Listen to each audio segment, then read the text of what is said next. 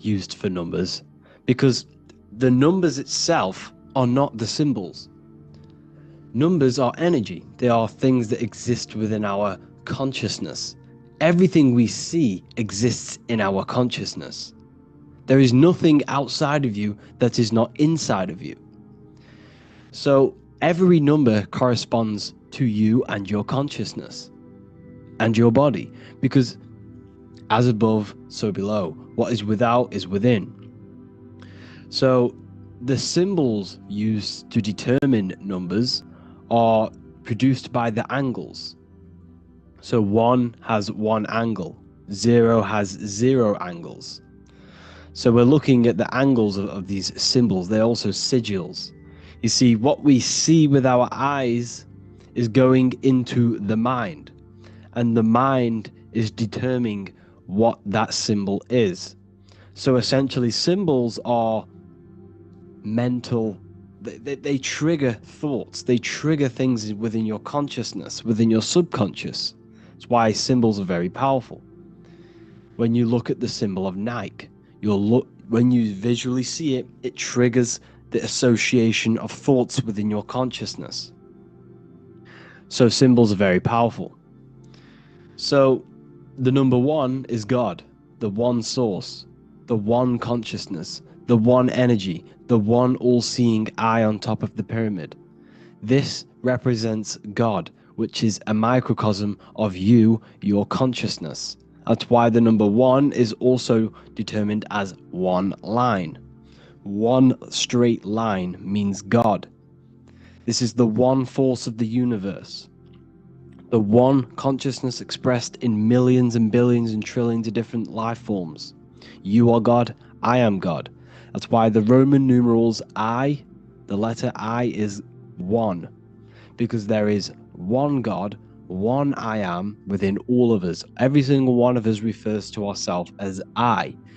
I is the highest aspect of your being. You can't say anything above I. There's nothing above I. Well, there's no thing, nothing. There's nothing above your I am, which is the void. But it's the consciousness within yourself that is God. It's the I am, where all things spring from. Everything springs from this consciousness within you, from this mind.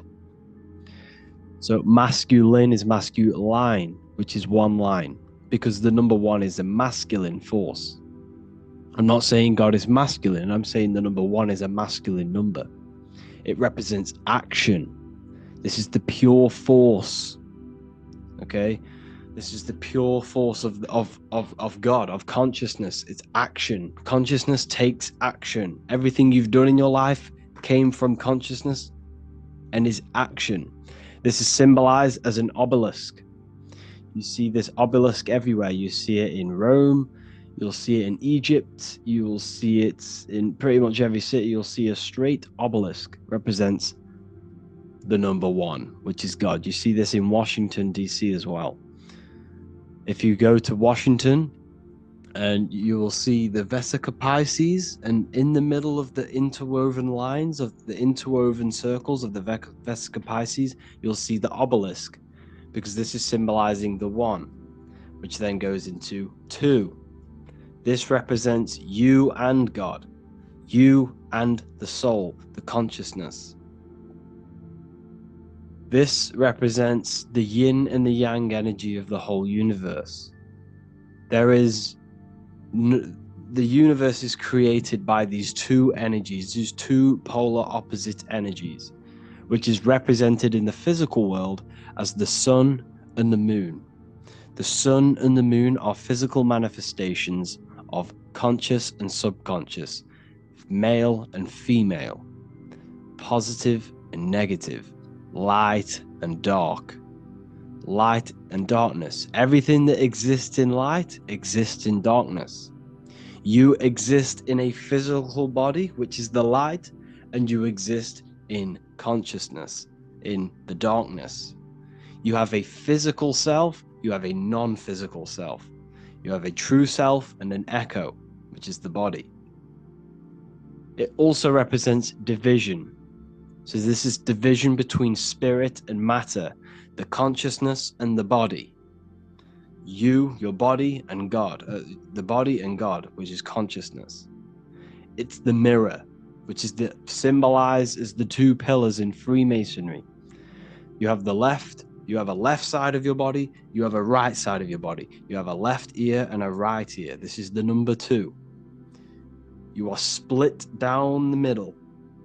Your body is split straight down the middle, and you have 2 sides of everything.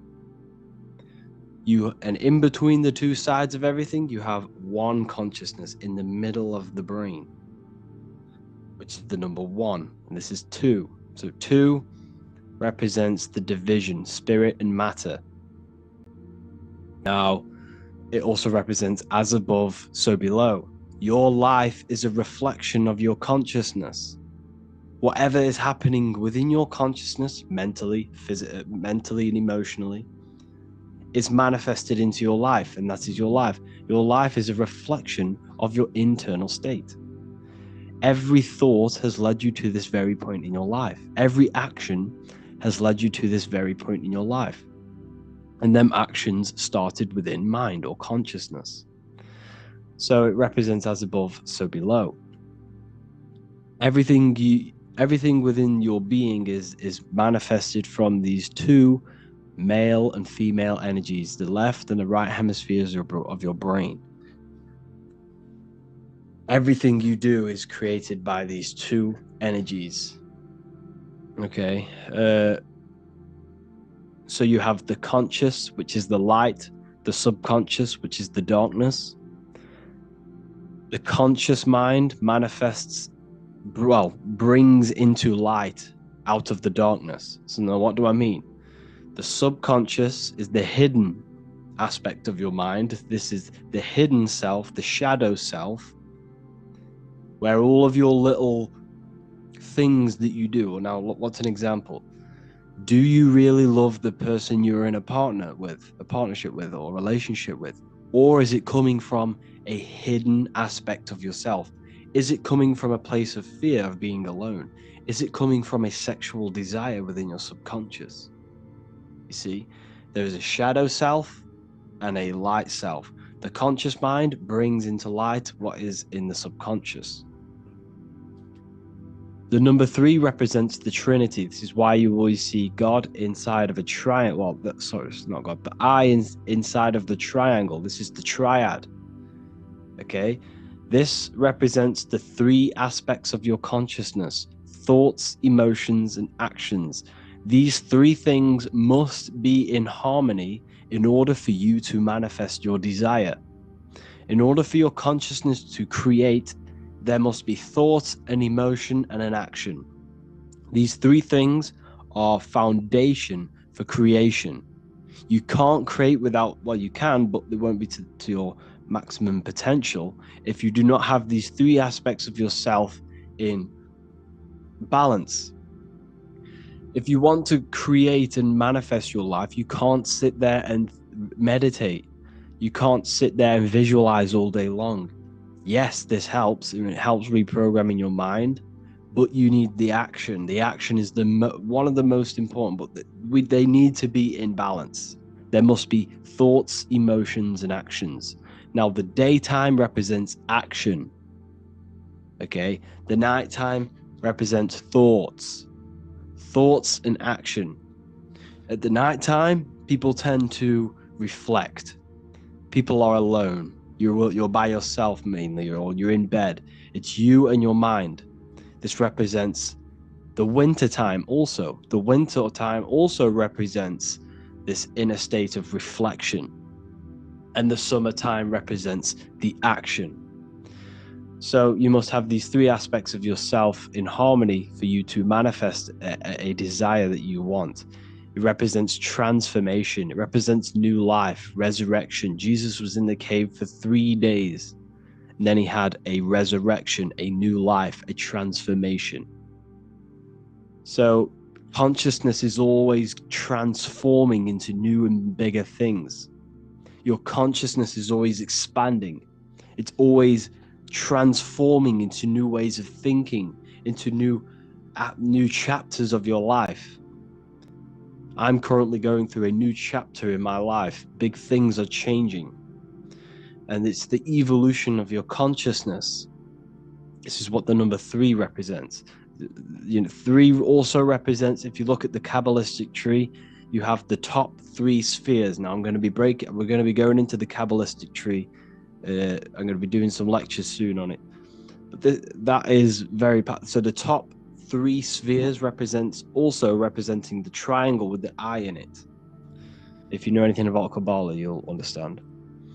Now, number 4, this represents foundation. You have a 4-fold nature. You have 4 corners on a table.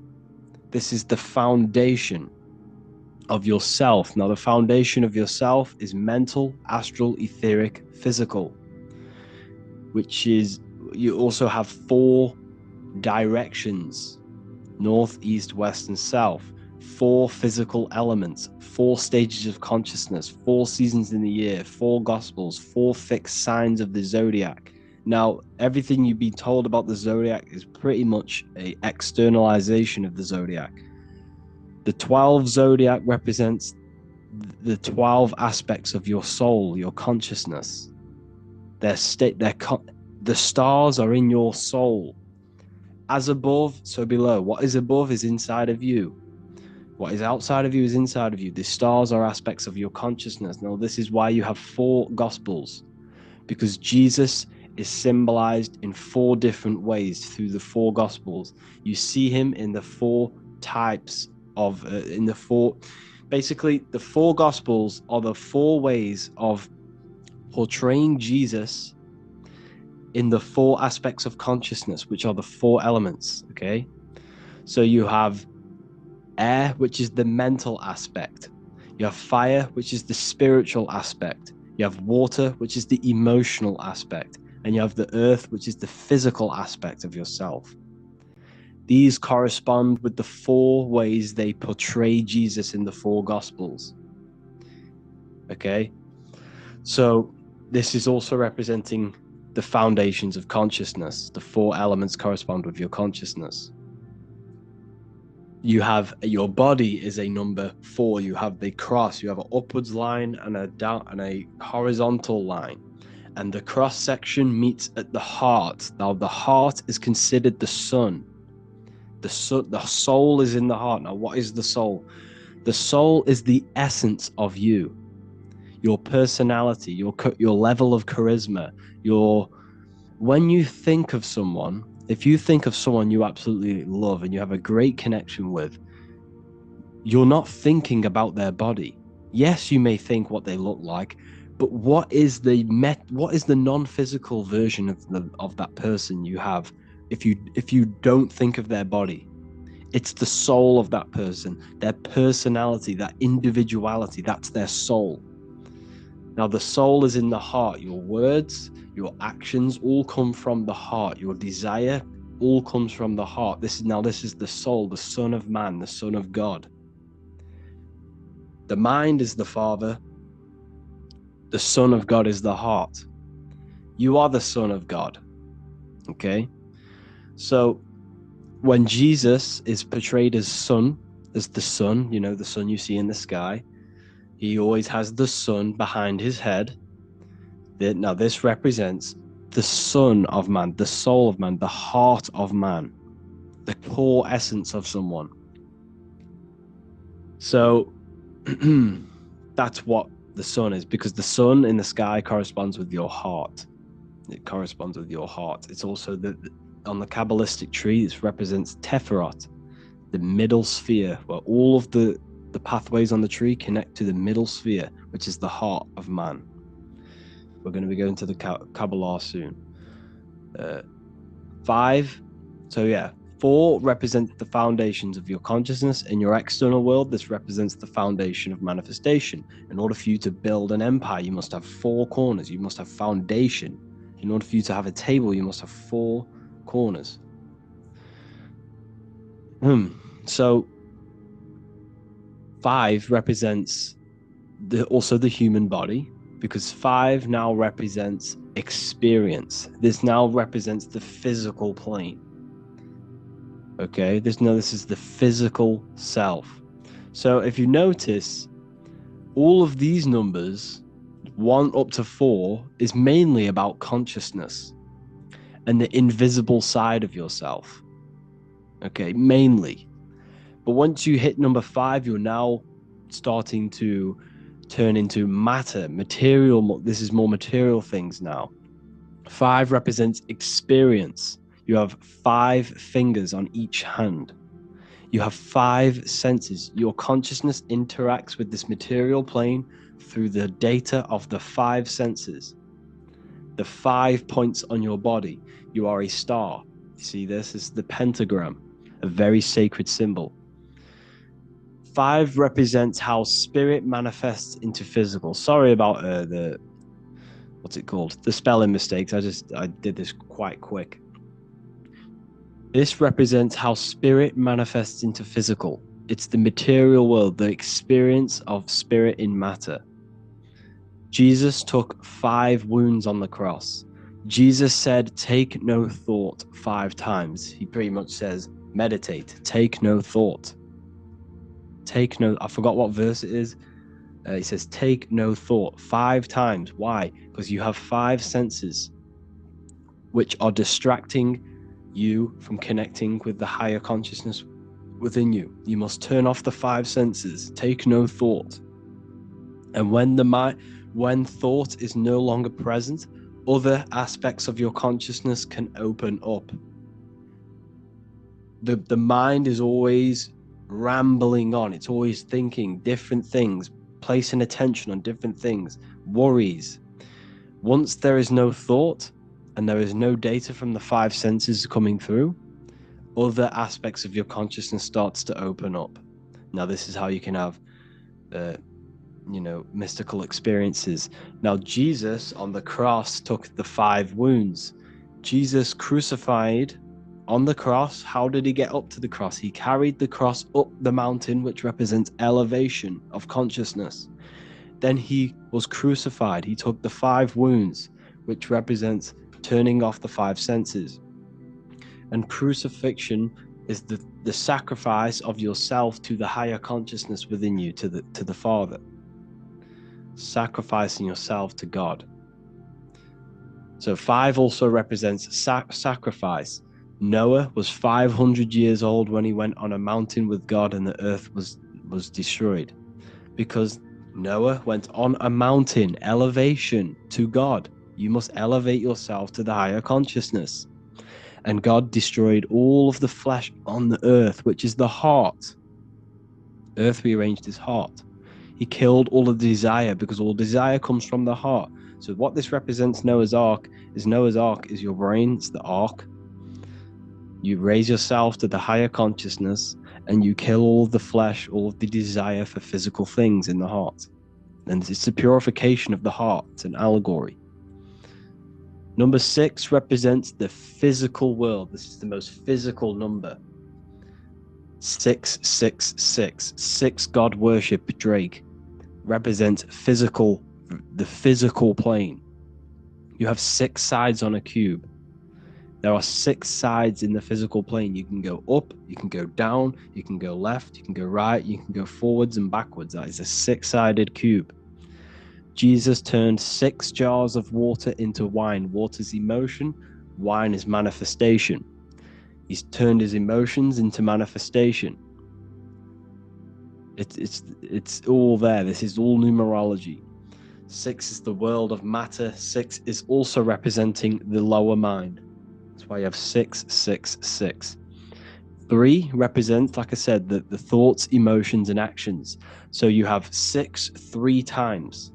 666 is your thoughts, emotions, and actions, all contributing towards the physical world, which is the lower mind, the devil, the mark of the beast. You're placing all of your creational aspects, the 3 aspects of consciousness, into 6, which is the physical world. That's 666. 6 represents the creation, physical creation. There are 6 days of creation, and then God rested on the last day. It's the 7th day. It represents laws, doctrines, and physical things. The number 7. 7 chakras, 7 colors, 7 diatonic musical tones, 7 days of the week, the 7 visible planets, the 7 metals, everything's septenary. 7 represents the awakened human, a higher level of spiritual and personal development. It's why you see the Masons use the G with the light. This is the light. This is your brain. Well, this is your arc. This is your head. G in the middle is your consciousness. 7. Okay, so 7. There are 7 visible planets, which are corresponding to the 7 days of the week. Monday for the moon, Sunday for the sun, Saturn day for Saturn. And these energies in the sky, the 7 visible planets, are inside of you. They represent 7 spheres of consciousness, 7 states of consciousness. Okay, so the 7 represents the awakened human, a higher level of spiritual and personal development, where one has used the 7 energies to raise his consciousness to the 7th state. That's the crown chakra. Most people are stuck in their surface level of their consciousness and operating on the surface level of their consciousness, and they need to move up. There are 7 states of consciousness, 7 chakras, 7 nerve centers, which correspond to the chakras.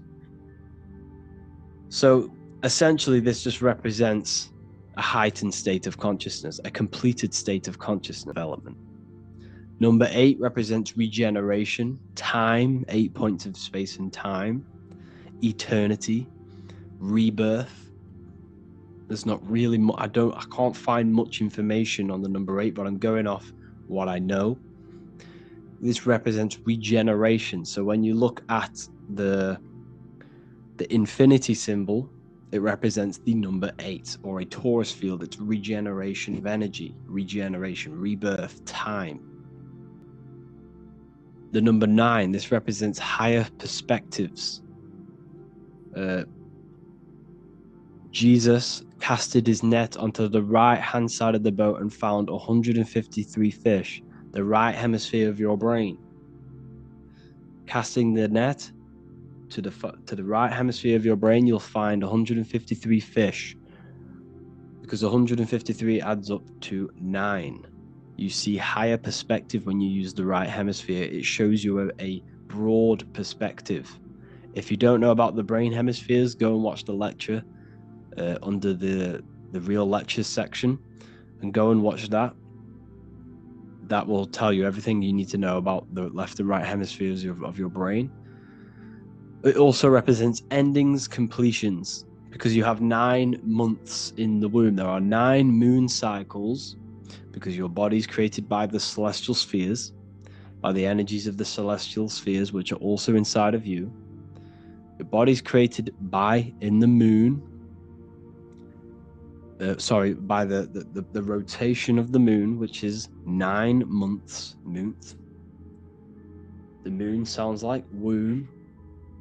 And if you look on the Kabbalistic tree of life, you'll see this Yesod sphere, which is corresponding to the moon, because this is God up here manifesting, filtering consciousness through these spheres, then entering the moon, and then from the moon you enter the physical plane. It's the womb. It's why it corresponds with the womb.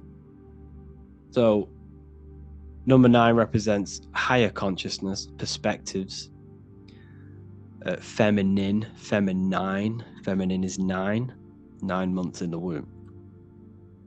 Number 10, this represents the returning back to source. This is everything goes from 1 to 9, then it goes back to the 1 again, 1 and 0.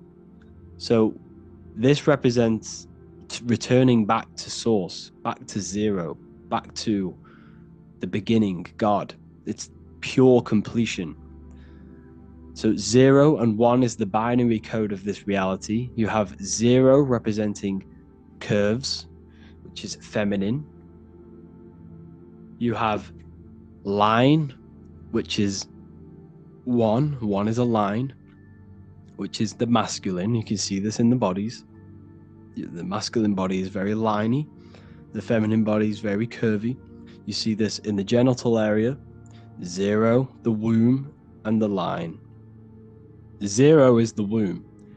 0 represents the nothingness, the womb. We'll go into that after. But anyways, so the number 10 is also representing nothing and God. 0 and 1. That is all that exists. Nothingness and God. That is it. Nothingness and consciousness. That is the only thing that exists. Everything else is a shadow of consciousness. There is only nothing and God. 0 and 1. So there are 10 energies of consciousness. This is the Kabbalistic tree now. This is why there are 10 numbers, because the Kabbalistic tree shows, it's basically a blueprint of how consciousness manifests the physical plane. This corresponds on a macrocosmic scale, which is God, and a microcosmic scale, which is you, a microcosm of God. The macrocosmic scale represents how God manifested everything in the universe through consciousness. And then the microcosmic scale represents you manifesting from God into the physical world of God, of the manifested plane. So pure consciousness can't enter a physical vessel. It's too powerful. Consciousness is too powerful for it to enter a body. So what God did is filtered his consciousness through 10 energies, okay, which is the Kabbalistic tree, and basically filtered his consciousness through these spheres so that we could have a material plane. So this is where it gets very deep in the Kabbalistic teachings. So I advise you all to research the Kabbalistic tree. It's very, very interesting. And this is basically how God comes down through these spheres into the material plane. Each path corresponds with a lesson. You, on a microcosmic scale, are down here, but your consciousness can expand all the way back to source, because the mind has infinite possibilities. There is limitless possibilities with your mind. Your mind has the potential to grow and expand into new fields of thought and expand to know everything in the universe, which is basically pure enlightenment. Your mind has no limitation. There is beyond physical awareness to the consciousness of God. That's why humans are very, very powerful. Humans are made in the image of God, because we have the potential to expand our minds to God. So essentially, this also represents, on a microcosmic scale of you, the path back to source, the path back to Kether. Okay, I'm going to make a whole lecture on this, so we'll go into that another time. So this is why the word man adds up to 10. Adam, the first ever man created, adds up to 10, because 10 is the Kabbalistic tree. How one God, light, consciousness manifests into matter or the body.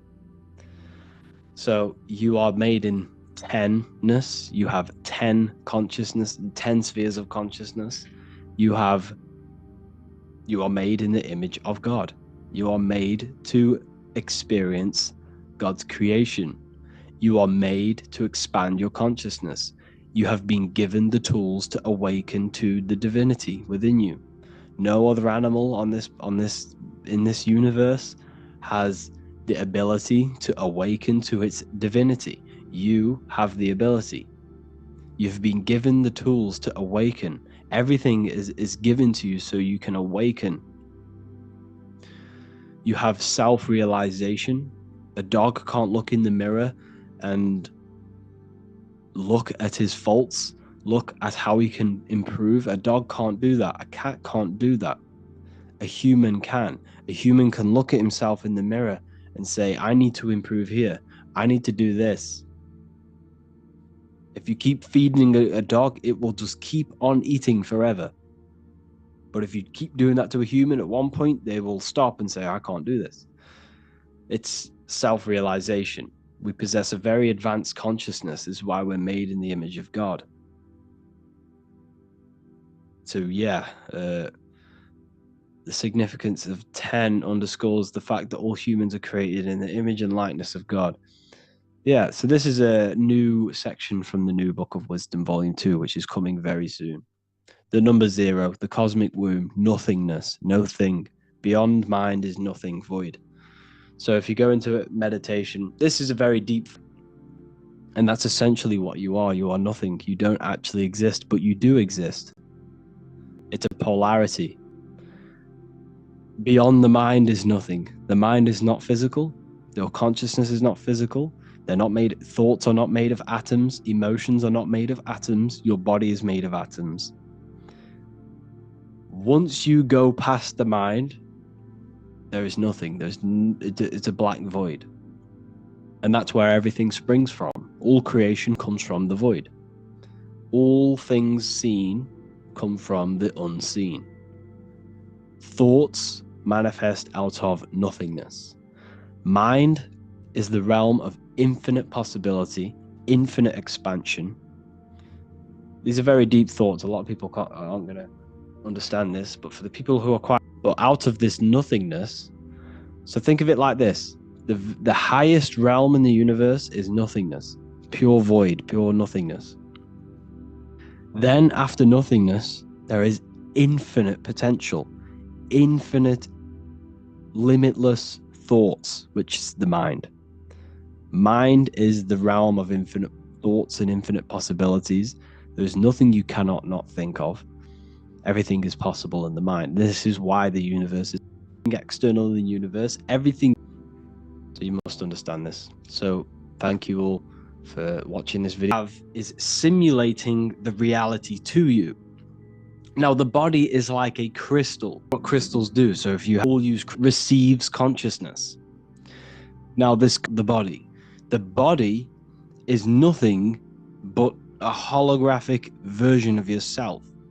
It's the ego, the echo. It's an echo of the false. What is the echo of the truth? This is all to do with consciousness. So all of your decision making, all of your emotions, that's in consciousness and not in the body. So you are not even in the body. A simulation. So this is a designed simulation, and your consciousness has been uploaded to this simulation. Whether that we choose in this simulation, it's experiencing the simulation. It's a virtual headset. Imagine putting a VR headset on. This is what you are doing with the human body. But other than just seeing and hearing, and the brain then produces the reality. So your thoughts and emotions, your consciousness, you are projecting your own reality based off your thoughts and emotions. Every single thought and emotion has led you to this very point in life. Your life, instead of telling you how to control your emotions, how to control your own mind, instead of telling you to become the best version of yourself and becoming the God self, instead they tell you to get on your knees and pray to God in the sky. You see the difference here? Self into positive. Because it's all the negative things that keeps you stuck in three-dimensional awareness. You see how here there's the checkered board? This represents physicality. This is division, divided, black on white. This is the division of the physical plane. But we are all just a divided consciousness. We're all the same consciousness in a different body. It's a fractal universe. It's an illusion that we are all separate. But love is also in consciousness. Love is the force of consciousness. Love is the unifying force that brings all of the consciousness back together. Everything is made with love. This is why it's divide and conquer. They keep us divided. They keep us fighting against each other. How do they do that? Through postcodes, through different streets. They do that through different cities and labeling them different countries and labeling them different ethnicities, labeling them different football clubs, different schools. You see, everything they do is to keep us divided. because love is naturally in our consciousness. When a baby comes out of the womb, it does not come out of the womb trying to bomb people. It comes out of the womb with love. The kid is pure love. The baby is pure love when it comes out of the womb, because it's expressing pure consciousness. And as the baby grows up, it becomes corrupted through the system, through society. It's all about keeping us divided so that we do not unify this consciousness. Because once we all realize it's about us, they're not mocking God because they know that God is within you. Consciousness. The Last Supper and the Olympics, it's all a psyop. It's all mind control. Everything you see mainstream media is mind control. News, the word news is north, east, west, and south. And they broadcast live news to north, east, west, and south. They broadcast spells, you see, to a broad amount of people. They're casting spells. It's all mind control. The whole system is mind control. The word government means mind control. Govern the mind, govern consciousness. So what you are seeing here is the same symbolism. This is the G. See the light rays coming off it, because this is the light consciousness. This is the light. This is the you. This is the soul, the mind, consciousness, thoughts, emotions, memories. That's in consciousness. This is just an avatar. It's not him. This is the I am. This is God. There is a battle between God and the devil. See, the devil is the ego. The ego is the layer between you and God, your consciousness. The ego keeps you the cool status. All of them things is keeping your consciousness, which is not physical, stuck in a physical way of thinking and in three-dimensional awareness. The whole system is designed to keep you stuck in three-dimensional awareness. They get you addicted to cigarettes, alcohol, TikTok, Instagram, YouTube, Netflix, working, bills, dogs, family. Everything they do and everything they teach you is to keep your mind externalized on external things. And this is why meditation is so important. Meditation is the only way to connect with the pure divine within yourself. The only way to connect with the pure consciousness, singular consciousness. When thoughts are not present and you're there in the moment with pure consciousness, with no thoughts, no beliefs, nothing, not even the language that your mind uses, you are pure consciousness, you are pure awareness, you are pure. That's the reason of meditation, to connect with yourself, the true self. And that's how to gain a connection with God. We're going to look at this. Look at the symbolism of the ancient Christians. This is in Rome. This painting's in Rome. It was painted in like the 1600s. It's the Cabala tree. But what you're seeing here is not God and Jesus. This is you, your body, and this is your consciousness. This is your mind. This is you up here, Kether. See, this is the Kether. This is Malkuth. This is, see, we will. I'll make a whole lecture on the Cabala and how you initiate yourself into the Cabala if you really want to do. Right. So basically, what the Cabala is, it's the way to connect with the pure self. It's the way to the source. It's the way to God. So you are here. This is Malkuth. This is the physical plane. And you climb this tree through the 22 paths. There are 22 paths. One dath, which is here. It's a sphere. So this is the dath. It shouldn't be on there. This is the hidden sphere. And there are 10 spheres. So there are 10 spheres, one dath, and 22 pathways, which adds up to 33, of course. So this is why Jesus is crucified at 33, because Jesus being crucified at 33 represents the sacrificing of the body and raising yourself up to the consciousness. There are 33 vertebrae on your spine also. Where is the consciousness? Well, the radio receiver of the consciousness is in the brain. That's why you always see brain symbolism of God in the brain, Michelangelo, you know? So the 5 wounds on the cross, what are the 5 wounds? The 5 senses of, it's the data of the 5 senses, because your body is technology. So the data of the 5 senses must be shut off, and you must crucify your body, which means shut off the 5 senses, crucify yourself, crucify all of the ego, crucify every desire, every lust, every negative emotion, every physical attachment you have, and crucify your body and your materialistic way of thinking and the ego and the 5 senses to the divine mind. That's the crucifixion of yourself that you must go through to reach the highest potential of yourself, to reach pure consciousness, to exit the simulation, to exit this physical plane. That is what the crucifixion is about.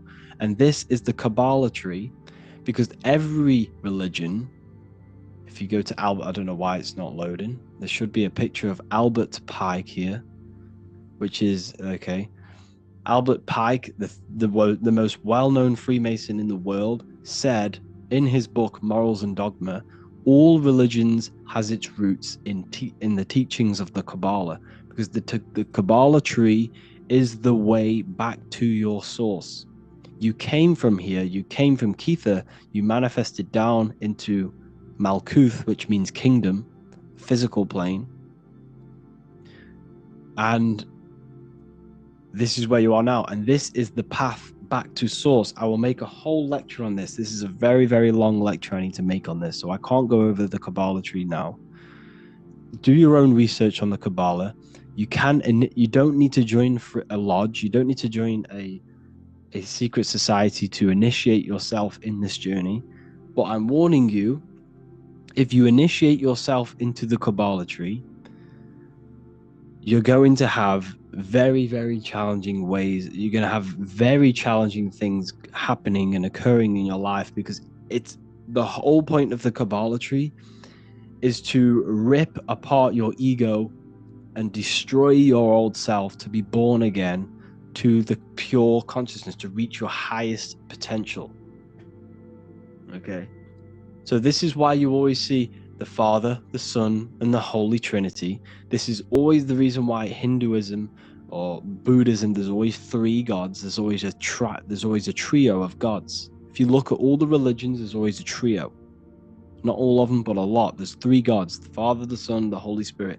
It's because it represents the 3 top spheres of the Cabala tree. See, he has a triangle here. This is you. This is your consciousness. See how he's an old man, symbolizing an eternal consciousness? You will never ever die. This is your body. This is Malkuth.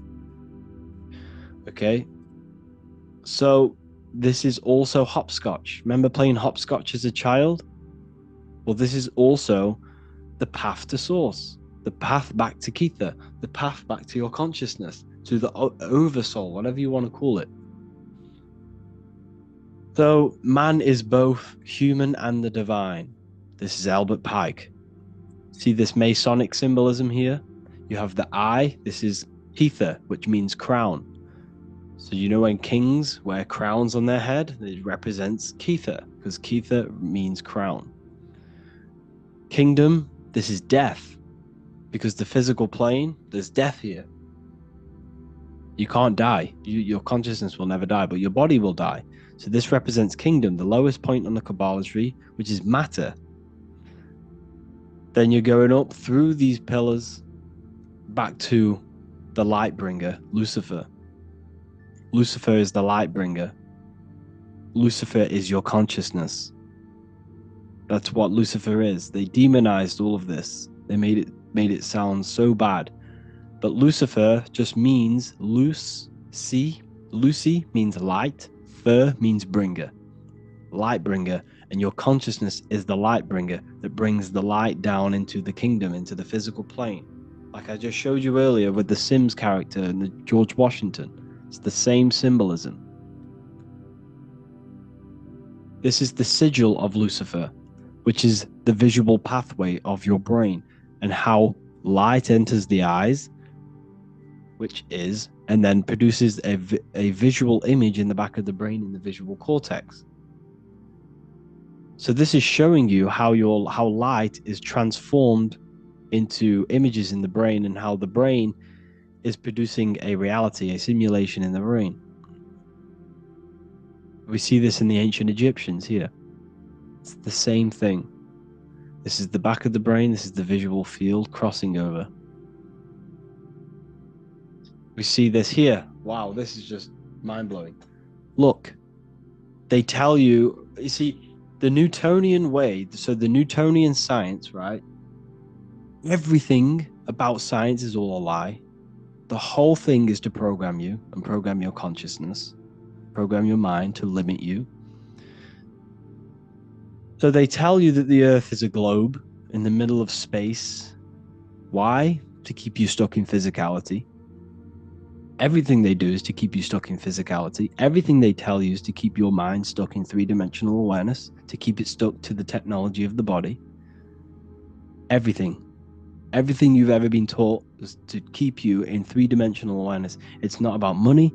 They can print money out of thin air. It's not about money. It's not about anything about physical things. It's about trapping your mind in physicality. I don't know why they're doing it, but this is what they are doing. So they've put this purposely in the model of the heliocentric lie on purpose because it symbolizes the visual field, which is a powerful symbol of how your brain produces a simulation. See? So this is what you are. You are a physical, etheric, astral, mental. This is your consciousness. So you're already out of body. You're not in the world. You're already outside of the body now. The reason you can't astral project is because you have so many limiting beliefs within your subconscious. And I did need to make a video on this. I have some people saying, I've tried the techniques and I still can't astral project. It's not an overnight process. It takes a very long time. It can take you years. You might never even do it. But the only way for you to astral project is for you to detach from every single belief you have and every single limiting belief you have. Because that fear you have, that emotion you have, that mental attachment to external things is keeping you stuck. You can't leave the body unless there is no thought, no emotion present. You must completely surrender yourself, which is the crucifixion. You must crucify yourself to be born again. In John 3:3 in the Bible, what does it say? You are born again. No, sorry. What does it say? It says, in order to see the kingdom of heaven, you must be born again.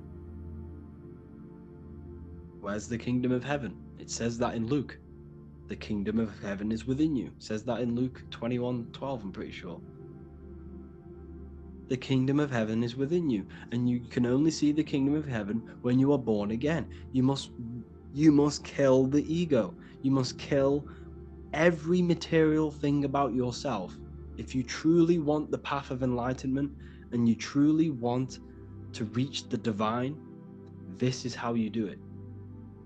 You must sacrifice yourself. And now I'm not saying don't work on your life, don't work for greatness, don't work for wealth. I'm not saying that. I'm not saying sit around meditating all day either. I'm saying that yes, you work on your wealth, you work on your body, you become 1% better every single day, physically, mentally, spiritually, in every way possible. I'm saying you need to work on yourself. You need to go to the gym. You need to make as much money as possible and have the best life you could possibly have. But what I'm saying is is that you need to work on your mind and make sure your mind is not too attached and entangled with physical things. Because the physicality, the ego is the barrier between you and the divine. You cannot see the kingdom of God unless you are born again. And you are born again by destroying the lower self, by completely mastering your mind, and by detaching from all external things. You can still love your family, but remove the attachment. Do not rely on anything or anyone for your happiness, for your peace. That is the most important thing, because that's where they get you. If you smoke, you have to stop smoking. You won't astral project. Some people can, but some people have a natural ability to do so. But if you have any addiction, you have to start getting rid of them one by one. Start with your phone, start with TikTok. Instead of remove that, remove it for watching something else, reading a book. When you're in your car, stop listening to music, put YouTube on, listen to a lecture. Okay? You must remove all of these negative things in your mind. Everything is contributing towards your mental state and your consciousness. Everything you see, everything you hear, everything you do is all contributing to your mental state and your state of awareness and your consciousness. So the whole point of this lecture was to show you and to make sure that you understand that you are not the body, you are the consciousness. And in order to get out of body, in order to reach that higher state, you must crucify your old self. You must crucify everything. You see, death is a very powerful force. They teach you that death is bad. They teach you that sacrificing is bad. There is good sacrificing, there is bad sacrificing. Sacrificing creates a very powerful force. Death is a very powerful force. So when you sacrifice, maybe in order for you to grow, in order for you to reach that next stage of your life, that next stage of your consciousness, maybe you need to cut off an old friend. Maybe you need to stop hanging out with them people who do drugs or who drink alcohol. And we all know alcohol is a potion. It's a magic potion which invokes spirits. So the only way for you to progress is through sacrifice and through crucifixion. And that's what the Bible is telling you, through crucifixion. So that's the only way. So you must sacrifice. You might need to, in order for you to reach that next level of your consciousness, you're going to have to sacrifice some friends. And if you don't, then that will stop the evolution of your soul. The whole point of the universe, the whole point of you coming into physicality is for the journey of the soul. You are here because you are for growth. You are here to grow. It's the whole point of reality. It's the whole point. You cannot not learn something. So what does that tell you? That's the whole purpose of life: growth and expansion.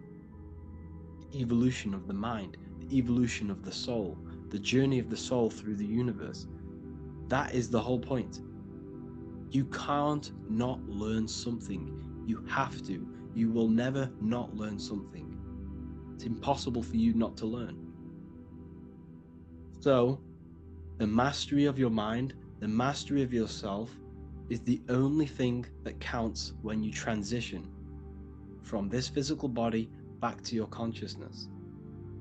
It's the only thing that counts. It's the only thing that matters.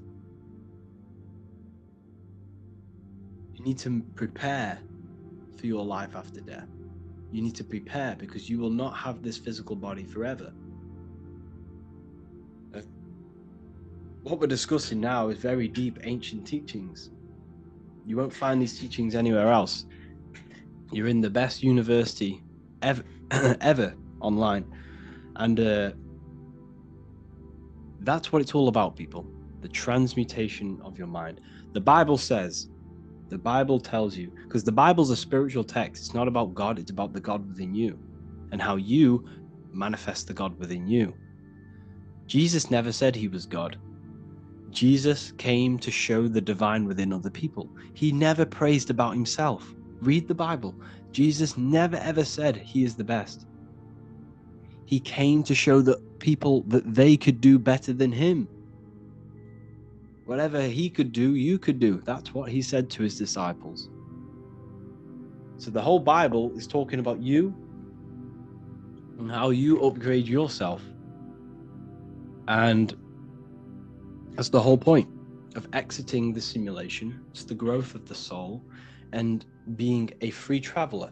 The word Freemason means traveler.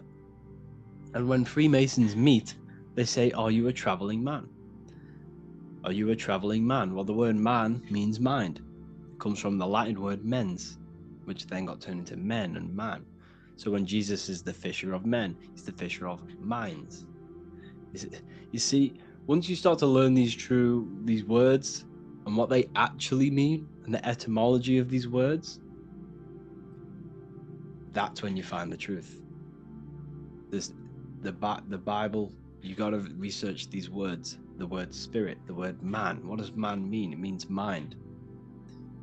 So when a Freemason says, "Are you a traveling man?" it means, "Are you a traveling mind?" Because that's what Freemasonry is. It's the mastery of the self. It's the growth of the mind and the soul. It's self improvement. Yes, there are bad Freemasons. Yes, there are good Freemasons. Everything has light and dark, but evil's not evil. Evil is necessary for you to grow. In order for that tree to grow to heaven, its roots must extend to hell. In order for you to reach the higher state of consciousness, you must descend into physicality, into evil, for you to then ascend higher. It's the growth of the mind, the growth of the soul. I hope you enjoyed this lecture. Please comment whatever lectures you want to see next. I'll make one about the Cabala tree and how you can initiate yourself into the Cabala. But just know that is a very painful process. You will go through some very traumatic events that will occur because each sphere is governed by a spirit which will test you, and you must be tested to reach back to Crown or Kether. So anyways, yeah, I'll make a next lecture on that. Thank you all for joining the university. I'll see you soon. Hello, and today we're going to be talking about sex, sacred energy exchange. Now, what you must understand is that your energy, everything that your physical body is doing is coming from the ether. So your energy of your body, your aura, is all etheric. And this is the life force behind your body. And this is what you are exchanging when two people interact. When you interact, you are exchanging this etheric life force energy, which is very, very powerful. Now, the sexual energy within the human is the most powerful energy and the most powerful emotion that you could possibly feel. This is why lust is so hard to come over, especially when you're addicted to watching them dirty websites, because the power of the sexual emotion completely takes over the body, takes over the mind, it takes over the spirit. It's so powerful, and that's why it's personified as the serpent tempting you. And you can see the serpent in the letter S, because S is the energy, the sexual energy, the serpent energy, the kundalini energy. It's all related. Now, sex is a very, very sacred thing, and it should not be performed with just anyone and anything. You are exchanging not only sacred energy, your etheric life force energy, you are exchanging DNA. Every time you even kiss someone, you're exchanging your DNA and their DNA with each other, which is altering your both of your DNA. Now, when sex is performed, you have the masculine and the feminine coming together, the fire and the water. Water represents femininity, or the what's it called? Yeah, feminine, and then fire represents masculine. And you can see this in the triangles. Now, fire goes upwards in a triangle and water goes downwards. So this is why it's that way. In the alchemical symbols, these are very ancient symbols. These symbols are thousands and thousands of years old to represent the fire and water, masculine and feminine. Males have a fire nature. When a man is truly masculine, he has a fire nature. He's action taking. He's not aggressive, but you know what I'm trying to say. Aggressive in taking action. Electricity, doing, leading. That is a masculine role. It represents the conscious mind. The feminine represents the water, the emotion, the emotional side of consciousness. Submissive, cleansing, taking care of things, nurturing. This is the divine masculine and feminine. They are two polar opposites. They are completely different. So if you don't understand your woman, or you don't understand your boyfriend, you must understand that he is the complete opposite of the way you think. If you want to understand her, you must think the complete opposite of you. Male, we think logically. Females, they think emotionally. And we must balance them in our own beings as well. The male must become more emotional, and the female must become more logical to have balance. Anyways, I'm getting off track. When these two come together, this is when creation happens.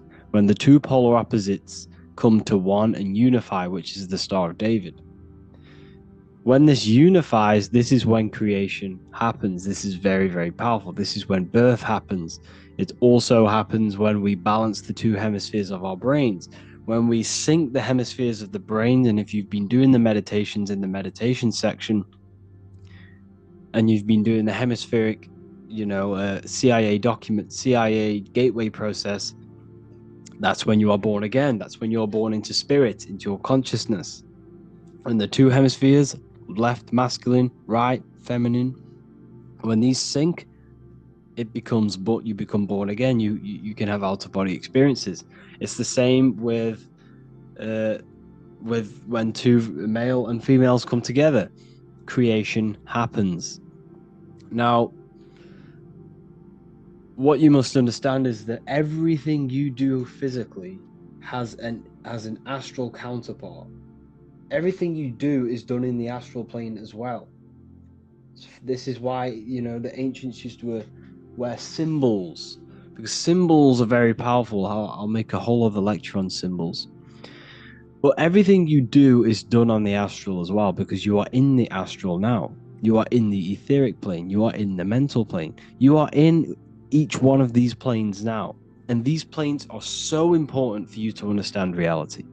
You can't live your life without understanding these realities. I'm sure there's lectures on this. There's loads of lectures on this that I've done. Go check them out if you don't know what these planes are. So this is the physical plane. This is your body. This is where they keep you. Three-dimensional awareness. They keep your mind, which is up here, trapped in physicality through the Newtonian way of thinking.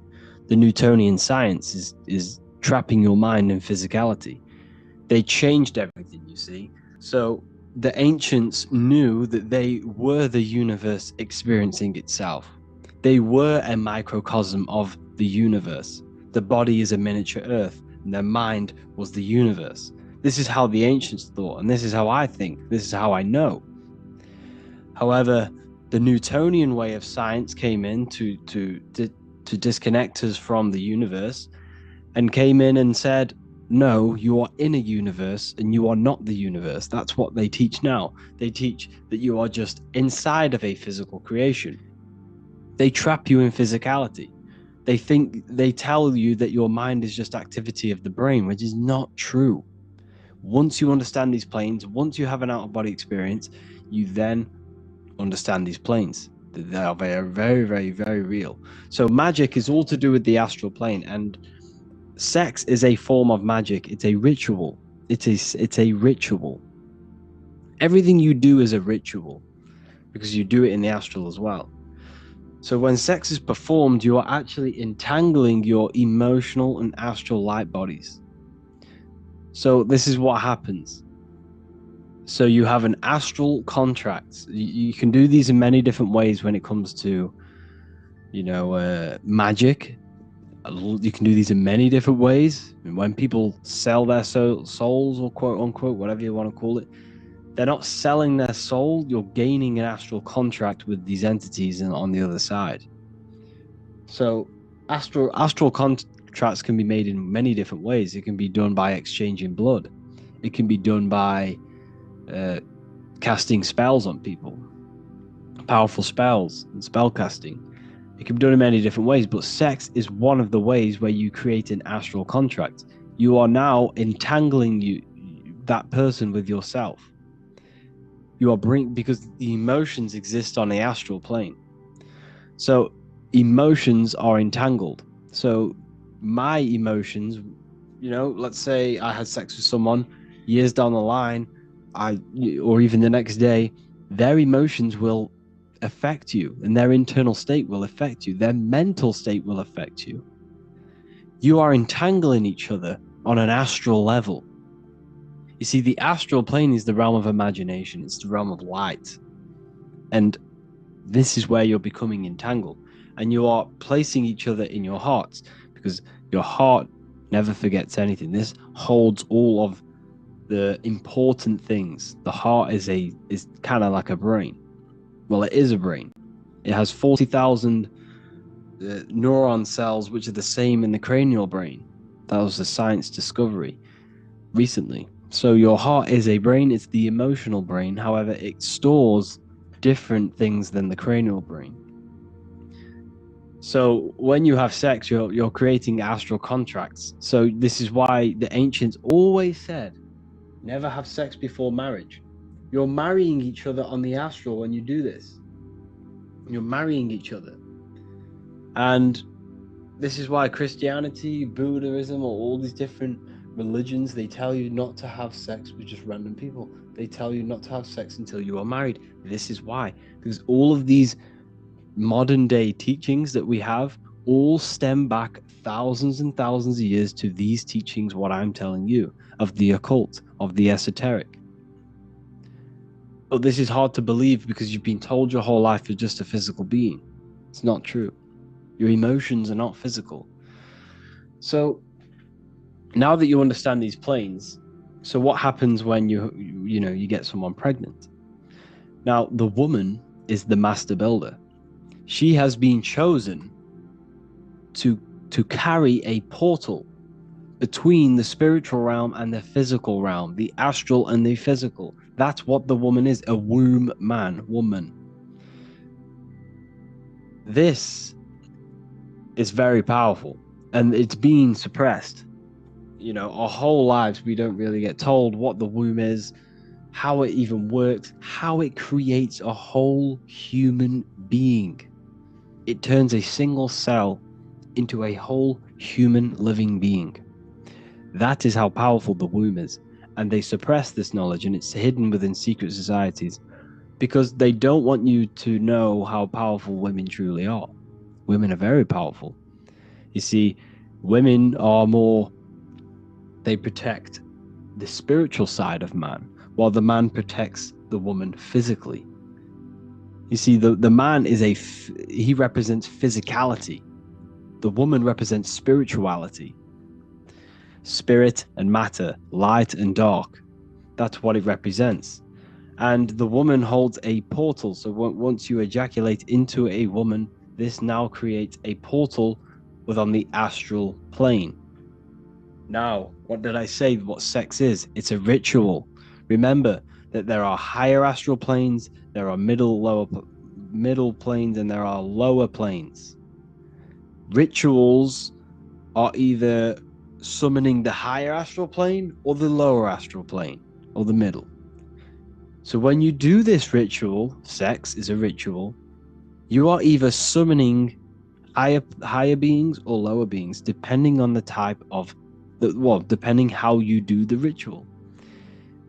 If you do sex and engage in low vibrational sex, based on lust, based on desire, based on no true feelings, there's no passion in the sex, there's no feelings between you two, you are engaging in low vibrational sex for your own pleasure.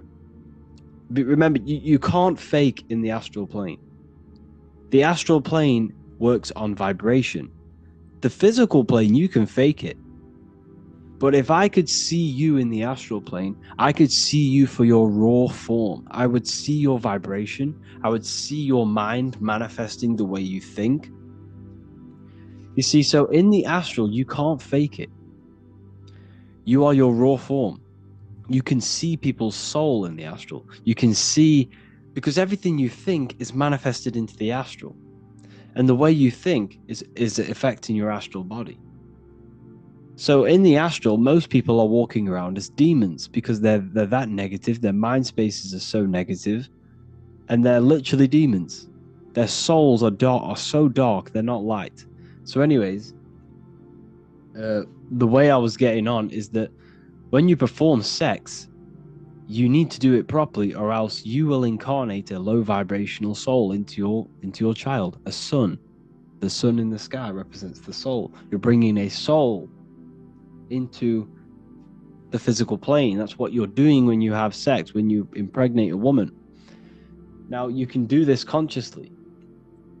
You can soul invoke ritual. It's called the soul invoking ritual. I'm talking about it in the new book of Wisdom Volume 2. It'll be ready for you guys very soon. You'll have early access to it if you're inside the university.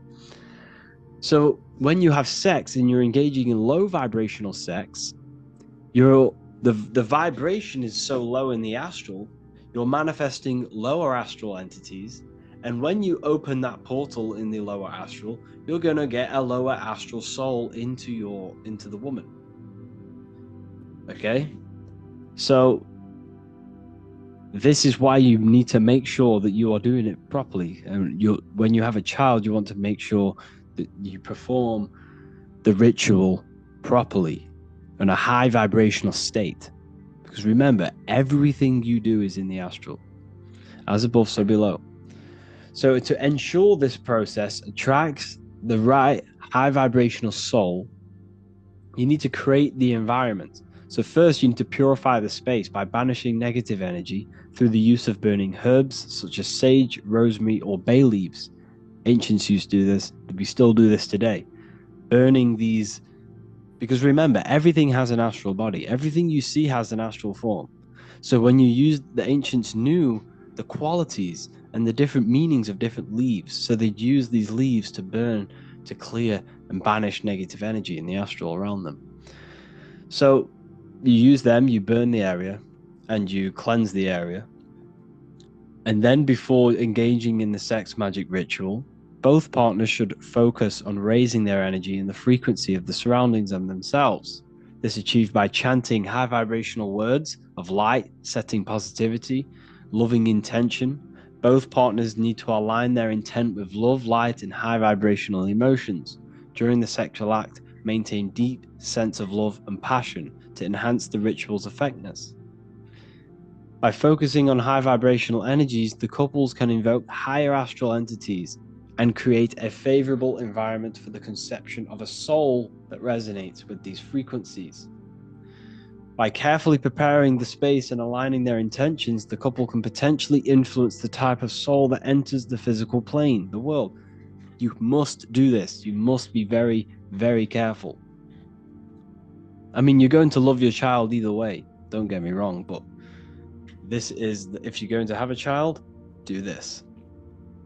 I'm not going to say you're incarnating a demon into your world, but if you don't do this, but I'm just trying to raise awareness, I'm just trying to give you this stuff and aware you on these topics. Or you could even do a manifestation ritual with sex. Sex is very, very powerful. The energy is very high. The frequency is very high of sex.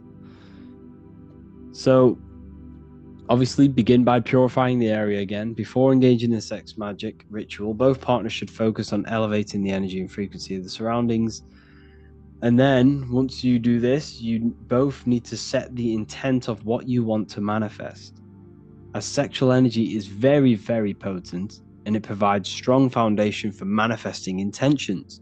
And during sex, the woman's subconscious is wide open, okay? Because she represents the subconscious mind. It's the feminine aspect of the mind. And he represents the conscious mind. And during sex, the woman is submissing to the man. So her subconscious is wide open. So when you think and feel during this sexual intercourse, you are rapidly reprogramming the subconscious mind by, vividly imagining and emotionally experiencing the desired reality that you want during the sex. And this is how you can rapidly reprogram your subconscious. And this will bring something into existence. It can have very powerful effects. See, magic is all about influencing, the astral, or influencing the subconscious, or influencing magnetism. Magic is magnetism. So that's essentially what you could do. So you could take a screenshot of this and do that.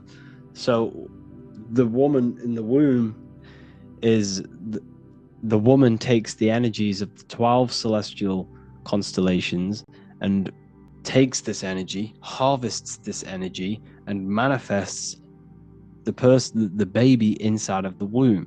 The womb is a magnetic womb. She represents magnetism. The woman represents magnetism, the subconscious, and the moon, and emotion, and water, all the feminine aspects of creation. So what are you made out of? You're made in water. Water is very powerful as well. They don't tell you about what water truly is. Water is very, very powerful. Water is conscious. Water is intelligence. All of the elements are intelligent. All of the elements are etheric. They're ethereal beings. They're ethereal spirits. And so essentially, you're being created from the 12 constellations and the 7 planets. That's why your body is ruled by the 12 constellations, because your body is created by the 12 constellations. And you are created out of 12 cell salts for the 12 constellations. And you are, in fact, mineral deficient in at least 3 of these cell salts or constellations, because you are in the womb for 9 moons. You're in the womb for 9 moons. The moon is the womb. Okay? The moon, your soul comes through the astral, through the moon, and into the woman. That's the portal. The moon is the portal. The moon is heavily connected with the astral plane. So that's why they say there's souls in the moon and it collects souls, because it technically does. It's connected to the astral. So what's happening when you are born? You're born in 9 moons, okay, because the woman's directly connected with the cycle of the moon. That's why she has a menstrual cycle every moon. Every 28 days, the 28 days of the cycle of the moon, she'll have an egg, because fertility is directly connected with the moon and the cycles of the moon. So you're in for 9 moons, and you are mineral deficient in at least 3 of these constellations. So you definitely need to find out what constellations you don't have in your chart, and you need to make sure that you're getting them cell salts into your body, or else this can manifest into something. But as long as you're obviously healthy, you should be fine. But this, if you want to take your health to the next level, this is called medical astrology. This is famous in like Chinese astrology as well, Chinese medicine and stuff like that. So yeah, tantric sex. This is where you do not release your your fluids. You shouldn't be releasing your sexual fluids, people. You should not be doing it. This is very, very powerful. And in fact, semen is the astral liquid of the soul. That's what semen is. It has high amounts of etheric energy. You know, when you release, you feel like you feel dead. You feel like the soul's been sucked out of you. You feel like there's nothing in you. You feel so depleted when you release your fluids because it's so powerful. It has so much life force, so much etheric energy, so much astral energy, so much minerals. See, this is why so many people are mineral deficient. They may be eating everything they can, like they're really healthy, but if you're releasing every day, that's where all your minerals are. Think about it. That fluid can create a whole other human being. That fluid has all the essential minerals in your body, and it's put into another human being to create another human being. So when you keep it inside of your body, you first of all you get an increase of energy. Second, you stop lusting once you stop touching yourself all the time, and the body recycles these minerals. It absorbs the minerals in the semen and uses it for itself. This is how sacred. So yes, it's considered the astral liquid of the soul. That's what semen is. So when you have sex, you need to have. There is a way you can have internal orgasms, which can activate the kundalini. This is now a very hard practice. It's called tantric sex, and it's very powerful. It can activate the kundalini. You can use this for spiritual awareness and gaining more, gaining more spiritual enlightenment by doing this. And basically what you're trying to do is not release the fluids, so you're edging, not release, but internalize the orgasm, and you can shoot the semen up the spine. And this is how another way you can raise the chrism to the brain and activate the pineal gland and 100% of your brain cells. So this is another way. You will have to do a bit of research on that, but I've done a little bit of research, but I don't know the full practices and stuff like that. But it's definitely a true thing. All of this is very powerful. Sex is very powerful. So be careful who you have sex with. Only have sex with people who you think you're going to have a future with, because you're going to have an astral contract with that person. There are ways to banish them through, magic rituals and stuff like that. But I don't know that. I'll do some research and have a look into that for you people, because I'm sure there is some people who can feel they have attachments to people. And that is partly because of the heart. The heart never forgets things. The heart's deeply connected to the subconscious. So yes, I hope you all enjoyed this. And Book of Wisdom Volume 2 will be ready soon for you people. You will all get a PDF for free if you are inside the Ethereal University. Just want to say thank you all for the amazing support. There's lots and lots of content coming soon. Cosmology, numerology, that will be coming soon as well. And yeah, hopefully the Book of Wisdom will be ready for the end of the month, and you'll all have over 200 pages to be reading on new topics, new occultism, new symbolism, and life-changing knowledge. Thank you all, people. Please feel free to leave a comment underneath this video. Let me know some video ideas. And yeah, we're doing live calls now every Saturday. Every single Saturday. I release like the time Friday, what time I'll be doing it. And there'll be live calls. Join me, ask me questions. I'll be doing a lecture, and then at the end you can ask me questions and stuff like that. So yeah, thank you all, people. Signs you need to detox. This is an important one, people. And a lot of the things that are happening with our bodies in the modern society is just considered as normal. But these things that I'm going to go over are not normal. They are signs you need to detox. So the first sign we have is a runny nose. Runny nose means there is too much mucus in the body. The mucus is forming from the acidic food that we are placing into our body. So every time we consume something that is unnatural and something that was not produced by the earth, the body does not know what the food is. Therefore, the body has to attack it. So if the body did not have mucus, it creates the mucus to attack it so that it can help the body in detox from the chemicals and the things in these foods. So essentially, mucus is not bad. It's the body's defense mechanism. However, too much mucus will create blockages within the body, and especially in the sinuses in our head. And this is what we get runny noses from. It's too much mucus in our sinuses. Our sinuses are blocked, and this can lead to breathing problems and all sorts of things. Like, you don't want too much mucus in your body. So runny nose is a sign that you have too much mucus in your body and you need to detox.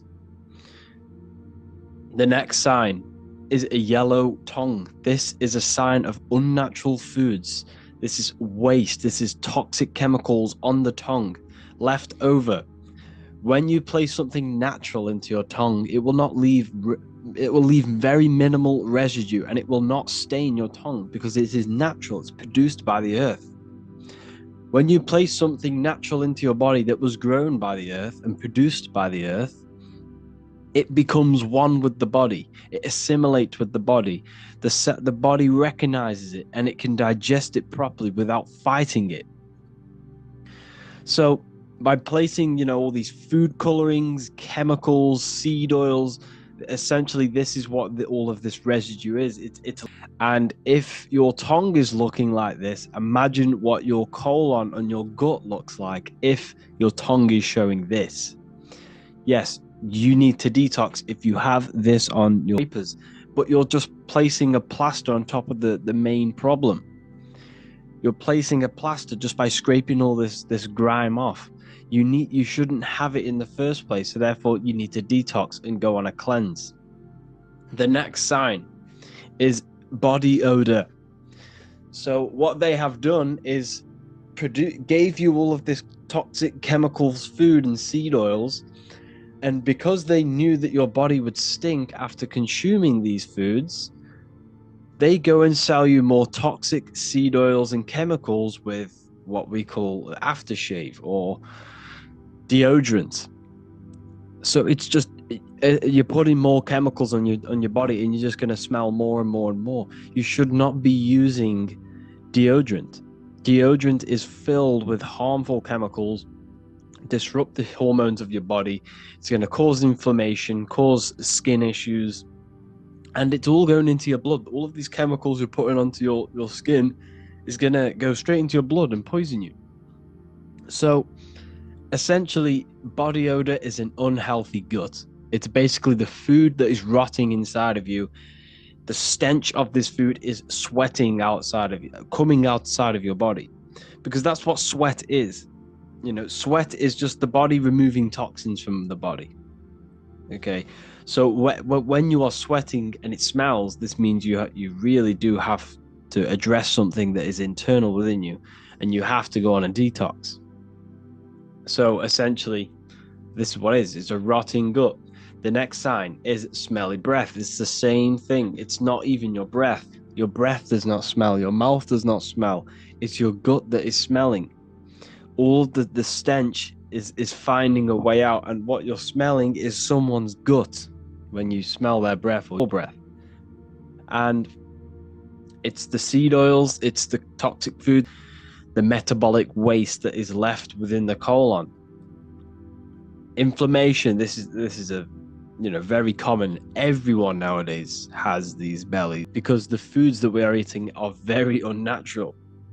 It's filled with seed oils, chemicals, food colorings, and GMOs, and essentially the body does not know what to do with it, so it stores it in its waste. Its gut, this is their colon, expanded outwards. It's so inflamed. Every time you eat something unnatural, you are essentially, every time you eat something unnatural, your body produces inflammation every single time. And this inflammation over time, the more you eat this unnatural food, because every time you inflammate something, it's weakening that organ. So the more you keep inflammating it, the weaker and the weaker and the weaker it's getting. So this is why we need to detox. If you have this, what's it called? If you have this bloated stomach, this is leftover waste in all of your body.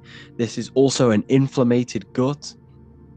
This shows that your gut is not in good health, and it's really gaming when we come to detoxing. The next sign you need a detox is farting. This is unnatural. You should not be doing it. This is a sign that you have waste in you. This is a sign that you are blocked because the air in between your colons is finding a way out through all the food and the waste, and it's coming out. It's a sign that you are blocked, and it's a sign that you have waste inside of you. You should not be doing this. This is very unnatural, and it's also a sign that you're eating too much solid foods. The air in your colon is finding a way through the foods, and you're eating too much solid food, and it's blocking you up. The next sign is acne. This is unnatural. They should not be having acne. It's waste coming out of the body. So if the body cannot sweat it out, if the body cannot poo it out, if the body cannot, wee it out, if your body cannot do any of these, if all of the detoxing elimination processes of the body are blocked, this is when it comes through the skin. It's pretty much the last chance your body can get of getting rid of all the waste. So if it can't do all of these elimination processes, which are fairly natural, it will push it through the skin. And this is what we are seeing with acne. Acne is just undigested food. It's waste. It's seed oils. It's GMOs all coming through the skin. So if you want to get rid of this, it's so simple. Just get rid of all the unnatural foods. And when I say unnatural foods, I mean everything unnatural. GMOs, seed oils. When I say unnatural, everything falls under that. Chocolate, all of these things that are not produced by nature, cut them out. You do not need them. So this is also blackheads. Blackheads just also more toxic and waste. Yes, depending on your environment and where you work in, like say you're a plasterer and there's a lot of dust, this can contribute towards your skin. I'm not saying it's all waste, but normally when you are in bad environments, it's normally blackheads, not spots. Spots is more undigested food. Blackheads is more of like environment based. Another one, headaches. Headaches is another sign you need to detox. If you're getting constant headaches, it's also a sign that you are not getting enough H3O2 or H2O to your brain. Also means that there's not much oxygen in the brain. It's not working properly, and the blood is not working properly because the rest of the body is not working properly. So it's a sign you need to detox. Another one, this is constipation. Constipation is a sign that you are blocked. Your bowels are blocked, your colon's blocked, your gut is blocked. From the solid and unnatural foods and the seed oils that you are consuming is essentially blocking up your colon, so you can't get rid of it, or you find it hard to go into the toilet. It's because all of this waste you see here, this is all food, leftover food. You would be surprised how much food is inside of you, especially if you have a bloated gut like I just showed you. You have a lot of food in you, like a lot. You have probably food left over from last week inside of your body, and it's rotting away. And this is what causes sickness, illness, parasites. It's the food, people. The food is the problem. Low energy, like I just said, all of these signs that I'm showing you, it's all the same cause, the unnatural foods. Low energy is essentially your body's not getting enough minerals. Your body's not getting the electricity. Your body runs off electricity. Every single cell in your body is conducting electricity. Your body is a technological electrical machine. So Low energy means you're not getting enough electricity in your body, or your body is using all of your energy to get rid of toxins and waste in your body. Let's say you have a very bloated stomach. All of your energy and your electrical energy is going towards the gut so it can help fight off all of this poison in our gut. And that's essentially what tiredness is if we're not getting enough energy. So these are all the signs that we've gone through. And in the next few videos, we'll be going over on how to detox. If you have any of these signs, please carry on watching on the next few lessons, and you really need to detox. Hello, beautiful students. Let's get into healing. Stage 1 of cleansing the body. All disease starts in the colon. Before trying to heal, we must remove leftover metabolic waste from the colon and the body. The body cannot heal unless it has the right environment. So let's say you want to start and heal your body. Before you can heal that body, you have to remove all of this waste. What happens if you go and place an apple next to a molding apple? The fresh apple you just placed next to the molding apple will start to mold with the molding apple. So if you started now, today, and you have all of this leftover waste in your body and you start consuming good foods, yes, it will benefit you. However, it's going to take a lot longer for you to heal because you have not removed this moldy stuff inside of you. So we have to address the colon before we can go on and heal the body. You have to cleanse before you heal. You have to regenerate the body and create a good environment. Because what happens when you cut yourself? Your body healed. Your body knew how to heal that wound that you cut. Your body knows how to heal from anything that you have with your body. You just have to give it the right environment. So, orange fruits, this is for cleansing. Green fruits, this is for detoxification. Red fruits, this is for the blood. Even the strawberry looks like a heart. So, for 2 weeks, you need to do the following. You need to go on a fruit-only diet for 2 weeks. This fruit is amazing for cleansing the body because it contains H3O2, which is structured jelly water. This is the real water that your body needs. It needs H3O2. This is why when you drink gallons and gallons of H2O, which is just liquid water, you'll end up just weeing it all out.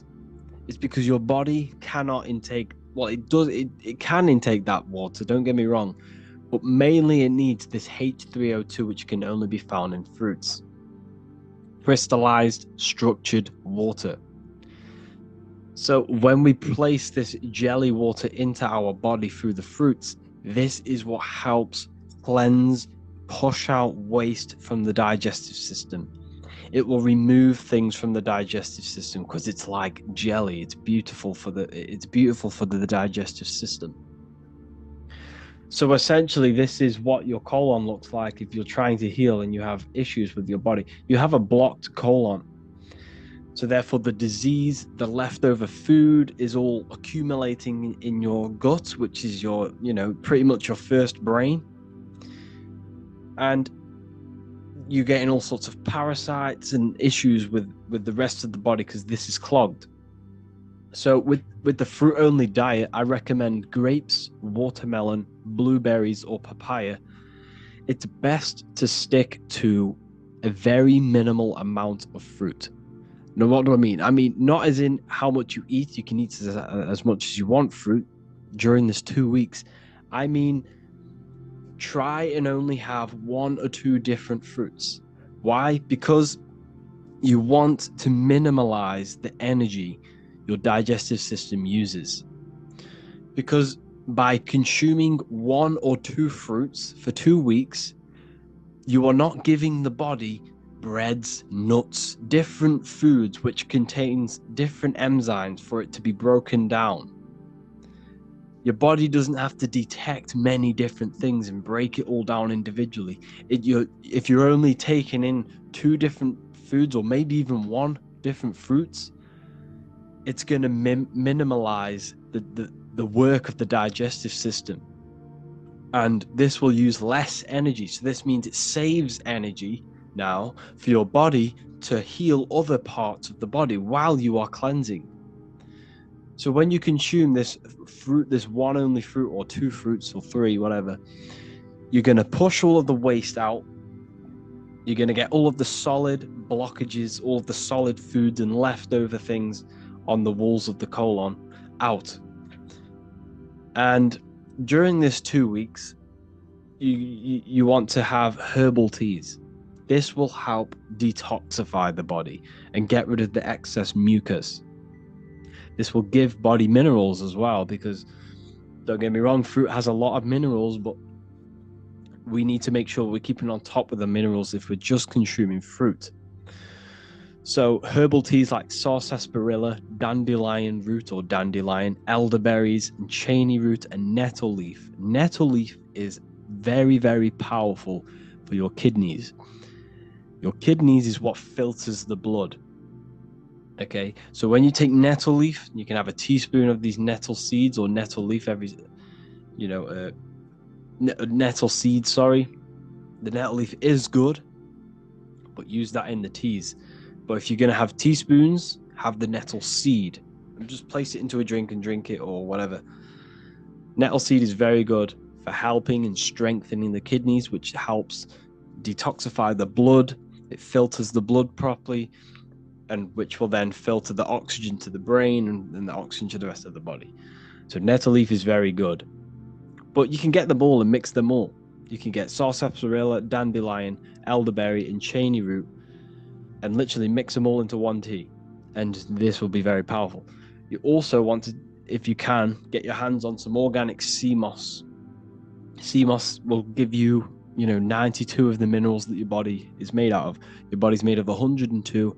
Sea moss has around 92 to 100 minerals that your body's made of. So sea moss is helpful for detoxing the body and cleansing the body, and very good for the digestive system to get rid of that waste. No tap water, and drink either fresh spring water and juice your own fruits. Don't get me wrong, this can be costly. However, your health currency is the biggest wealth. So if you don't know how to make herbal teas, it's wealth. So if you don't know how to make herbal teas, this is how to make them. Like I said before, I recommend nettle seed, high in iron. Nettle seed, very good for the kidneys. Cheney root, very high in iron. Step 1, place a cup of spring water into a pot. Place the herbs into the water. You can either leave this pot with a lid on overnight, because when you leave these herbs in the water with the lid on, the water can then soak in all of the the minerals and all of the things coming out of the herbs. So you can do this for more potency. If you want a very powerful and potent one, leave it out overnight, or just for a couple of hours, maybe even just 2 hours or an hour. This will increase the potency of the tea. Or you can just literally just whack it in and start to boil it. Boil the water on medium heat for 5 minutes. Strain the herbs and pour the water into the mug. You can then add sea moss gel into your herbal tea, key limes or cayenne pepper or soursop leaf powder, or any sorts of nice powders and natural powders. Place that into your tea as well. This is all going to contribute towards helping the body heal. So once you do this for 2 weeks, what do you expect? How do you know if it's a successful cleanse? First of all, you're going to get very, very clear skin. If you've stuck to the fruit only diet and taking all these herbs and the sea moss, your skin will clear up in a matter of a week and you'll have beautiful glowing skin.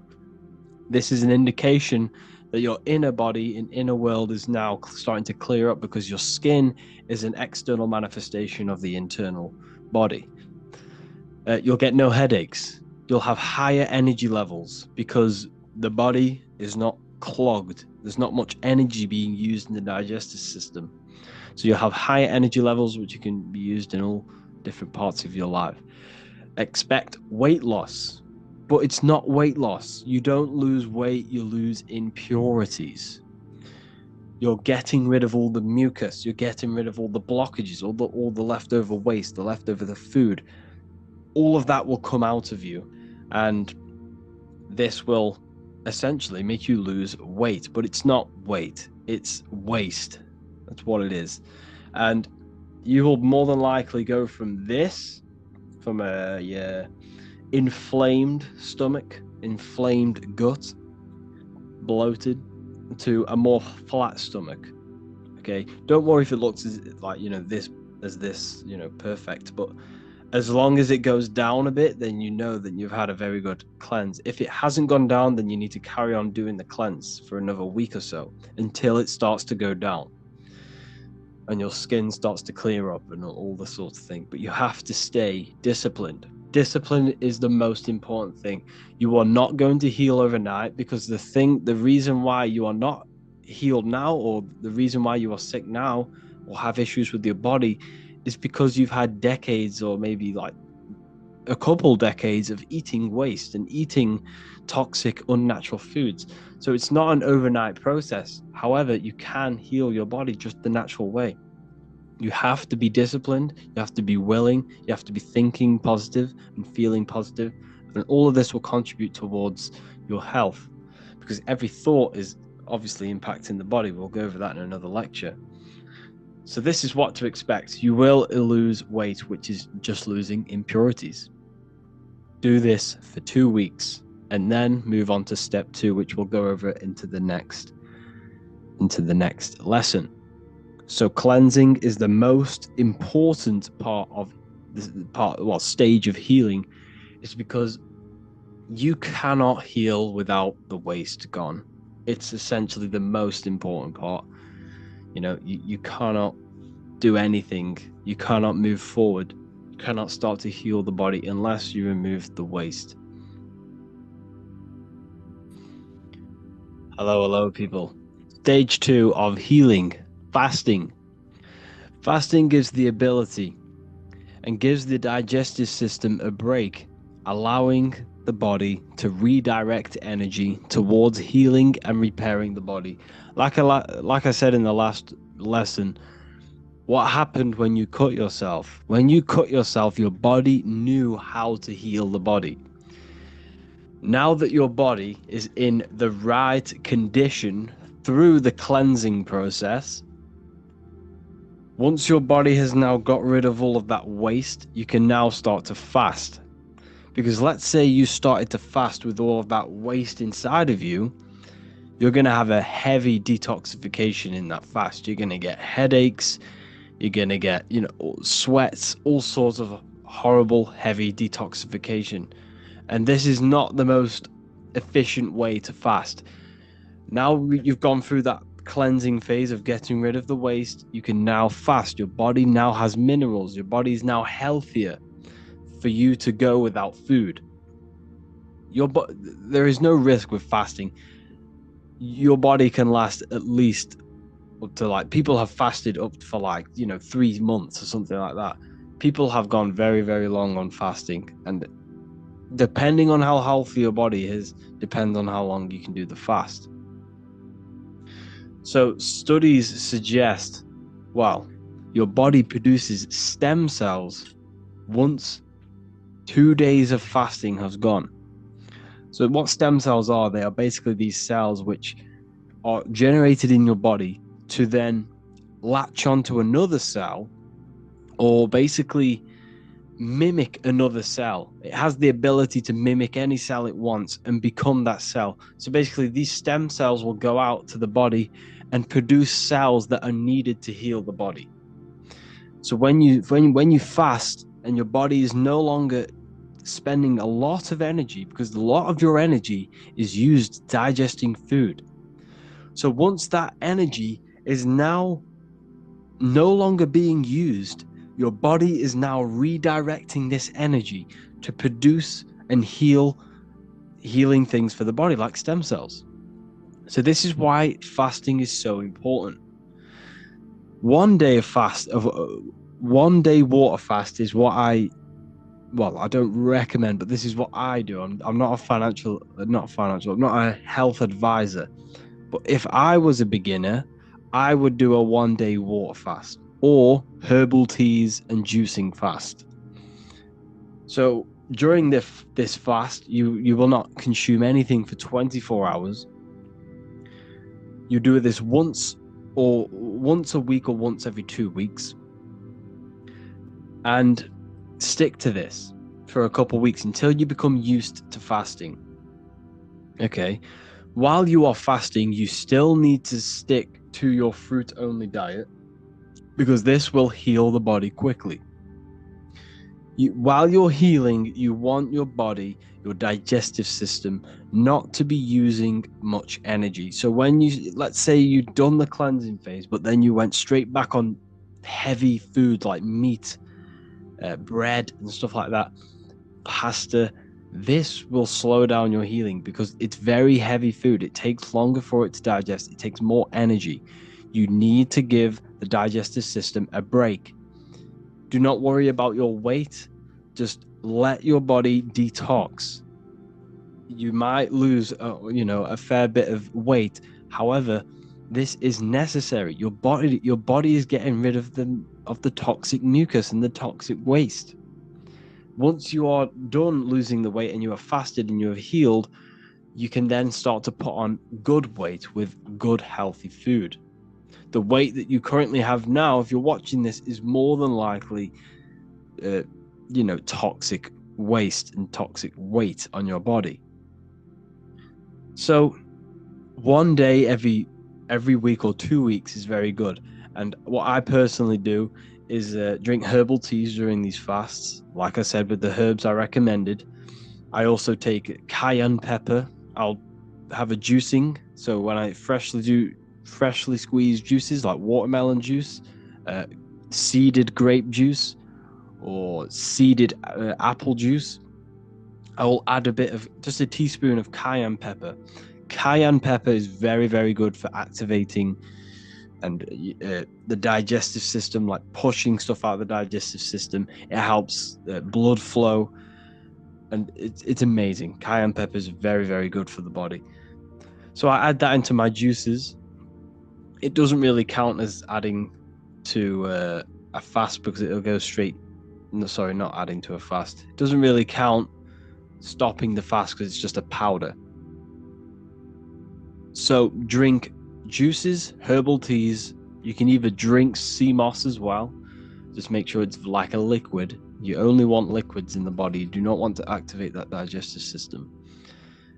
And yeah, this is a very powerful way of fasting, a very powerful way of regenerating the body quickly.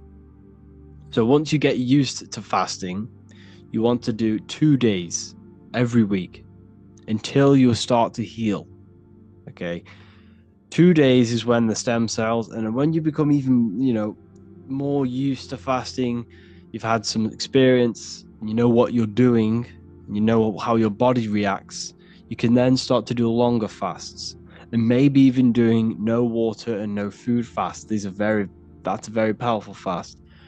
However, your body has to be healthy in order to do that. So only do that when you are doing it properly, when you know what you are doing.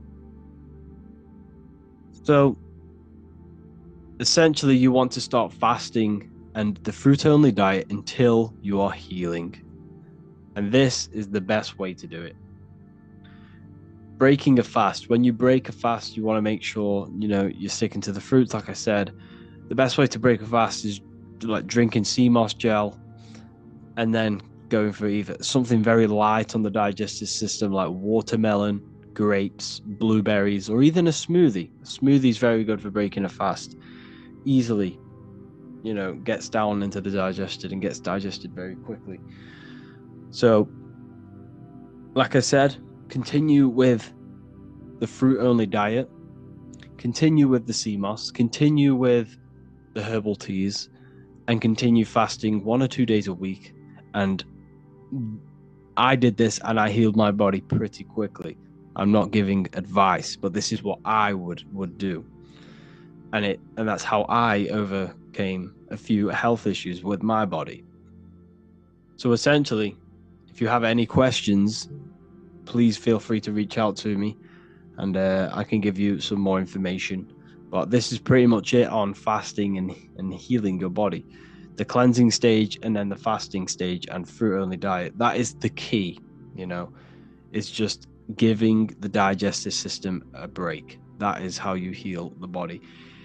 Healing is, it's not an overnight process. It can take months. It can take even a year.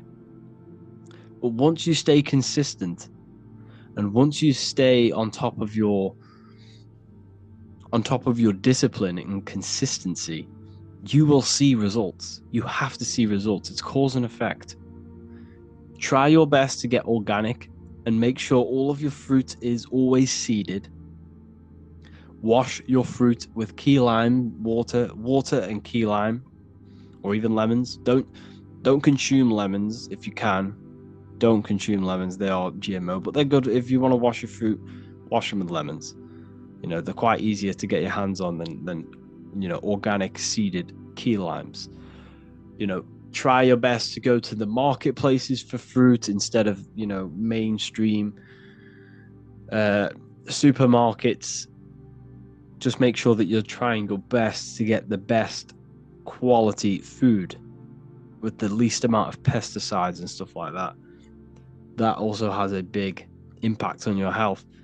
But essentially, when you cut out all of the, the chemicals, the seed oils, the bread, the heavy foods, the sweets, the sugars, when you cut this out, you will feel so much better. Like your brain fog will go, you'll be more focused, you'll have more energy, you'll no longer crave it. And that is essentially the most important thing, is just cutting out the unnatural food and going with the natural foods. That's the biggest first step you could do with your health, is just cutting out all of the unnatural foods and go with the raw foods. And that's when you see a big change in your body and how you feel. So yeah, if you have any more questions, please feel free to contact me. So today we're going to be talking about this world, how it's a simulation, and consciousness. So what you must understand is that the brain, the body, is a piece of technology. This body you have is simulating the reality to you. Now, the body is like a crystal. It receives frequencies. That's what crystals do. So if you have a radio, if you have a phone, they all use crystals because they receive frequencies. Your body is an antenna. Your brain is an antenna. Your pineal gland has crystals on it because it receives consciousness. Now, this consciousness is the real you. You are the consciousness, not the body. The body is nothing but a holographic version of yourself. It's the ego, the echo. It's an echo of the false, it's the echo of the true self. You are an invisible consciousness. You are the thoughts, the emotion. This is all to do with consciousness. So all of your decision making, all of your emotions, that's in consciousness and not in the body. So you are not even in the body. That's the biggest illusion. You think you are in the body. Your consciousness is not in the body. It's completely separate from the body. The body is an antenna which receives the signals of consciousness, so you can experience this reality. But the body is simulating the reality. The brain produces the reality that you're experiencing. It's like the Sims game. They always show the truth in plain sight. You see how you have this thing above their head, this little diamond shape? This is the consciousness. This is you. This is your avatar. You're playing an avatar. This is a character in a game.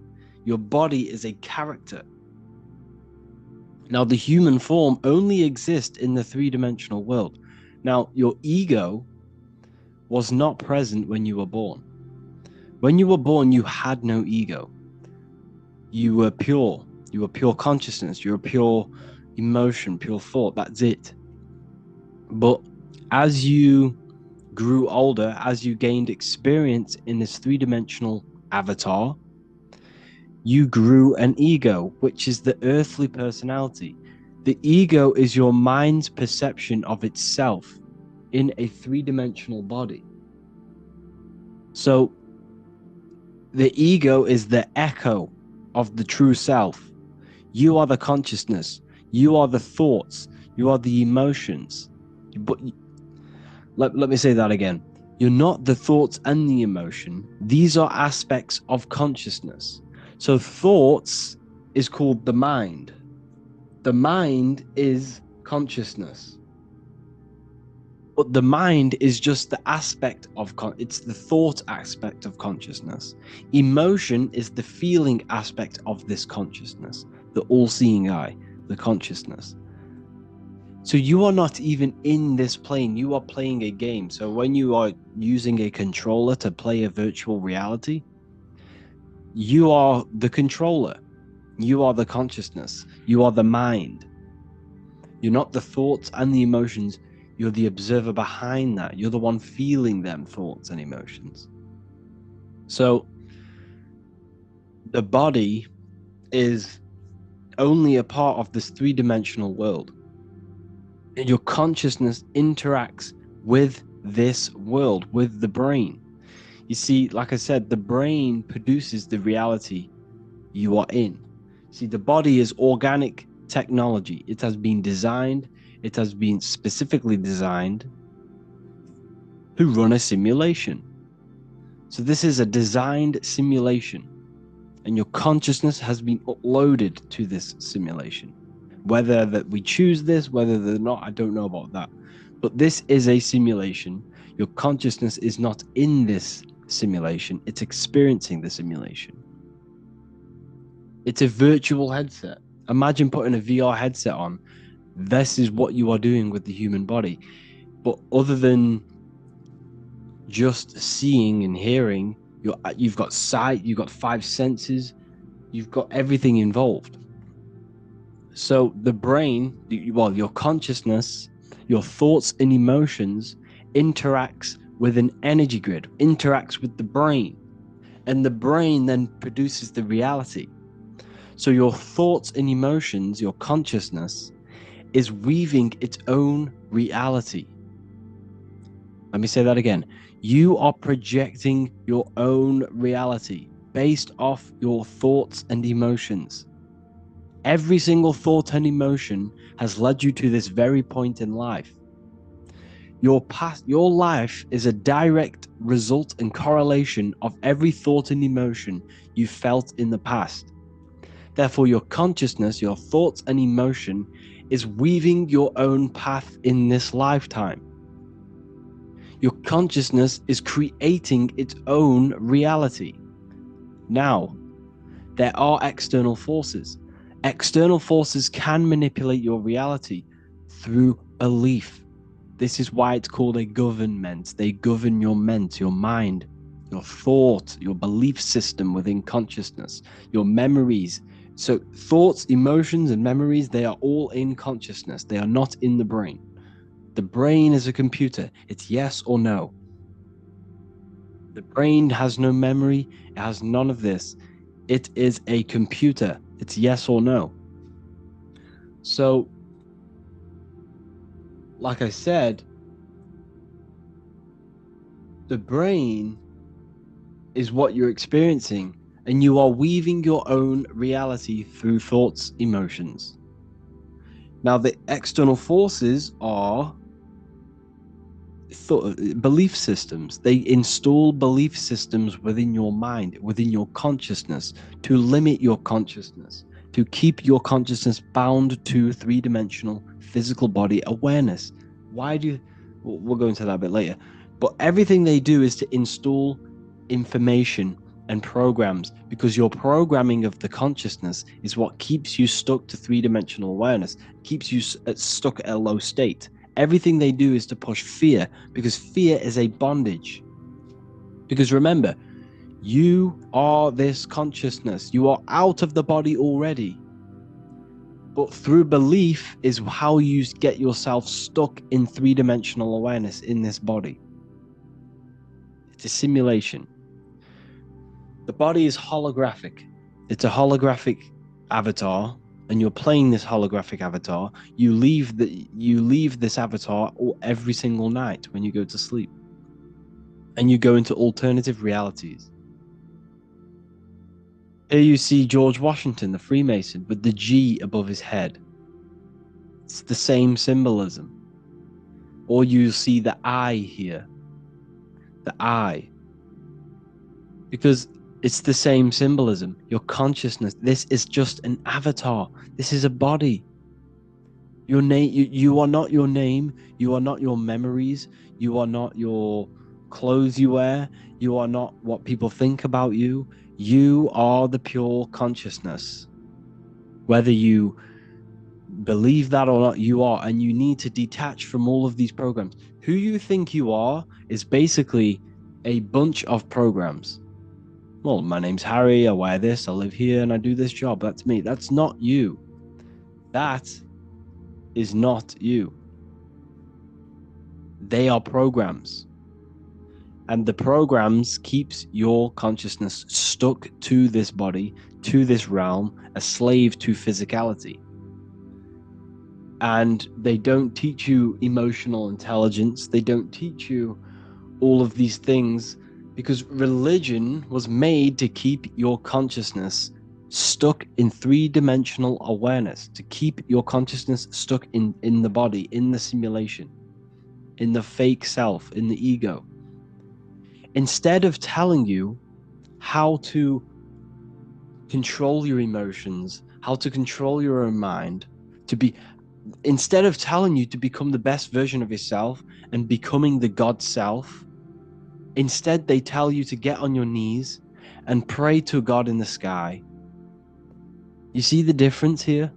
They're not telling you to become the best version of yourself. They're not telling you to transmute the negative aspects of the self into positive, because it's all the negative things that keeps you stuck in three-dimensional awareness. You see how here there's the checkered board? This represents physicality. This is division, divided, black on white. This is the division of the physical plane. But we are all just a divided consciousness. We're all the same consciousness in a different body. It's a fractal universe. It's an illusion that we are all separate. But love is also in consciousness. Love is the force of consciousness. Love is the unifying force that brings all of the consciousness back together. Everything is made with love.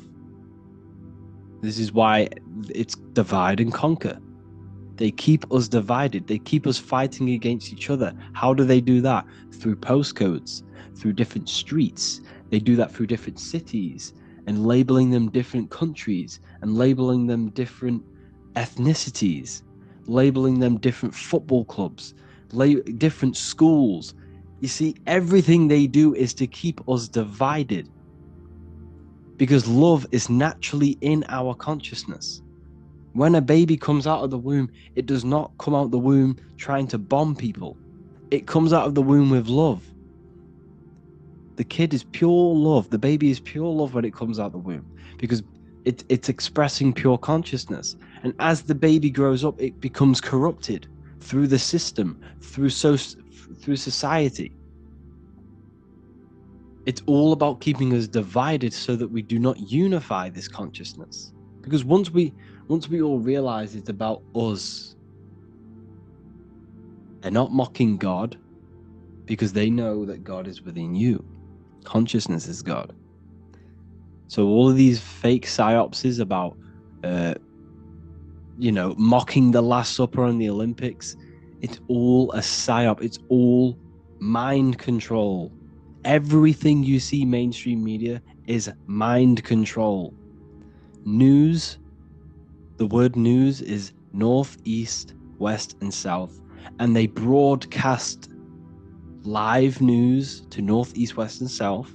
They broadcast spells, you see, to a broad amount of people. They're casting spells. It's all mind control.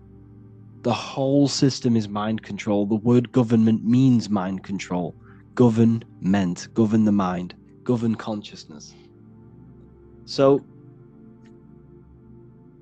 what you are seeing here is the same symbolism. This is the G. See the light rays coming off it, because this is the light.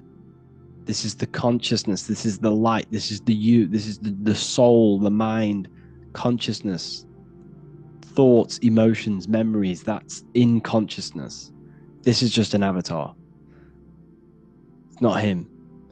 This is the I am. This is God. There is a battle between God and the devil. See, the devil is the ego. The ego is the layer between you and God, your consciousness.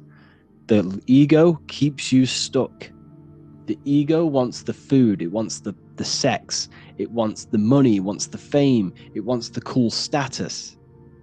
All of them things is keeping your consciousness, which is not physical, stuck in a physical way of thinking and in three-dimensional awareness. The whole system is designed to keep you stuck in three-dimensional awareness. They get you addicted to cigarettes, alcohol, TikTok, Instagram, YouTube, Netflix, working, bills, dogs, family. Everything they do and everything they teach you is to keep your mind externalized on external things. And this is why meditation is so important. Meditation is the only way to connect with the pure divine within yourself. The only way to connect with the pure consciousness, singular consciousness. When thoughts are not present and you're there in the moment with pure consciousness, with no thoughts, no beliefs, nothing, not even the language that your mind uses, you are pure consciousness, you are pure awareness, you are pure. That's the reason of meditation, to connect with yourself. And that's how to gain a connection with God. We're going to look at this. Look at the symbolism of the ancient Christians. This is in Rome. This painting's in Rome. It was built in, it is you, your body, and this is your consciousness. This is your mind. This is you up here, Kether. See, this is the Kether. This is Malkuth. This is, see, we will, I'll make a whole lecture on the Cabala and how you initiate yourself into the Cabala. If you really want to do, right, so basically what the Cabala is, it's the way to connect with the pure self. It's the way to the source. It's the way to God. So you are here. This is Malkuth. This is the physical plane. And you climb this tree through the 22 paths. There are 22 paths. One dath, which is here. It's a sphere. So this is the dath. It shouldn't be on there. This is the hidden sphere. And there are 10 spheres. So there are 10 spheres, one dath, and 22 pathways, which adds up to 33, of course. So this is why Jesus is crucified at 33, because Jesus being crucified at 33 represents the sacrificing of the body and raising yourself up to the consciousness. There are 33 vertebrae on your spine also. Where is the consciousness? Well, the radio receiver of the consciousness is in the brain. That's why you always see brain symbolism of God in the brain, Michelangelo, you know. So the 5 wounds on the cross, what are the 5 wounds? The 5 senses of, it's the data of the 5 senses, because your body is technology. So the data of the 5 senses must be shut off, and you must crucify your body, which means shut off the 5 senses, crucify yourself, crucify crucify all of the ego, crucify every desire, every lust, every negative emotion, every physical attachment you have, and crucify your body and your materialistic way of thinking and the ego and the 5 senses to the divine mind. That's the crucifixion of yourself that you must go through to reach the highest potential of yourself, to reach pure consciousness, to exit the simulation, to exit this physical plane. That is what the crucifixion is about. And this is the Cabala tree, because every religion, if you go to Albert, I don't know why it's not loading. There should be a picture of Albert Pike here, which is, okay. Albert Pike, the most well-known Freemason in the world, said in his book Morals and Dogma, all religions has its roots in the teachings of the Cabala, because the Cabala tree is the way back to your source. You came from here, you came from Kether, you manifested down into Malkuth, which means kingdom, physical plane, and this is where you are now, and this is the path back to source. I will make a whole lecture on this. This is a very, very long lecture I need to make on this, so I can't go over the Cabala tree now. Do your own research on the Cabala. You don't need to join a lodge. You don't need to join a secret society to initiate yourself in this journey.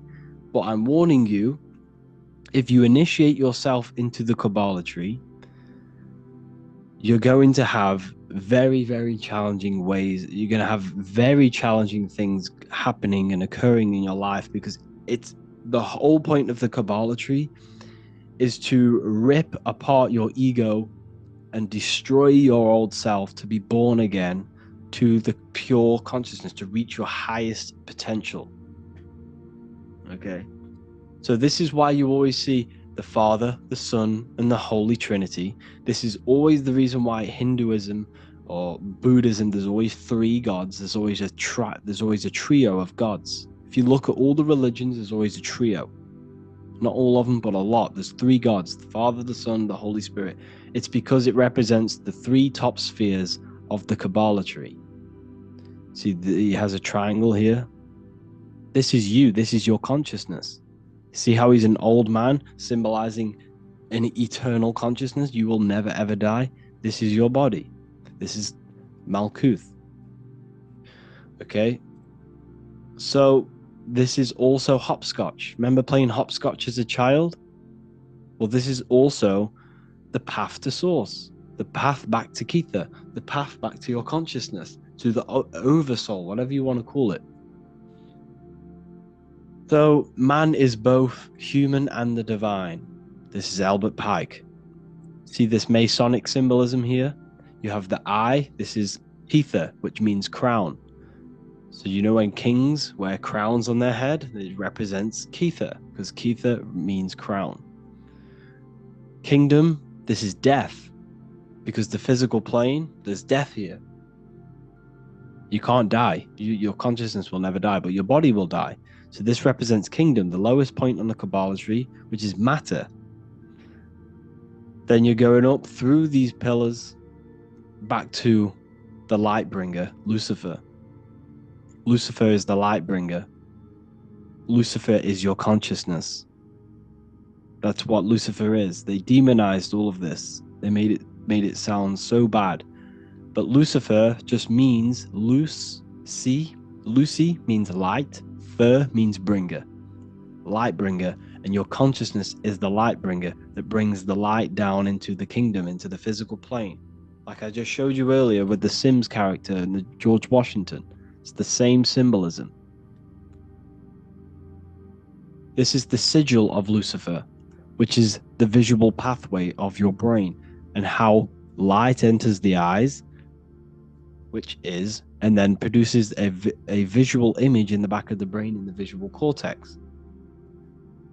So this is showing you how light is transformed into images in the brain, and how the brain is producing a reality, a simulation in the brain. We see this in the ancient Egyptians here. It's the same thing. This is the back of the brain, this is the visual field crossing over. We see this here. Wow, this is just mind-blowing. Look, they tell you, you see, the Newtonian way, so the Newtonian science, right? Everything about science is all a lie. The whole thing is to program you and program your consciousness, program your mind to limit you. So they tell you that the Earth is a globe in the middle of space. Why? To keep you stuck in physicality. Everything they do is to keep you stuck in physicality. Everything they tell you is to keep your mind stuck in three-dimensional awareness, to keep it stuck to the technology of the body. Everything. Everything you've ever been taught is to keep you in three-dimensional awareness. It's not about money. They can print money out of thin air. It's not about money. It's not about anything about physical things. It's about trapping your mind in physicality. I don't know why they're doing it, but this is what they are doing. So they've put this purposely in the model of the heliocentric lie on purpose because it symbolizes the visual field, which is a powerful symbol of how your brain produces a simulation. See? So this is what you are. You are a physical, etheric, astral, mental. This is your consciousness. So you're already out of body. You're not in the world. You're already outside of the body now. The reason you can't astral project is because you have so many limiting beliefs within your subconscious. And I did need to make a video on this. I have some people saying, I've tried the techniques and I still can't astral project. It's not an overnight process. It takes a very long time. It can take you years. You might never even do it. But the only way for you to astral project is for you to detach from every single belief you have and every single limiting belief you have. Because that fear you have, that emotion you have, that mental attachment to external things is keeping you stuck. You can't leave the body unless there is no thought, no emotion present. You must completely surrender yourself, which is the crucifixion. You must crucify yourself to be born again. In John 3:3 in the Bible, what does it say? You are born again. No, sorry. What does it say? It says, in order to see the kingdom of heaven, you must be born again. Where's the kingdom of heaven? It says that in Luke. The kingdom of heaven is within you. It says that in Luke 21:12, I'm pretty sure. The kingdom of heaven is within you, and you can only see the kingdom of heaven when you are born again. You must kill the ego. You must kill every material thing about yourself. If you truly want the path of enlightenment and you truly want to reach the divine, this is how you do it. You must sacrifice yourself. Now, I'm not saying don't work on your life, don't work for greatness, don't work for wealth. I'm not saying that. I'm not saying sit around meditating all day either. I'm saying that yes, you work on your wealth, you work on your body, you become 1% better every single day, physically, mentally, spiritually, in every way possible. I'm saying you need to work on yourself. You need to go to the gym. You need to make as much money as possible and have the best life you could possibly have. But what I'm saying is that you need to work on your mind and make sure your mind is not too attached and entangled with physical things.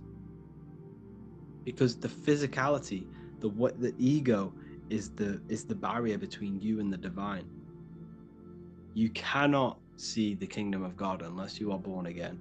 And you are born again by destroying the lower self, by completely mastering your mind, and by detaching from all external things. You can still love your family, but remove the attachment. Do not rely on anything or anyone for your happiness, for your peace. That is the most important thing, because that's where they get you. If you smoke, you have to stop smoking. You won't astral project. Some people can, but some people have a natural ability to do so. But if you have any addiction, you have to start getting rid of them one by one. Start with your phone, start with TikTok. Instead of remove that, remove it for watching something else, reading a book. When you're in your car, stop listening to music, put YouTube on, listen to a lecture. Okay? You must remove all of these negative things in your mind. Everything is contributing towards your mental state and your consciousness. Everything you see, everything you hear, everything you do is all contributing to your mental state and your state of awareness and your consciousness. So the whole point of this lecture was to show you and to make sure that you understand that you are not the body, you are the consciousness. And in order to get out of body, in order to reach that higher state, you must crucify your old self.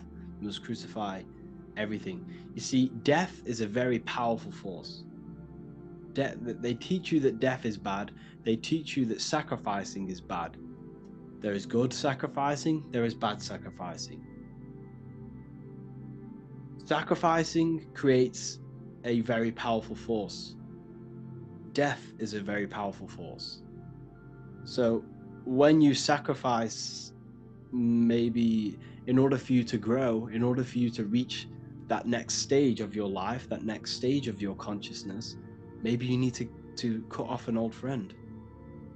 Maybe you need to stop hanging out with them people who do drugs or who drink alcohol. And we all know alcohol is a potion. It's a magic potion which invokes spirits. So the only way for you to progress is through sacrifice and through crucifixion. And that's what the Bible is telling you, through crucifixion. So that's the only way. So you must sacrifice. You might need to, in order for you to reach that next level of your consciousness, you're going to have to sacrifice some friends.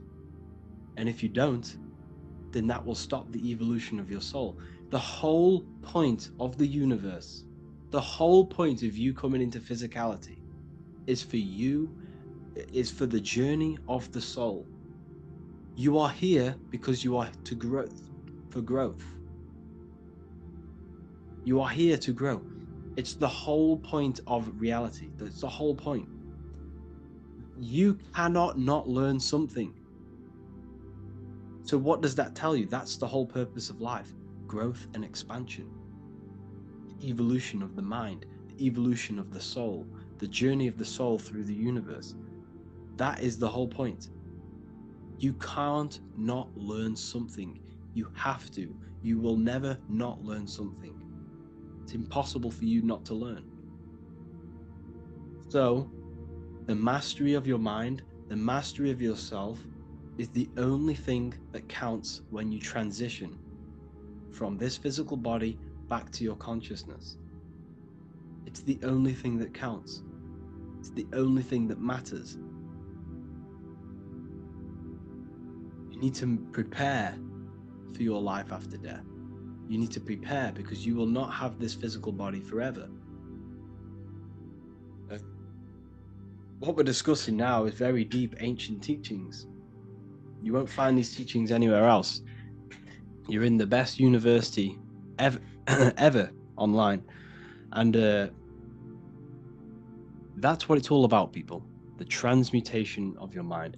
The Bible tells you, because the Bible's a spiritual text. It's not about God, it's about the God within you and how you manifest the God within you. Jesus never said he was God. Jesus came to show the divine within other people. He never praised about himself. Read the Bible. Jesus never ever said he is the best. He came to show that people that they could do better than him. Whatever he could do, you could do. That's what he said to his disciples. So the whole Bible is talking about you and how you upgrade yourself. And that's the whole point of exiting the simulation. It's the growth of the soul and being a free traveler. The word Freemason means traveler. And when Freemasons meet, they say, "Are you a traveling man? Are you a traveling man?" Well, the word man means mind. It comes from the Latin word mens, which then got turned into men and man. So when Jesus is the fisher of men, he's the fisher of minds. You see, once you start to learn these words and what they actually mean and the etymology of these words, that's when you find the truth. The Bible, you got to research these words. The word spirit, the word man. What does man mean? It means mind. So when a Freemason says, "Are you a traveling man?" it means, "Are you a traveling mind?" Because that's what Freemasonry is. It's the mastery of the self. It's the growth of the mind and the soul. It's self improvement. Yes, there are bad Freemasons. Yes, there are good Freemasons. Everything has light and dark, but evil's not evil. Evil is necessary for you to grow. In order for that tree to grow to heaven, its roots must extend to hell. In order for you to reach the higher state of consciousness, you must descend into physicality, into evil, for you to then ascend higher. It's the growth of the mind, the growth of the soul. I hope you enjoyed this lecture. Please comment whatever lectures you want to see next. I'll make one about the Cabala tree and how you can initiate yourself into the Cabala. But just know that is a very painful process. That you will go through some very traumatic events that will occur because each sphere is governed by a spirit which will test you, and you must be tested to reach back to Crown or Kether. So anyways, yeah, I'll make a next lecture on that. Thank you all for joining the university. I'll see you soon. Let's talk about the soul trap and how they are trapping our soul in three-dimensional awareness. What is the soul? The soul is the essence that transcends the material realm. It is the part of us that is invisible. It is the live spark of all things. It is the consciousness. It is the I am. However, the mind acts as a connecting medium that connects the soul to the material plane. The mind is what projects the soul into material realms or other realms. So the mind acts as a bridge between the physical and material realms, the physical and spiritual realms. So what they are doing is tricking your mind into only believing physicality. Like I said before in the last breakdown, you are experiencing the body. The body is producing the simulation to your consciousness. You do not experience the external world. The external world is produced by your body. So therefore, what they are doing is installing programs within your mind which keeps your mind limited into three-dimensional awareness, which keeps the soul and mind stuck to the material plane. This is why it all goes hand in hand with the material heliocentric model.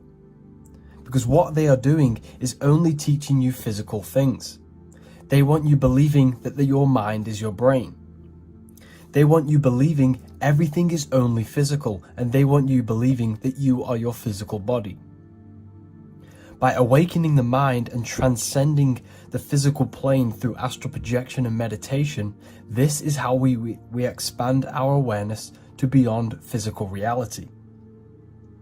It is the physical plane that they want our mind stuck in. They do not want us traveling the astral realms free from our physical bodies. Because what they are doing is harnessing our energy within the astral plane. So everything they teach you is to go hand in hand with materialism.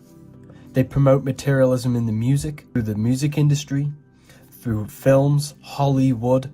Hollywood is made from the holly tree, which the ancients used to make magic wands out of the holly tree to cast spells on you.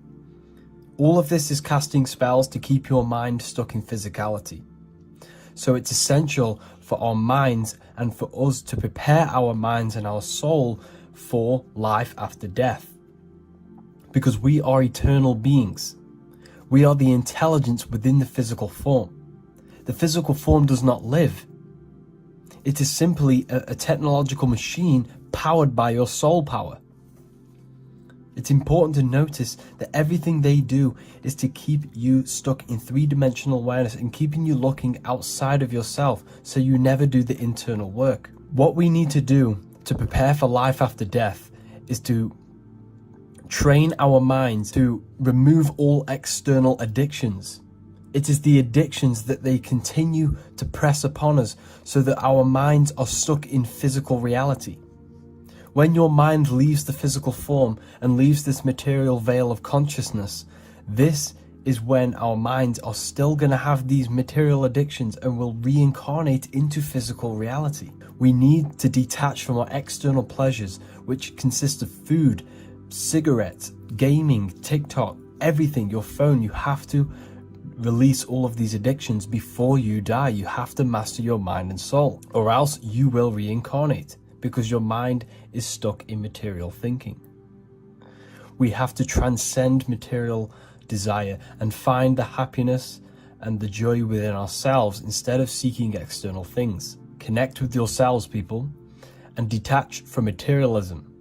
Everything they do is to promote materialism. Clothes, food, the films, money, everything is to do with emotion and mind. Money has the word M-O-N in it, which means moon, which is emotion. Because the money is keeping us tied to our emotions, and our emotions are keeping us chained to material things. I hope you all understand this and gain a deeper connection with yourselves so that you can transcend this material realm. Let's break down the body, the tree of knowledge of good and evil, the tree of life, and your consciousness, and this three-dimensional world. You have two trees in the Garden of Eden. The Garden of Eden means your mind, because everything is mental, the universe is mental, the universe exists within your mind. This world is what you're experiencing, is the lowest dimension within your mind. The central nervous system is what you truly experience. You do not experience the world. What you touch is your brain's interpretations of electrical impulses on your nervous system. What you see with your two eyes is an image produced by the visual cortex in your brain. So essentially, you are the mind experiencing the body. The body is running the simulation to your consciousness. This is why the central nervous system is one of the trees in the Garden of Eden. It is the tree of knowledge of good and evil, which gives you the knowledge of this realm. This realm, this three-dimensional matrix, it consists of a good and evil, day and night, of duality. The only way your consciousness can experience duality is through this central nervous system, which produces the simulation to your consciousness. So essentially, your mind or consciousness is experiencing and gaining the knowledge of good and evil through this central nervous system. The tree of life is the cardiovascular system, because without this system, this is what gives life or energy to the physical body. This is what keeps you alive during this experience within the three-dimensional matrix or the three-dimensional world. Your heart, rearranged as earth, because when you leave the earth, you are actually in fact leaving your body. When the heart stops, you leave earth. So this is why the heart is earth. When you leave the body, you are leaving earth, because the body is running the simulation and producing the simulation to your consciousness. Your brain is an electrical computer producing this whole simulation. You do not experience the external world, you experience the body. This is why everything in this world is a manifestation and expression of yourself. This is why you have 5 fingers for the 5 elements of this world. This is why you have 5 points on your body for the 5 elements created in this world. Your body is the temple of Solomon. And this is why in the Bible, in Acts, it says, God does not dwell in houses not made by man. Because the body is the house not made by man, and your consciousness is God. The temple of Solomon is the temple of the soul and the mon. The soul and the mind is inside of this temple. And the ancients used to build temples in alignment with the geometry of the human body, because they understood that this body is the temple. What they have done, religion, has externalized this, so that you no longer find the divinity within yourself.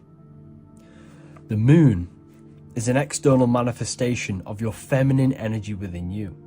The sun is an external manifestation of the soul masculine power within you. Everything outside is within you, as above, so below, as within, so without. You yourself are the universe experiencing itself. You are the center of creation. Spirit and matter. So essentially what we're looking at is mind creating spirit and matter. The universe is mental. Everything exists in the mind. What spirit is the energy, and basically the energy of mind, of the thinking mind. Spirit and matter are polar opposites. They are two vibrational states of the one substance, which is mind. Mind creates matter, mind creates spirit. Mind is the ultimate source of the universe. Man is made in the image of both the divine and physical. He is spiritual, he is physical.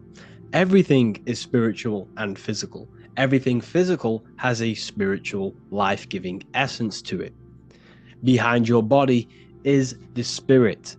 Without the spirit, you would be a dead meat sack. You wouldn't be able to move. Behind the animal is the spirit, the all life-giving force coming from the divine mind. Now, man is made in the image of both matter and spirit combined. Spirit is infused with matter. Like all things, however, man has the mind to be conscious of the spirit that dwells within. Animals cannot do this.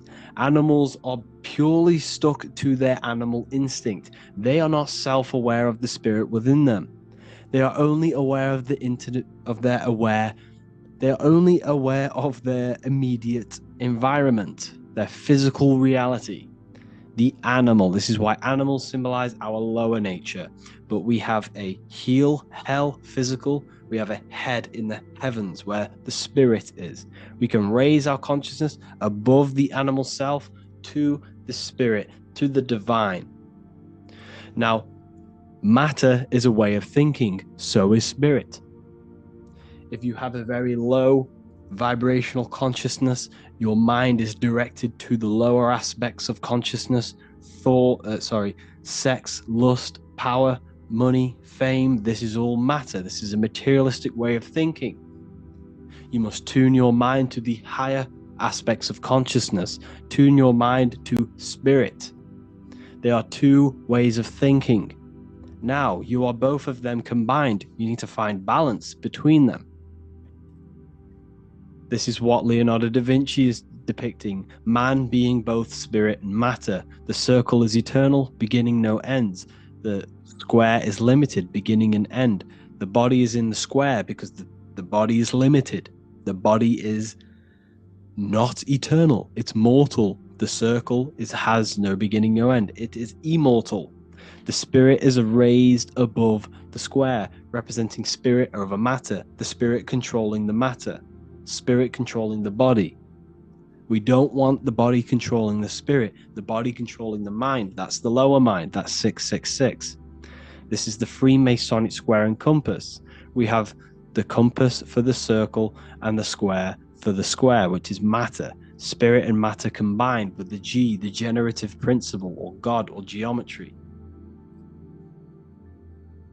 Also, Leonardo da Vinci depicting the Eye of Ra, the Eye of Horus, the small pupil, because when you're in light, when you're in a very light environment, your pupils go small. This is the physical eye of man, the conscious mind, the physical eyes. Then you have the inner eye, the spiritual eye that sees in the darkness, that gives perception. That's the large pupil, because when you're in darkness, the pupils go large. You have the Eye of Horus, the Eye of Ra. You have the physical eyes that you look with, and you have the inner eye that gives you perception. You have black and white. Black represents matter, white represents spirit. Spirit and matter intertwined with one. This is the Masonic checkerboard. The earth is not just a rock. It's not a rock. It has spirit within it. The tree is not wood. It has spirit within it, which is the life-giving force. The life essence is the spirit. The earth has spirit. You have spirit. Everything has spirit. But you have the ability to be conscious of the spirit within and raise your consciousness to the spirit. And that's exactly what the Sumerians are showing you here, with the animal, the ground animal, stepping upwards to the flying bird, the elevated bird, to the spirit. And that's what the Anunnaki is. Anu is the supreme god of the sky. The sky is spirit. The stars is spirit. And earth is matter. That's why Anu has a wife called Kai. The word Kai means earth. It's another word for earth. So Anu, the supreme god of the sky, who is a Sumerian living essence of the heavens, representing the vast and infinity of the sky.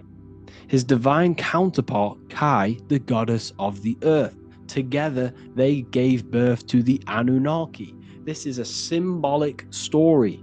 Everything we see from the past, from the Bible, the ancient text of India, from the ancient Sumerian texts, this is all symbolic for you. The Anunnaki is you. You are Anu and Ki, spirit and matter infused. You are the Anunnaki. You are the heavens. You are the earth together. Okay, that is exactly what we're looking at here. All of these texts are encoded, talking about you. It's never about history. None of these things were right in history. The Bible was not history. The Sumerian texts weren't history. Anunnaki were not history. This is all symbolic for you and your consciousness, your spirit and your matter. The indwelling spirit and your physical body. The Holy Spirit, the white dove. White represents spirit. The pine cone. This is the Anunnaki god. The pine cone in the Vatican. This is the head. This is the dome. This is the pine cone, the receiver of consciousness, the receiver of spirit. You see the spirit, you see the pine cone on the Pope's staff. This is crucifixion. What does this symbolize? You must crucify yourself, crucify your body to the spirit through the pineal gland. Pine is pine cone, pine, pineal, etymological connected. You have the Freemasonic square and compass. Now notice something. You have the square on top of the compass. This represents the beginning of the Mason's journey, the beginning of someone's journey on their spiritual evolution, of their spiritual awakening. This is what we're seeing here. We're seeing spirit underneath matter, matter over spirit. Now this one is the compass on top, which represents spirit over matter. This is the triumph.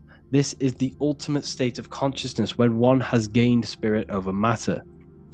Now we also see other symbolism of Freemasons depicting one leg on top of the other, which represents balance over spirit, well, balance of spirit and matter. All of this will be available in the Book of Wisdom, Volume 2. This book is the next revolution of human consciousness. I cannot explain the amount of hours and work and research that has gone into this masterpiece. I'm not even going to call it a masterpiece. That is up to you whether you think it is a masterpiece. But I have put my heart and soul into this book. The amount of knowledge, over 230 pages of pure esoteric and occult knowledge that will blow your mind, that will make you feel so connected to the universe, because you're going to understand everything once this book is released. October the 8th is when you can get your copy. And if you are inside of the Ethereal University, then this book will be free for you. You'll get this book for free if you're inside my university. So I hope you all gained a great insight from this video, and I'll see you all in the next one. Hello, welcome to another lecture of the Ethereal University, the real university. You should be happy that you are here. You are in the only place in the world where you can find exclusive content from me myself for free thinkers and connecting with people who are like-minded and understand and know there is a deeper aspect to life and this reality. And this video, this lecture that I'm going to be talking about today is the meaning of life. What is the meaning of all of this? Because essentially, I've philosophized that nothing should truly exist. Nothing should exist. The fact that something does exist means it's an intelligent design, and something has created this.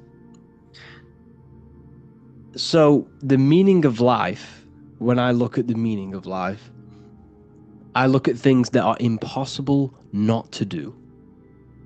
What is impossible not to do in your life? It is impossible for you not to create. It is impossible. You are creating and manifesting every second, every millisecond of the day. You are creating. The consciousness that you possess is a creating consciousness.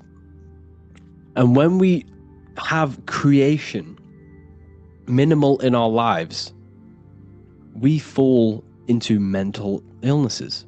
Well, I don't say they're mental illnesses, but we get things labeled as depression, anxiety, and all of these other things. We have to create. As a human being, it is in our nature for every living species to create in some sort of way. We are always creating every second of the day. The mind is infinite potential. The mind cannot be filled. The mind cannot be full. You can't fill the mind. You could know everything about the universe and every little secret, yet your mind would not be full. It is infinite potential. Every thought you think has potential to become true. Anything you think in your mind is true in your mind. There is nothing that you cannot think about. You see the power of the mind now that you understand it is an infinite potential. So when I say the mind is the universe is a giant mind, and we are all expressions of this mind. And when they say the universe is always expanding, it's the mind expanding into new information. The universe is mind, and the mind is always expanding. So creating is something that you cannot ignore. So you have to create something in your life. You have to create, you have to manifest, or else you will fall into some sort of mental problem. Learning is another one that it is impossible not to learn. Learning is the expansion of the universe. It's the expansion of mind. And every person you meet is a product of their mind. Where you are in life right now, whether you are very ahead, and I'm supposedly going to say, if you are joining this university, you are doing something right, because it's not on the cheaper side to join this university. So wherever you are in life is a direct manifestation of every thought that you have thought in the past. Where you are right now is a product of all of the thoughts collectively. And all of them thoughts collectively have led you to this point where you are right now. So what does this tell you? Your life is a product of thought. Your life is a product of mind. Everything you see in your life is a product of your mind, was manifested from your mind, from thought alone. Okay? So that's a very important thing to understand. And you can never learn enough. The more you figure out, the more you realize you know nothing. And I say that. I know absolutely nothing. The more you find out, the more doors that are open within the universe. The universe is an amazing place. You should appreciate being alive. You should appreciate that you are using the most advanced piece of technology on the face of the earth, which is the human body. It's so advanced. It's a piece of organic technology. It's so advanced. All of the systems are working together. We cannot replicate the human body. We can make rockets, we can make planes. You cannot replicate the human body. It is so advanced. It's so advanced. Limitation. This is a very important one. Physical reality limits our mind. Mind is infinite, like I explained earlier, and everything in the mind can happen in the mind. There is no limitation. When you are in the astral plane, there is no limitation. Depending where you are projecting yourself in and what realm you're projecting yourself into, there is no limitation. You can create worlds, and you do create worlds when you sleep. When you dream, you are creating your own world. When you are sleeping and dreaming, you are in fact creating a whole reality from your subconscious mind. And every character you see in your dream is an aspect of your mind. Did you know that? That when you are dreaming, there are hidden messages within your dreams because it's your subconscious mind coming to reality and showing you codes, showing you messages about your mind. So when the mind incarnates physically into a physical reality, there is limitation now pressed upon it. It's hexed. That's why I say you're hexed. You know, you're in the hex of Saturn. Saturn is the cube. Saturn's pretty much the computer running this world, based off my research anyway. And, well, it's time. Saturn is time. So you are limited by time. You have a set time here. And you are limited by physical matter. And when you are in physical reality, you are limited from the things that you learn here. You are a product of your mind's information that you gather. If you gather the deepest and secret knowledge, then your life has less limitations than the one who is programmed, who has a programmed mind. And you are learning the limitations of the mind. You are learning the limitations of physical reality. When you are in the astral plane or the imagination plane, whatever you want to call it, you can manifest at the click of a finger. You want an apple, you click it, you think it, and it's there. That screen in your mind is the astral plane where you can imagine things. You can pull things up on that screen right now, and it will be there. However, in a physical reality, you now have to give energy and discipline. You learn discipline, you learn to give energy to manifest it into a physical reality. To manifest something into a physical reality is a lot harder than manifesting into an imaginary plane, in the astral plane. So we come here to learn discipline and limitation and to find out how we function in a three-dimensional world of matter. Because essentially you were astral before you came here.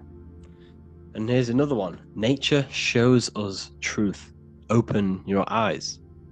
You have day and the night. You have the sun, the conscious, the electric, boom, power, the sun, living. You have the moon.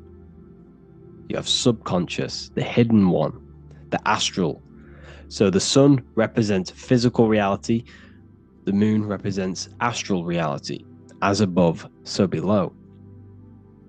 So what is this telling us? Well, the physical world is telling us that there's cycles in this world. You have the good and the bad, and there are cycles. And the beginning of one cycle is the end of another cycle. And the end of another cycle is just a new beginning.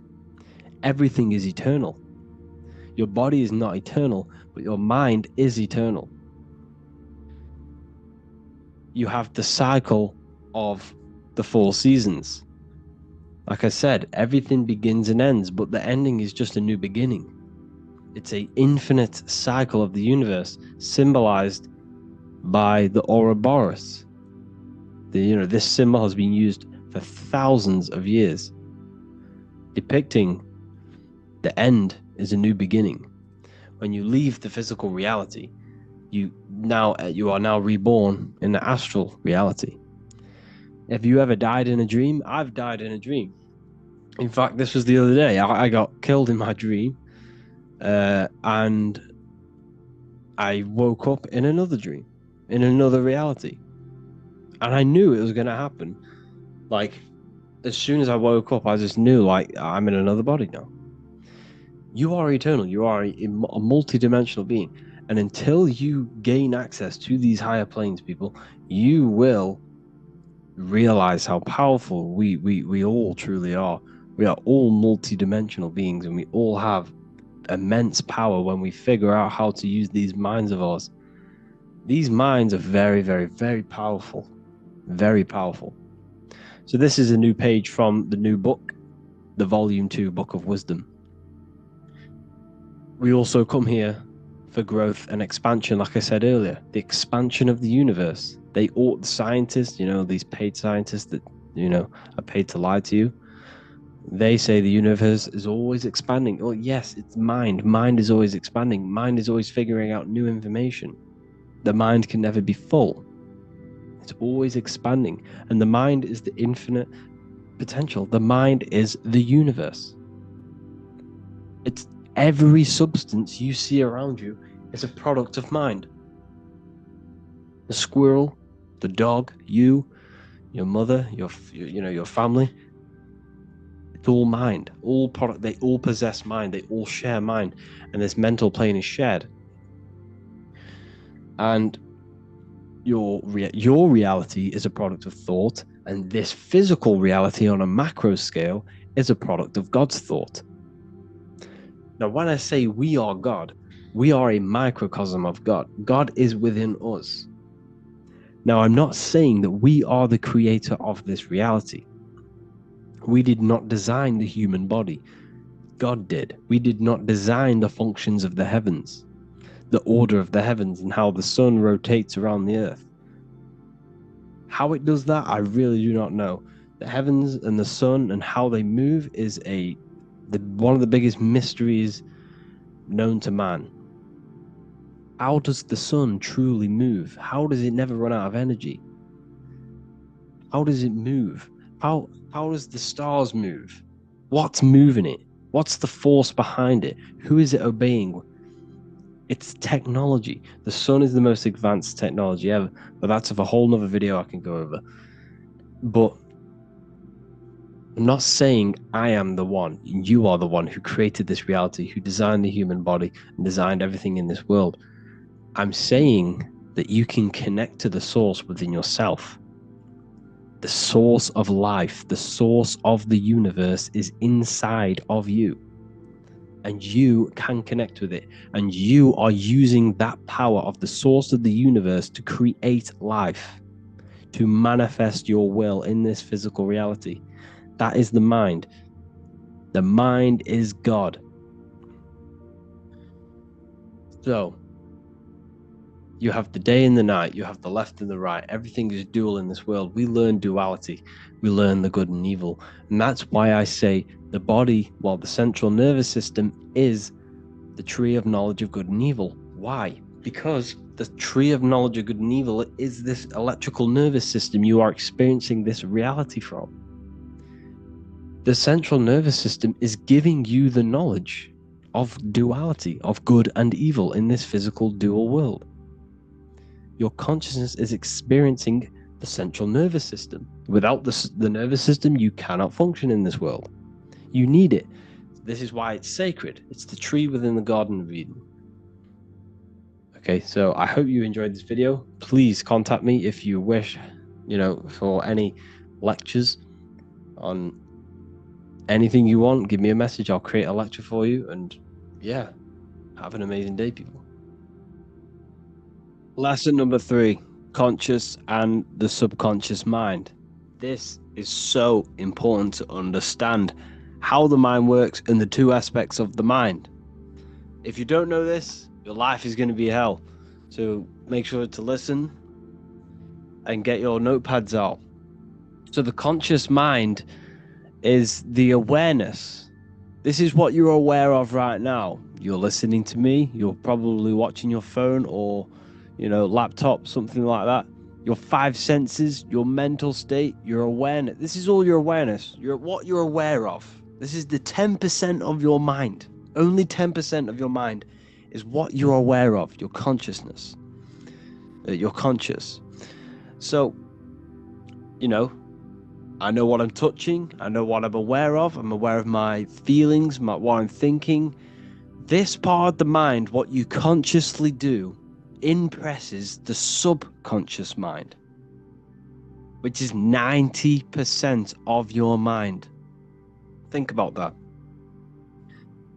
90% of your mind, you are not aware of what is going on in that part of your mind. It's all there, but it's all in the background. The subconscious mind controls the systems in your body. So it is the mind that is telling your heart to beat, telling your lungs to breathe, telling your digestive system to digest food without you being conscious of it. So the subconscious mind is controlling every single system in your body and telling it to do its job. It's storing all of your memory, all of your paradigms, which are mental programs. Very, very, very important. These mental programs that you have are why you act the way you are, why you do certain things the way you do. All of these programs that you have generated throughout your life from the conscious mind. The conscious mind is picking up on your awareness and your surroundings. So when you were a child, between the age of 0 to 7, your subconscious mind was wide open to programming. Why? Because this is why by the age of 2 or 3 you start to speak. Because your subconscious mind is that wide open. You are literally sucking in every bit of information so you can progress in life, so you can start to talk, walk, and act as a human being. So between the age of 0 to 7, there are programs that are really, really, really deep rooted within your mind. And these programs are operating 90% of your mind. 90% of your mind, which is 90% of your thoughts, when your thoughts become your emotions and they become your actions. Everything in the subconscious is affecting your life, is manifesting. So the subconscious is not only created by these programs between the age of 0 to 7, you've also generated new programs and you're still creating them now. However, essentially, we are deeply rooted with the older programs. But you create programs with emotion and repetition. Emotion and repetition generate mental programs. Driving your car, changing gear, tying your shoelace. You don't have to think about doing these things. You can literally just do it on autopilot because your subconscious mind knows that program is there. So when you consciously think of tying your laces, bang, it's done. You don't have to think about it. The subconscious takes over and does it. So the subconscious is manifesting 90% of your daily basis actions, thoughts, and emotional state on a daily basis. So what's that mean? The subconscious rules your life pretty much. And you need to change these programs. Okay?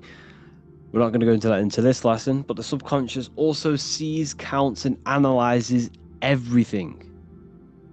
For example, you go and past this sign. You're in a car, you drive past this sign at 6 o'clock in the morning on the way to work.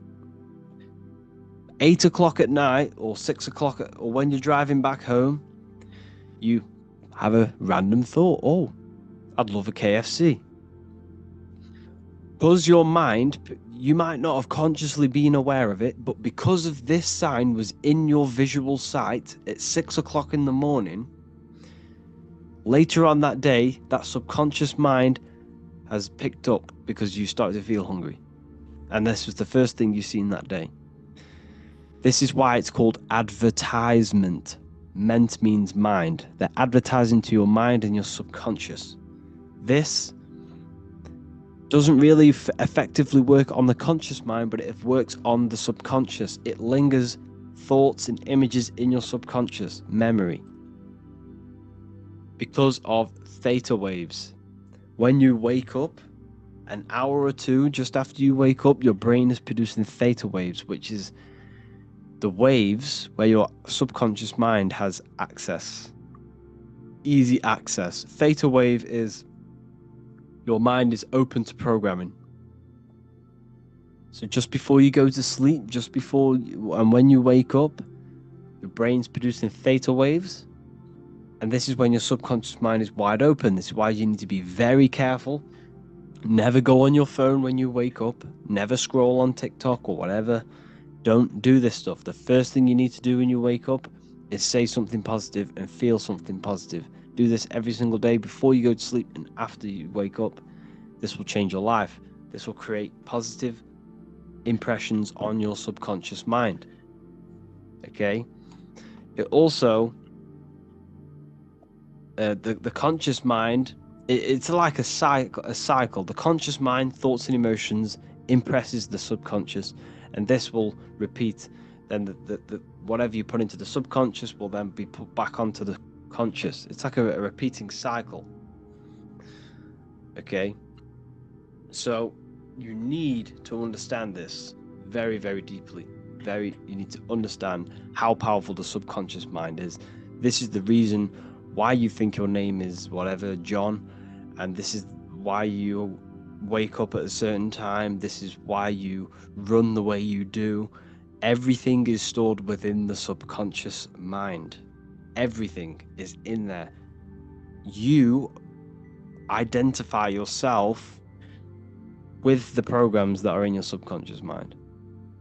And that's what the matrix is. The matrix, the system, is a program within your subconscious mind. This system doesn't truly exist. In the physical world, there's buildings and everything. There's only buildings. There's the government building. There's a government group. But what gives that power? The programs, the mind. This system only exists in our minds. We only need to go to school because our mind believes we need to go. We only go to jail because our mind believes this system. The matrix is a program within your subconscious, and so is your self-identity. Your self-identity is just a program within your subconscious mind. Higher faculties. You need to work on your imagination, will, intuition, memory, reason, and perception. This was in the first lesson. You need to work on these to access the subconscious mind. These are all part of your subconscious mind. You have to work on your will, especially your will and imagination, and your memory. They are the three very, very important faculties you need to work on. Can't stress enough how this is so powerful on your life and your subconscious mind. So for example, I'm going to give you another example of how the subconscious mind affects your life. Let's say you were in a car crash. 20 years ago, you were in a car crash. You were going down the M6 in a red car. Someone flies around the corner or someone smashes into the side of you. You really hurt your leg. Your leg's broken. Your arm's broken. You might have even seen a fellow passenger die. Okay, right? This was 20 years ago. Because you had a strong emotion that you felt that very traumatic, sad, painful emotion. That emotion that you thought had a very, very big punch on your subconscious mind. And this is why, if you think about that moment, that traumatic moment that you've experienced when you were younger, you can recall that moment so vividly, like you were there. Like you could remember the taste, the smell. You could remember every little detail about that moment. Why? Because of the impression of your emotions. Because of the strong emotion you felt punched your subconscious and says you're never going to ever forget that. Memory. What did I say in the beginning? You don't have good or bad emotion. You don't have good or bad memories, just strong or weak ones, depending on how deeply you impressed your subconscious mind with that emotion. Okay? Therefore, I've just given you the secret to success. The secret to your manifestation is emotion. Your emotions are not what you've been taught. Emotions are not something that is reactive. They should not be reactive. Okay? Your emotions are something that are given to you so you can manifest. Your emotions are a creational force. Emotion, energy in motion. Your emotions are energy in motion. And these emotions are impressed in your subconscious mind. And that's another thing. Whatever you think in your subconscious, whatever you think is true. Whatever you think is true in your subconscious mind. Whatever you think and whatever you say and whatever you feel is truth to your subconscious mind. Remember, the subconscious mind is manifesting 90% of your thoughts and daily actions. Therefore, if you call someone an idiot, if you feel like death, you feel bad, you feel sad, you're telling your subconscious mind that's what you want. If you call someone an idiot, you're telling your subconscious mind that is what you are, because the subconscious doesn't know anyone else but you. Only knows you. It only knows yes. Yes, yes, yes, yes, yes. I want this, I want this, I want this. That is all it does. If you think a negative thought, you're telling your subconscious, I want that. If you feel a negative emotion, you're telling your subconscious, I want that. And it will manifest it. And that's why you need to control your mind. You have to control your mind and emotions and what you say. Okay? Very, very important, people. So remember, when you were in that traumatic moment, going back to the car crash, right? When you were in that traumatic moment, because you experienced that moment, it still affects you today. Because you had that car crash and you felt that such negative and traumatic emotion, it's still affecting you today because you'll be conscious of whose car you get in. I won't get in certain cars with him because this might happen because of that. Or you might not even go in a car at all because of that event. That is how the subconscious mind manifests into 90% of your daily basis behaviors. Every program you have is having an effect on your decision making, your actions and thoughts. This is why you need to heal childhood traumas through meditations. We'll go over that. You need to heal the subconscious. You need to let go from these programs and create your own programs. Hope you enjoyed this lesson. Go and watch the next one. How's it going, people? Today we're going to be going on lesson 5 on the human electromagnetic field. This is very, very important, people. You have to understand how energy works, how your mind contributes towards this, and how your emotions contribute towards this. So the heart produces this electromagnetic field, which surrounds the body from 3 foot to 9 foot, depending on your internal state. And we'll get into that a bit later. But the heart produces this field. Now, the brain is all to do with the mind intelligence. However, the heart is the second brain. It is to do with the emotional intelligence of our beings. So mind and emotion directly connected. They are directly connected. Every thought that you think is producing an emotion. So the thought that you think is an electrical signal in the brain, which then gets sent to the heart. Now, the heart is what's judging. It judges you. It judges what is right, what is wrong. It tells you is this thought good, is it bad, based off the emotional sense that you gain off that thought. Therefore, before we go any further, every single cell in your body, every single organ has its own electromagnetic field. So every cell, every organ, the organs come up to bunch together to create the systems come together to create the body, and all of this contributes towards the electromagnetic field of the heart. Okay, so everything is electromagnetic. I am, you am, every atom is electromagnetic. So what we need to understand is that our diet plays a huge role in raising our frequency. Our frequency is our spirit, our spiraling energy field.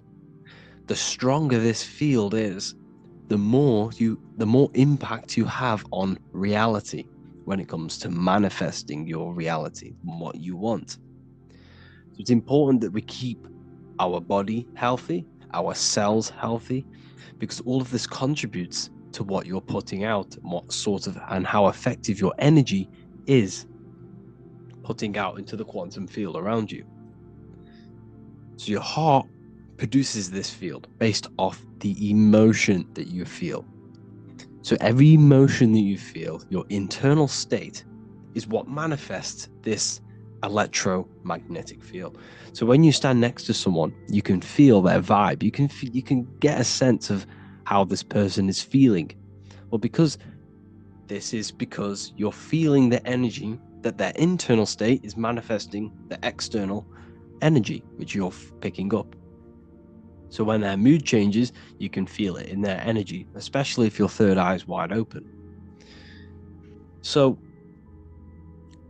what I'm trying to say is your emotions is what attracts things to you, because your heart produces this magnetic energy. So your heart is producing magnetic energy. Every emotion that you feel is creating magnetic energy, which is drawing people, things, situations to you. All of this contributes towards your life because everything has a domino effect. If you happen to draw the right person to you because of your happy emotional state, that person can just change your life and turn the wheel on manifesting your reality. So like I said before, when we feel higher emotional states and elevated states of emotion, this strengthens our electromagnetic field. So when we feel happiness, contentment, joy, love, all of this expands our field from 5 meters to around 9 feet, 5 feet to 9 feet around your body. And the stronger this field is, the stronger your emotions are, and the more elevated they are, the stronger impact you have on matter. Why? Because you're vibrating more than matter. You're becoming more spirit than matter. So therefore, it is mind over matter. So if you experience these higher elevated emotions, you then have a greater impact on creating matter and influence on atoms around you and people around you. The higher you vibrate, the more people are going to stare at you, the more things that are going to happen better in your life, because the more energy that you're putting out positively. So this electromagnetic field is so important, and your emotions and your thoughts play a crucial role. You control your thoughts. This will then control your emotion, and then your emotion will control your magnetic energy. And not to mention, when we meditate, we turn our mind inward. So therefore, all of the attention, because where attention goes, energy flows. So where attention goes, energy flows. So if you turn your mind inward and put your attention on yourself, all of that energy is being internalized, and you can then redirect that into manifesting your reality. You can use this energy to manifest your reality. Okay, so the world will mirror back what we feel in our heart. This is a great saying. Whatever you carry in your heart, you will experience. Because emotion is energy in motion. The emotion you feel is the thought motion. So every thought you think produces energy in motion, which is emotion, which will then be put out into the quantum field, well, which is everything's in your mind, because the words you say, the things you feel, mold your mind, and your mind mirrors the external world. So you need to be careful what you're thinking, feeling, and saying and hearing, because all of this has an effect on your external world, because it has an effect on shaping your mind. Okay, so controlling emotions, we need to get rid of the reactive emotions and use them intentionally.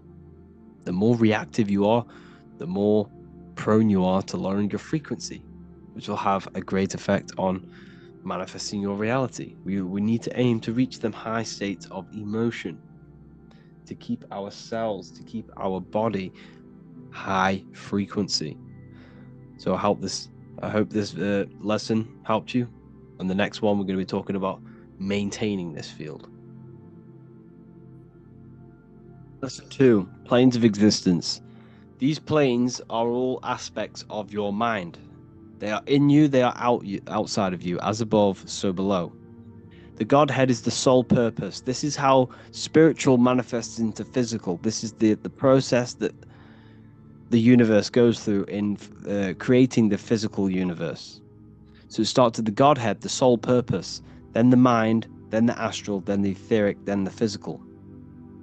Everything is mental. Everything exists in the mind. These dimensions are not separate. They're all dimensions within your mind. They're different vibrational states, pretty much. So the mind is the realm of thoughts. This is where thoughts reside. There's no form to a thought. It's invisible. There's no physicality to it. It's the most lucid. The higher you go, the more lucid it is. The lower you go, the more solid it becomes. Okay?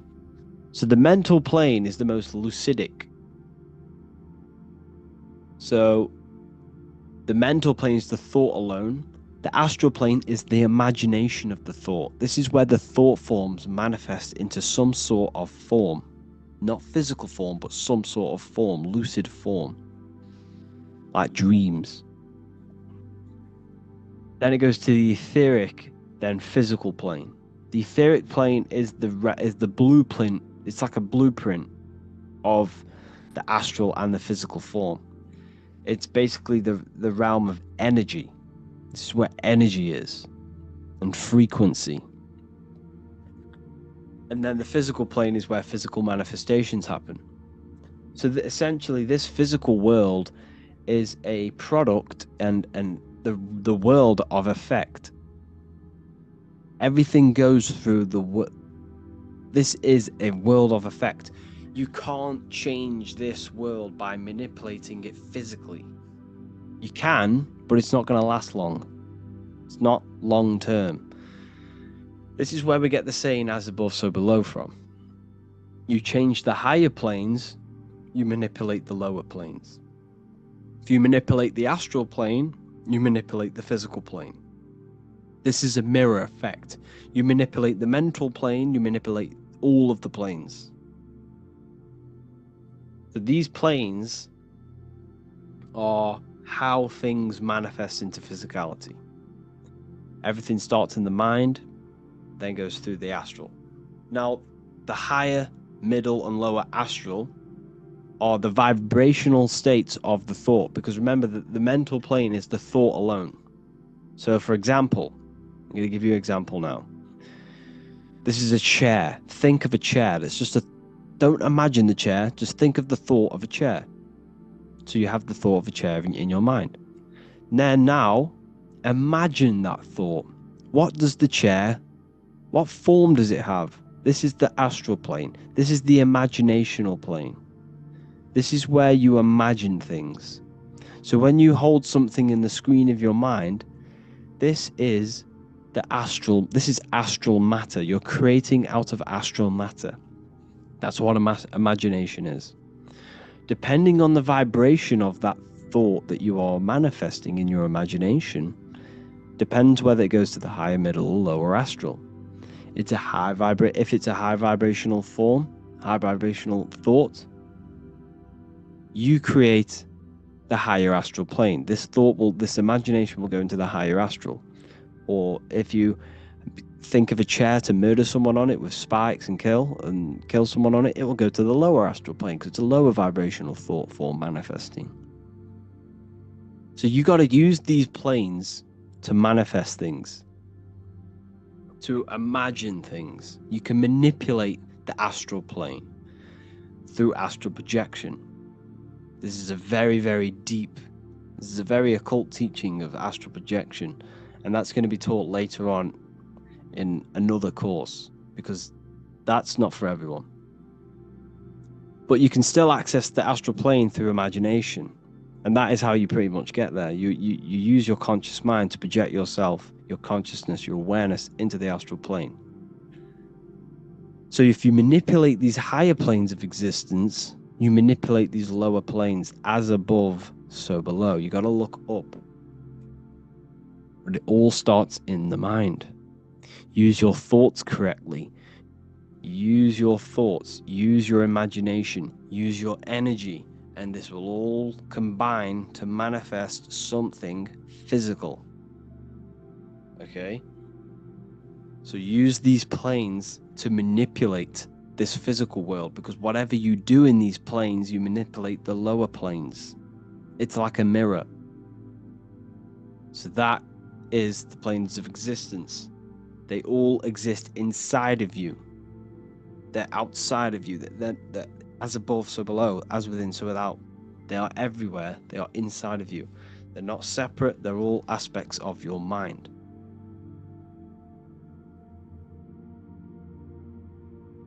Lesson 6. Maintaining the human electromagnetic field, the human energy field. This is an important one, people. You have to understand how this field works. Without this field, you can't pull things to you. You can't attract things. You know, the weaker your field, the more prone you are to diseases. The weaker the field, the less manifestation, the less power you have over matter. You have to have a strong field. Okay? This field is very important when it comes to manifesting and pulling things to you, attracting people. Because essentially this field is a manifestation of your internal state. So your internal state manifests this external field through your, the things you do on a daily basis contribute to this field and how strong it is. So to keep it strong, you have to realize that it's constantly changing based on your environment, the people around you, electrical devices, thoughts, emotions, and the food within the body. Now, every single cell in your body has its own electromagnetic field, has its own magnetic energy. And this magnetic energy can be weakened or strengthened by the food that you are putting in your body. So therefore, when we eat food that is processed, that is not grown under the sun, made in some sort of lab or manufacturing, wherever, it has no magnetic energy to it. It's vibrating so low that when you consume it, it's going to pull your energy. It's going to lower your frequency, it's going to lower your mood. It's going to just destroy everything about you. You don't want it in your body. You have to eat raw food. As much as you need as much uncooked raw food as possible, because the cooked food is what kills the magnetic energy in it, kills nutrients as well. But it's based off magnetic energy. They never want to tell you this. They want you focused on nutrients, minerals, but they'll never tell you about the magnetic energy, the etheric energy, about the food. Yes, meat might have some, nutritious benefits to the body. flesh might have that. However, the magnetic energy behind it is negatively charged. Because the magnetic energy never leaves the food. Never. Energy can't be killed, cannot be destroyed. Therefore, the slaughtered animal is running, fear, traumatized, and all this negative energy is stuck within the food, and this is going to lower your vibration and weaken your field. So don't just think about nutrition. Think about magnetic energy. You're an electromagnetic being. So you need to make sure you're eating food that is under the electric sun. When you stand under the sun, you feel that masculine, powerful electrical energy charging you in your body, in your cells. This is why you feel so much better when you're under the sun. It's because it charges you. It charges your body, your cells, your mind, your spirit, everything. It upgrades your DNA. The sun is amazing. You need the food that grows underneath the sun, because the sun crystallizes in the food. When you eat raw fruit that's grown under the sun, you're eating the sun. You're pretty much eating electrical currents. You're putting that into your body, and it's charging your body, charging the cells, because the cells produce electricity. Your body is made of water, which, contributes to moving electricity around your body. So your diet is very important when it comes to maintaining the strength of your electromagnetic field, because the weaker this field, the less impact you have on manifesting over matter and pulling things to you, and magnetically pulling people and, surroundings to you. It's a magnetic field. It pulls things to you. The right people, the right places. So eat fruits and vegetables as much as possible. Grounding, putting your feet in the soil or in the earth. This will charge you. The earth is electromagnetic. This will strengthen the field, strengthen your body, strengthen your cells, put electricity in your body. Everything is just amazing when you ground, especially when you're stood under the sun as well. It's a double whammy. So grounding every day is important to keep the strength of your field up. So if you have a very weak field, you're just gonna, you're gonna attract negative people. You can sense it from a mile off. When you see a negative person, you don't even need to know them. You can just sense that they're very negative, very low vibration. You see it on their face. You feel it in their energy.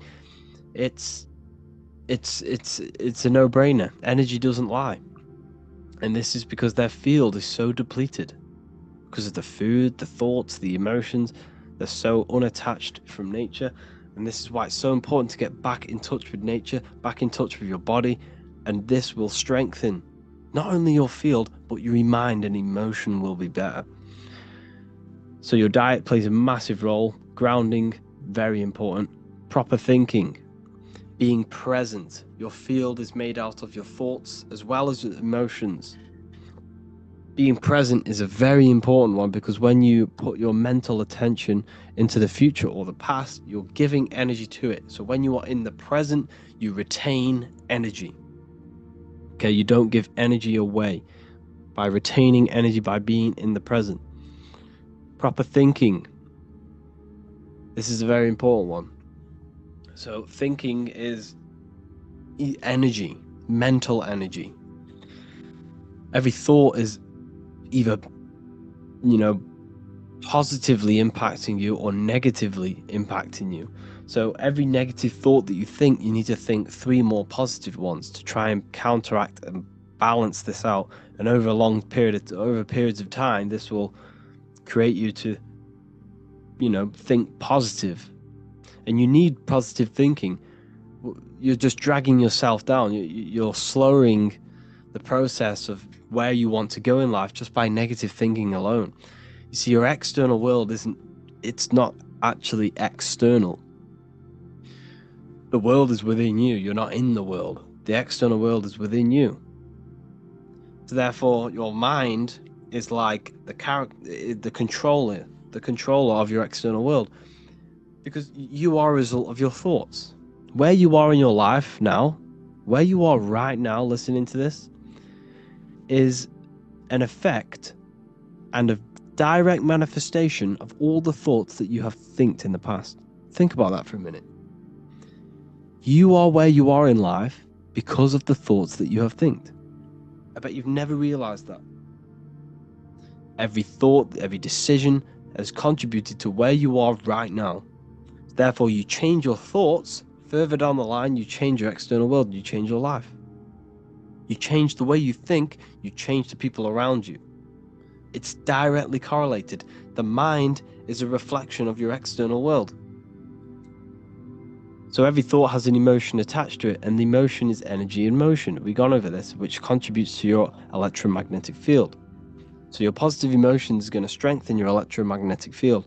And when this field is stronger, the more impact you have on matter, the more abilities you have to pulling people to you and places. Okay, so your heart knows everything. Your heart knows what is good and what is bad. When you go against the inner guide, the heart's voice, you're actually weakening your field. You're weakening your willpower, you're weakening your mind, you're weakening your electromagnetic field just by going against that inner guide. When you know you're doing something bad, you're not only, mentally going to suffer, you're going to suffer energetically and physically. Because what affects your electromagnetic field affects your body. So do not go against that inner guide. The people around you have a massive effect on your field. So when you interact with someone, there's a balancing out of the frequencies. Every frequency does this. It's called binaural beats. Every frequencies do this. When two frequencies meet, they harmonize and they balance.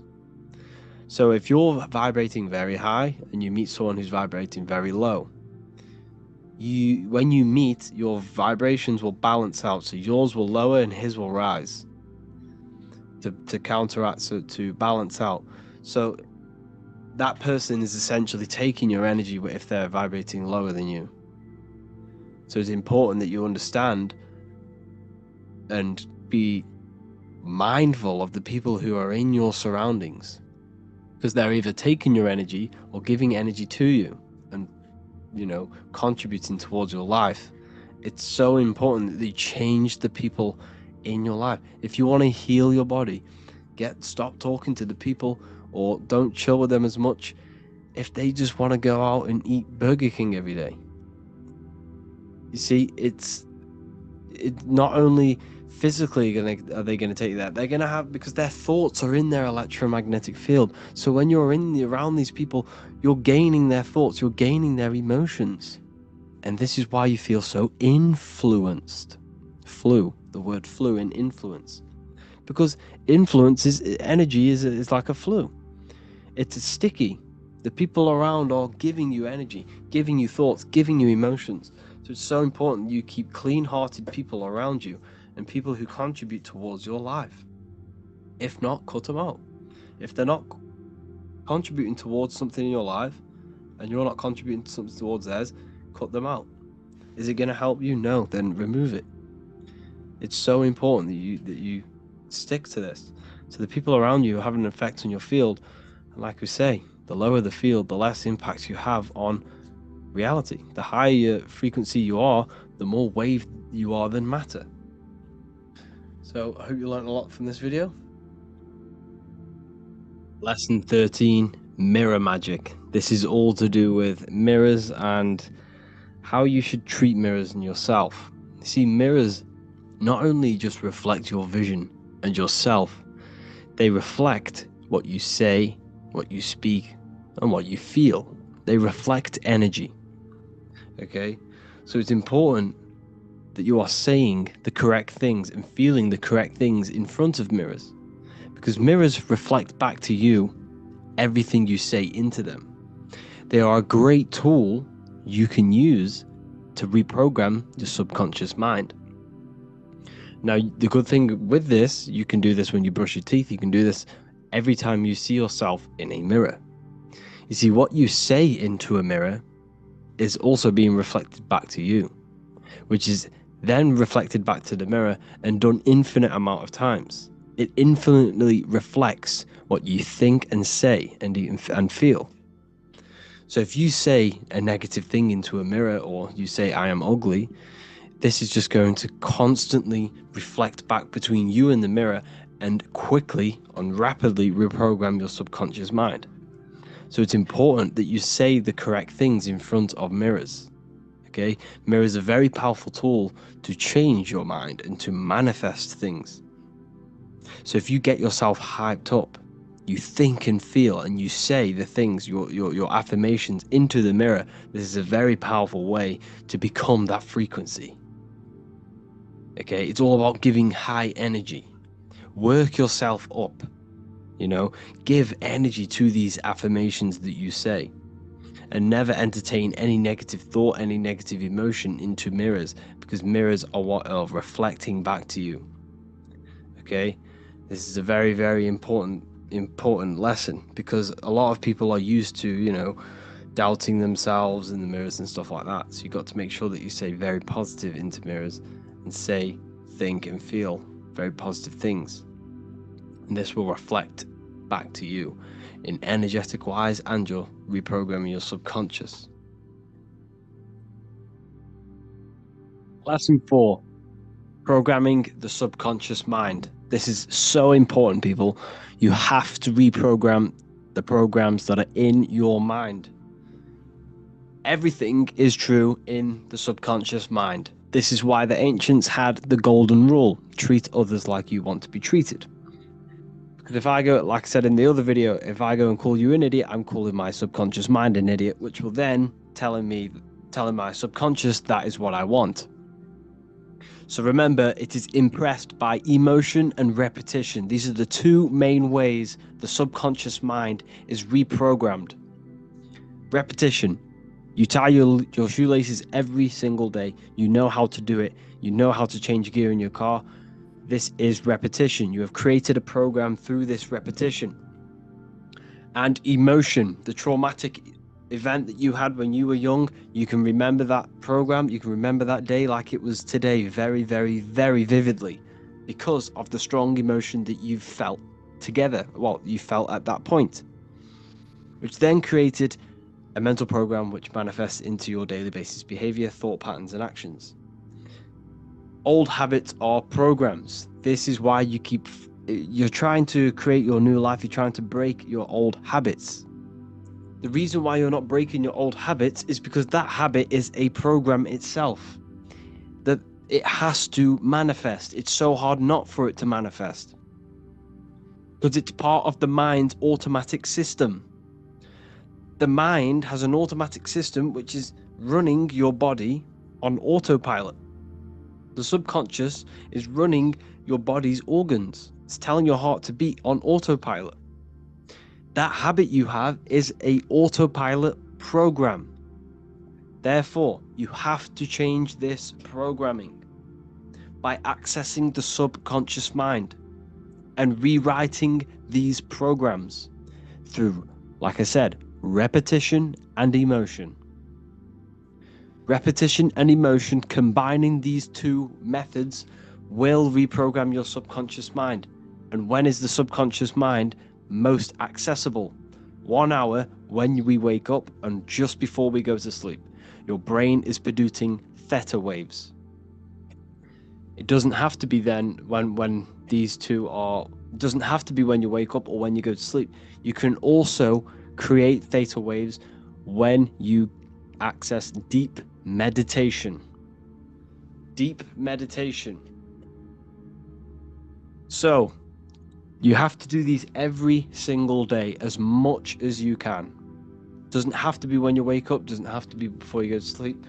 Whenever you get time or whenever your conscious mind floats over the idea of doing it, do it. Repeat affirmations constantly, as much as you can. And I mean every second of the day if you have to. Whenever you get the time, mentally say it, physically say it. Get these affirmations done as much as possible to reprogram that subconscious. It has to be in present tense. The subconscious does not know the future, does not know the past. It only knows now. It only knows you, doesn't know anyone else, and it only knows now. You and now is only this is the only thing the subconscious mind knows. And it is everything is true in the subconscious. Therefore, thinking, feeling, and saying I am affirmations. It has to be in the present tense. You have to claim as if you are what you are saying. If you want financial freedom, say money is coming in constantly on a daily cycle or whatever, or I am financially free. Money is coming in. I am happy. I am healed. I am healthy. Whatever you are trying to manifest, believe it is true. Say it is true and feel it is true on a daily basis as much as possible. Most effectively in the mornings and at nighttime and in deep meditation. Every single morning, as soon as you wake up, it's the first thing that should be on your mind is reprogramming the subconscious mind. Is feeling the emotion of that life you want, feeling the emotional state of your desire, rich, free, or happy, affirming your desire, listening to repeated affirmations. Download an app on your phone, whatever, voice recorder, whatever it is, download an app. Record yourself saying, I am affirmations, I am healthy, I am rich, money flows into my life abundantly. And listen to this every single morning for half an hour, 10 minutes, whatever. Do it every single morning as much as you can. And while you're listening to them, mentally say them. And while you're listening to them. Feel as if they are true constantly, as much as possible. You have to do this to reprogram the mind. And don't keep changing the affirmations. Listen to the same ones over and over and over and over again. And I'm telling you, you will know the affirmations off by heart. And it'll be that deeply rooted in your subconscious. You will literally think about it constantly. Once it's in the subconscious, once you have this deep new program of you feeling wealthy or feeling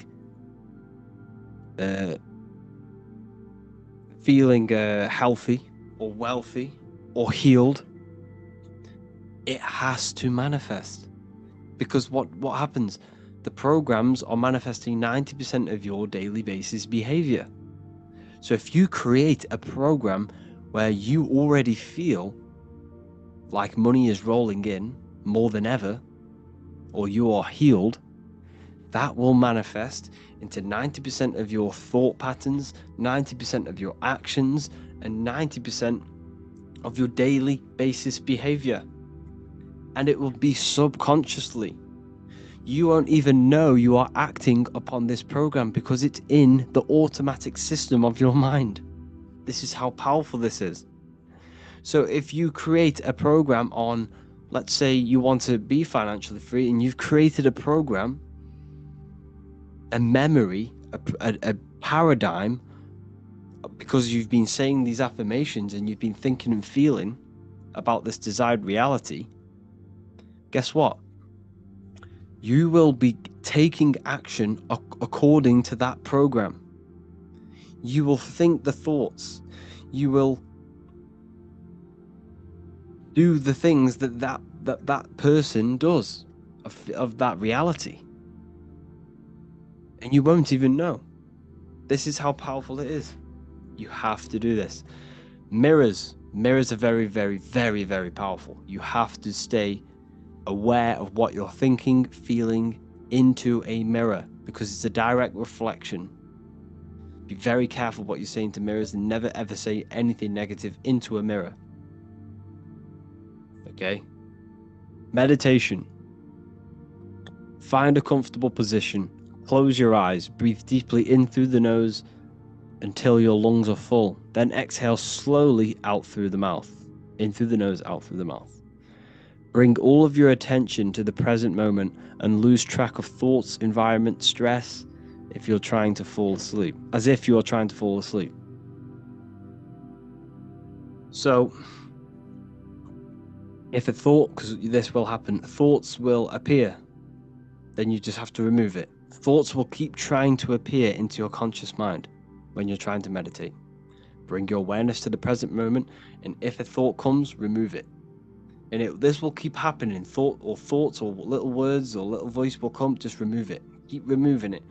And once you repeat this process, you'll gain a meditative state, a sleepish state. Your body become relaxed, the body will start to sleep, but your mind will be aware, your conscious mind will be aware. Now bring all of your attention to the emotion you would feel as if you've got what you wanted. Feel that reality that you have, that you wanted. Feel the financial free, the freeness. Feel it. Feel as if you've already got it. Feel as if there is millions in the bank. Feel as if you are healed. Feel as if you are running around happy. Or whatever emotion it is of that desired reality that you want. Use your will to hold this emotional state. Like I said, the will is so important. You have to work on your will and imagination. They are very important. Use your will to hold this emotional state. Now you have to bring in your imagination, which is another higher faculty you need to work on. Imagine yourself being the person you want to become. What would you be wearing? Where are you? What would you look like? What would you smell like? Imagine, if you want to become financially free, imagine you are on a beach. Imagine you had the financial freedom. You had the freedom of traveling around the world. What would that feel like? Imagine the place that you'd be. Imagine what you'd be wearing.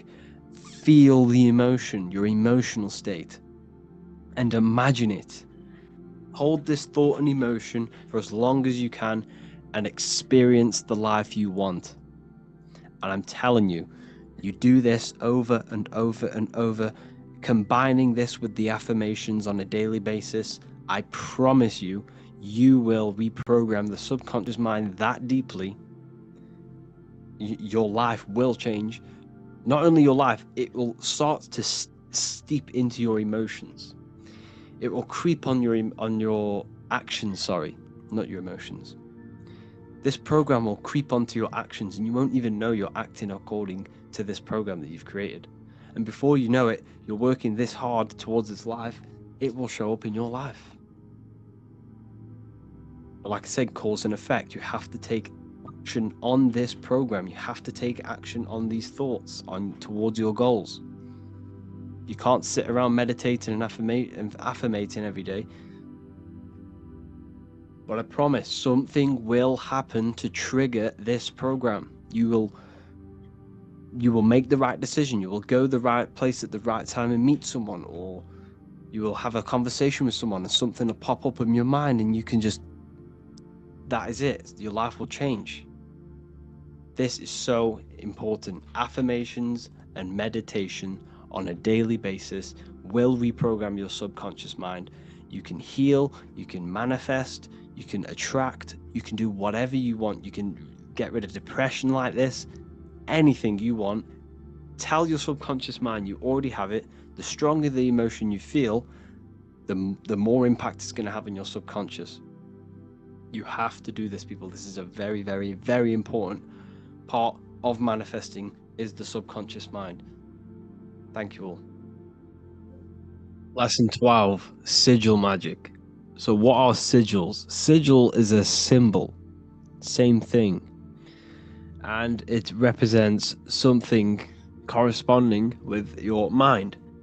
So, for example, without you even seeing the letters, this object, this shape corresponds with something within your mind that associates with that shape that you see.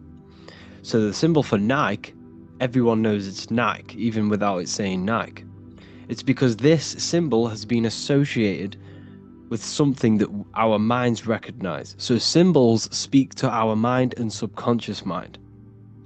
Okay, and within us and around us are the other planes: astral, mental, and etheric, and physical. So this symbol, right, the Nike symbol, carries energy. Why does it carry energy? It's because all of the collective minds that have seen this symbol have a collective thought and associations within their minds that associate beliefs with this symbol. So another way to see this is this symbol is speaking to you energetically and metaphorically to your right hemisphere and your mind. So the collective mind, this is very hard for me to express and teach this because we're talking about something metaphysical within the mind. There's not many words, it's hard to describe. So a symbol carries mental energy. Mental belief, mental awareness is energy.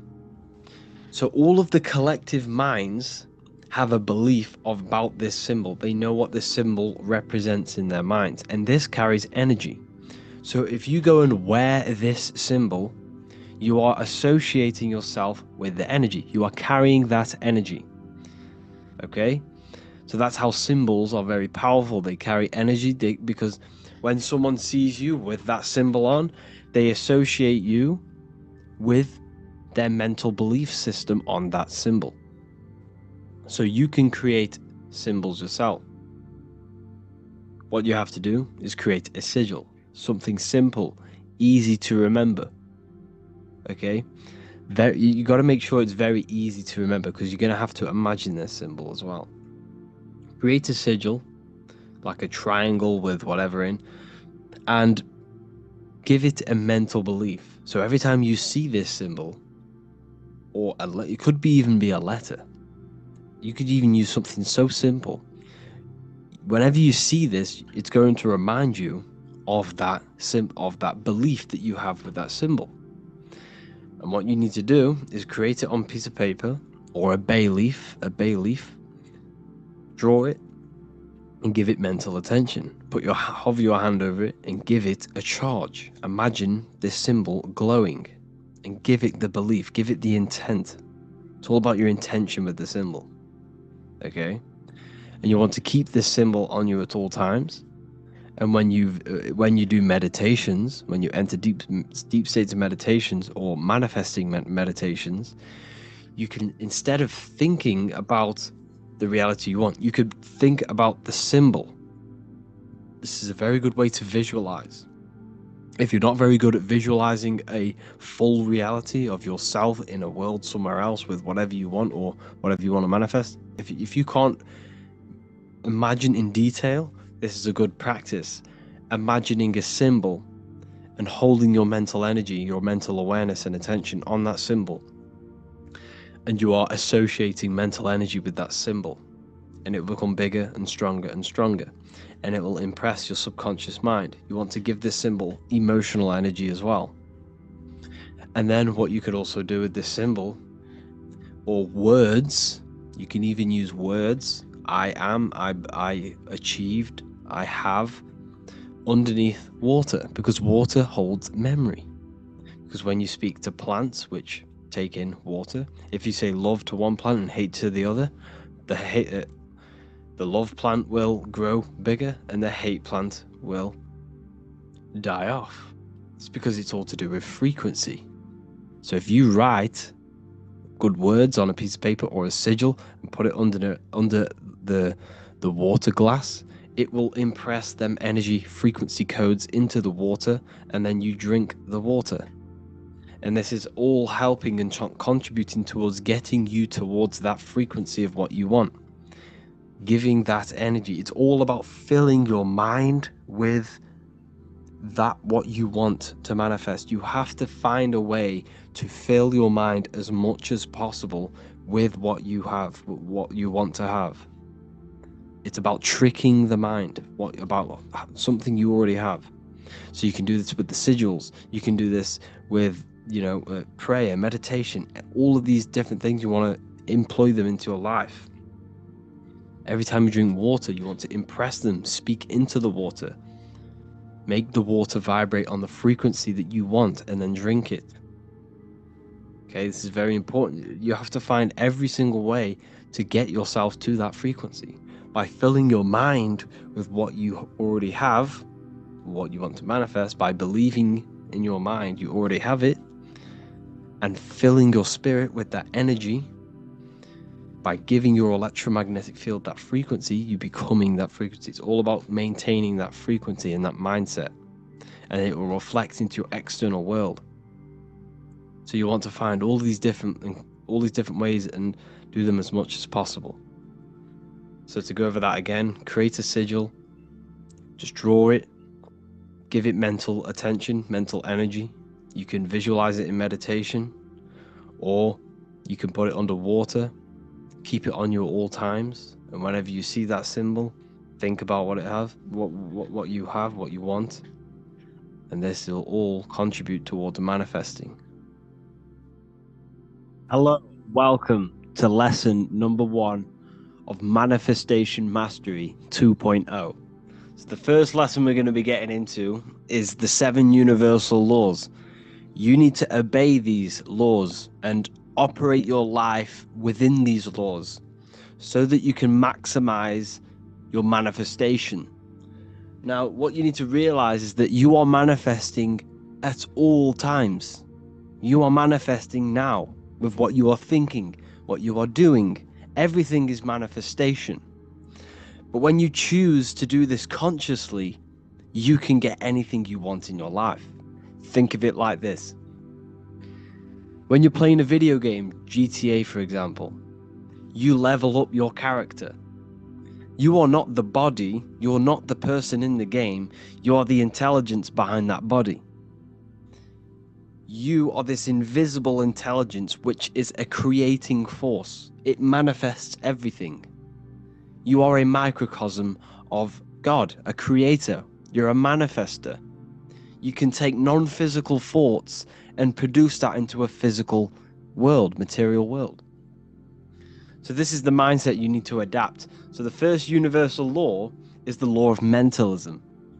Okay, mentalism, everything is mind. There is one substance in the universe, and that substance is mind. Me, you, are mind. We are the same substance. Yes, we are in a different physical form, a different physical body. However, the mind, the substance that makes your intelligence, is the exact same. The mind is the universe. Everything is the universe. Matter and mind are one. So, the mind is cause. You are not the mind, though. This is what you need to understand. You are the soul, which is the observer of the mind. You are the one listening to the mind. You are the one behind the mind.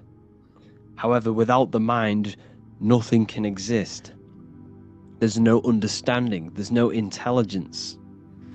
The soul is the consciousness, the observer, the awakeness, the conscious.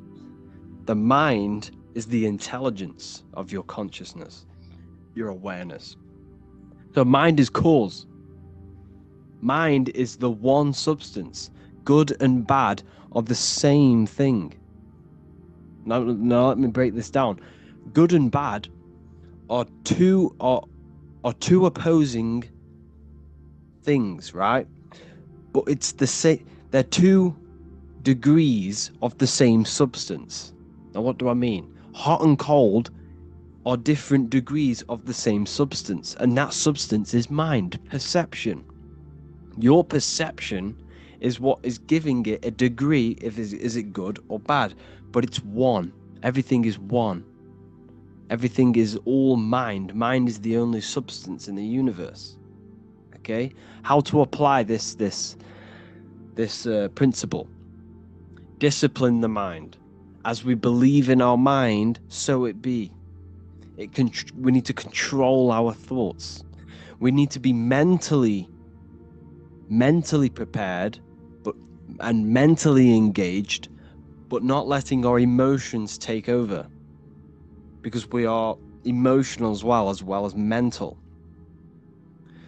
The mind is the root cause of everything. Before you kick a football, a decision is made within your mind. Before you do anything, it's all in the mind first. The phone you have, the car that you have, is all designed. The buildings around you was all an image. It was all an imagination. It was a seed in someone's mind before they manifested it physically. So you need to use your mind properly by disciplining the mind. Disciplining the mind is the most powerful thing you can do in your life. Controlling your thoughts. Control where your attention goes, your mental attention. Where attention goes, energy flows. If you're controlling your life, controlling your mind, you're controlling your life, your physical life. Okay? So be aware of where you are. Be aware of your mental state and emotional state, and change it. You can change your mind. You are choosing to feel depressed. You are choosing to feel happy. You are choosing to entertain these thoughts within your mind. So the higher faculties of your mind. Imagination. Work on your imagination. If you can't, if there's no screen in your mind, then you have no imagination. Every single one of you should have a clear screen in your mind where you can pull anything you want into that screen. If I say think of an apple, there should be there should be an apple in your mind somewhere. This is imagination. You see, the mind operates on the highest planes of existence. The mind is not a physical thing. It's the thing controlling this physical form and manipulating this physical external world. Mind is the controlling substance. So imagination, work on your imagination, people. This will do this will have a great impact on your manifestation when we get into the exercises. You need imagination. You need it. You can't live without imagination. You can't manifest properly without it. So you can use your imagination, practice it every day, visualize things in your mind. Will. The will allows you to hold one idea on the screen of your mind. So this is where willpower comes in. How long can you hold this imaginational thought? How long can you hold this image on the screen in your mind? Will is a massive, massive tool, not just manifesting, not just doing all of this, in all aspects of life. You see, what I'm teaching is a lifestyle. This is not just, you can do this overnight. This is a lifestyle. You need to be doing this stuff every day, mentally progressing. When you mentally progress, you spiritually and physically progress. So you change your mind, you change your external world. So work on your willpower. Cut the dead food. Cut out all of the negativity, and stick and have a strong willpower. And stick to your word. That is your will. Stick to your willpower. And like I say, practice imagination and do it for long periods of time. This will also help your willpower. Intuition. Intuition is the small voice inside your head that speaks your truth. It also gives you the ability to pick up on other people's thoughts and to read their energy. Intuition. The first thing when you walk into a room, you get an intuitive vibe. The vibe is a vibration of the atmosphere. Use your intuition to guide you in your life. Use your intuition to follow that path, because that intuition is taking you to the path that you're supposed to be on. Okay? So use your intuition. Memory. There's no such thing as a bad memory. There are only weak and strong memories, like a muscle. You can develop your memory by phenomenal degree through exercise. Exercise your memory.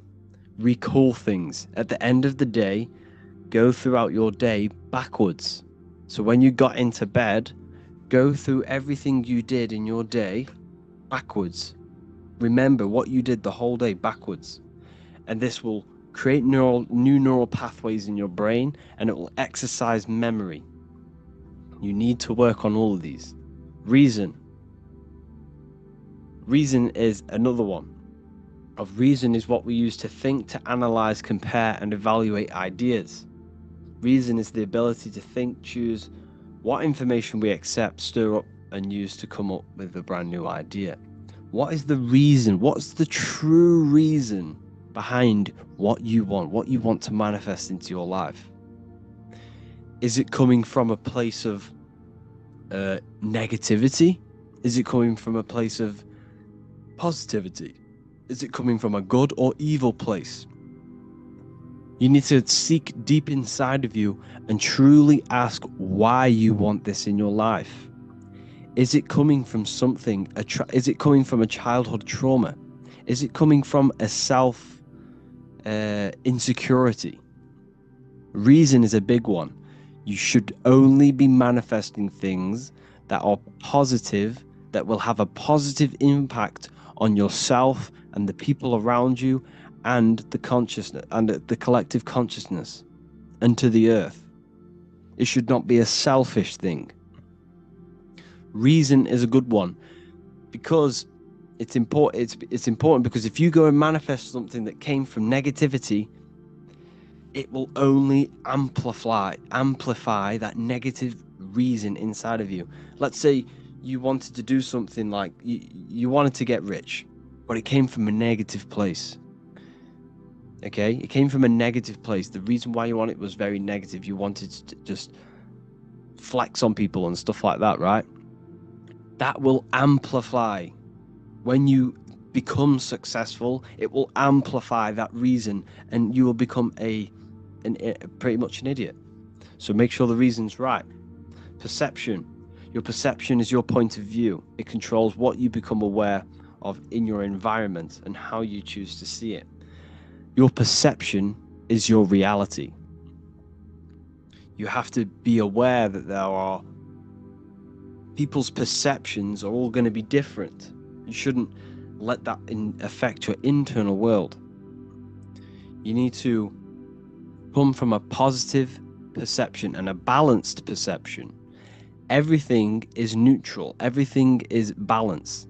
You choose. Your mind chooses whether it's positive or negative. So your perception of things is what you need to change. You need to come from a balanced point. Don't let the external world affect your internal world. Your perception should be neutral. Shouldn't be good or bad. It should be neutral at all times, and try and neutralize and balance your perception on things. Your mind is the decider of your perception, a good or bad perception. The next universal law is the law of correspondence. As above, so below, as within, so without. The outer world is a reflection of your inner world. This is so important, people. This is so important. You cannot go through life without knowing this deeply and understanding this. The friends you have, the car you have, the phone you have, all of the things you possess is a direct manifestation of all of the collective thoughts you've thought in the past. Where you are in life is a direct reflection of the thoughts you have thought in the past. You are here right now because of the thoughts that you thought in the past. The car you have, everything you have is a reflection of what you thought and what you've acted on. You have acted on them thoughts, and you are here right now because of that. What is inside of you manifests outside of you. Not just on a macro scale, on a micro scale. So like I always talk about how the body is the image of the stars, and we are God made flesh. Everything is us. What is outside of the world is inside of us. We are a microcosm of the macrocosm. But I'm coming from a mental state here. Remember, the first law is mentalism. So you got to keep that in mind in every single one of these laws. The first one is mentalism. What happens in the mind happens outside of you in some way or another. Okay? The thoughts you think become your emotions that you feel. What happens in heaven happens in earth. What happens in the head, the thoughts, happens in the heart, which is earth. Heaven and earth. Whatever you think becomes an emotion, and that emotion influences your behavior, which will influence your action in the physical world. So therefore, if you think and feel that you are happy and rich, that will manifest into your external world. That will manifest into your behavior. That will manifest into your vibration and attract people in that similar vibration. You see? So we are physical. The physical effect of the spiritual. Hold on, two seconds. Sorry, people. So yes, you need to understand this, people. You have to understand this. Connect with the inner self. Connect with the divine consciousness inside. Okay? Use your mind to think and feel properly, and this will manifest into your external world. The friends you have are a manifestation of your internal world. Until you change your internal state, you will outgrow the people around you. And this is what happens. Law of vibration. Everything is vibrating. The speed of vibration depends whether on something appears solid, liquid, or gas. Every thought you think is a vibration. You don't think thoughts. You do not think thoughts. You receive thoughts based on the frequency that you are tapped into, based on the vibration that you are on. Now, what do I mean? This is why we call it a mindset. You set your mind to frequencies. So when you set mental attention on a thought that you've received, you are tapping into that vibration, and you will receive thoughts based upon that vibration. So that you set your mind to a frequency, you receive information and thoughts based upon that frequency, that vibration. So when you think, feel, and speak higher vibrational things, this manifests into your external world, because remember the law before, what happens inside happens outside of you. If you think, feel, and speak higher vibrational things, this will attract people on the same vibration. Okay? You do this positive thinking, positive affirmations, and remembering mind over matter. Mind manipulates matter. God is mind. Everything is mind. The universe is mind. You change your vibration, you change the people around you. They will sense this. Your friends will sense this. The people, when you start elevating your vibration and thinking positively and no longer entertain the negativity, your friends will sense this, and they will say that you've changed. But what you need to realize is what people say to you is a reflection of their internal state. So if someone's being negative to you, you've got to see that is a reflection of their negative internal state that they think about themselves. What you say negative to someone else is something deep down that you see within yourself. As within, so without. As above, so below. The law of polarity. Everything has two poles, good and evil, love and hate, attraction, disconnection. All the opposing forces are actually the same substance, which is mind, in various degrees. Therefore, everything is one, which is mind. For example, water can be ice, solid, or fluid based off the degree of heat. It's the same substance, but the various degrees of the same thing. The universe is balanced. You need to be balanced between good and evil. Look at your body. You have a left arm and a right arm. Your head is in the center of it. You should become balanced. You should become balanced. Your mindset should be balanced. Your emotions should be balanced. Your diet should be balanced. Your work life, everything should be balanced. You must first correct your underlying limiting beliefs. If you are unhappy in your job, you focus all of your energy on finding a new job. So think of it this way. There's polarity to everything. You hate where you are in life right now, more than likely. That's why you brought this course. You want to manifest something in your life. Not everyone, but some of you hate your life. Okay? That hatred, you shouldn't hate, because that's going to hurt your body and your cells. But anyways, you can use that energy, the other end of that stick. That energy is draining you. Your hating mental state is draining your energy because you're letting it kill you. You can use that polarity, that other side of the energy, instead of killing yourself with it and getting yourself down, use that energy to finding something new. There's always two ends to the stick.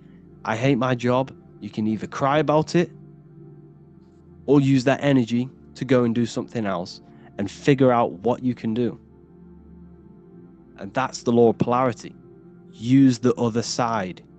Use the polarity. Don't let it suck you in.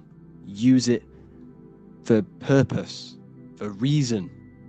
The law of rhythm. Everything flows. Everything is out and in. Remember, the universe is made out of torus fields. This is a torus field. Comes out, back in, out and back in. This is a daily cycle. This is a yearly cycle. This is the cycle of the zodiac. It's the cycle of your life. You're out in the world, then you die from this world. You're out in this world, then you die from this world.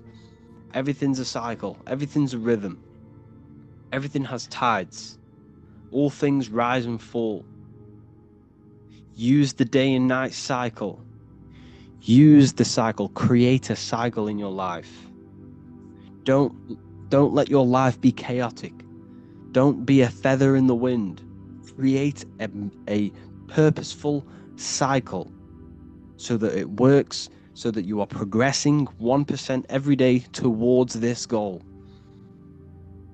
Okay?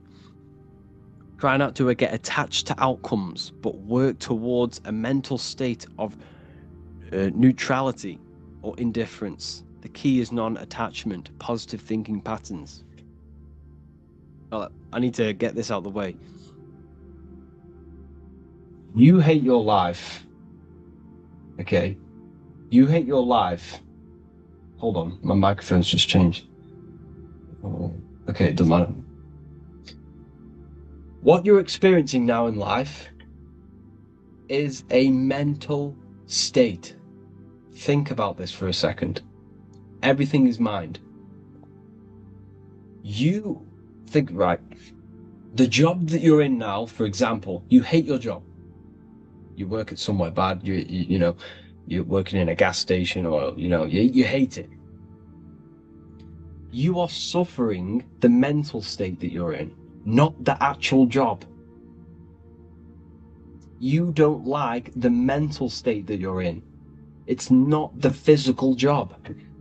You're suffering the mind's reaction of what you're doing. Therefore, you desire a life where you do not feel this way. So what's that mean?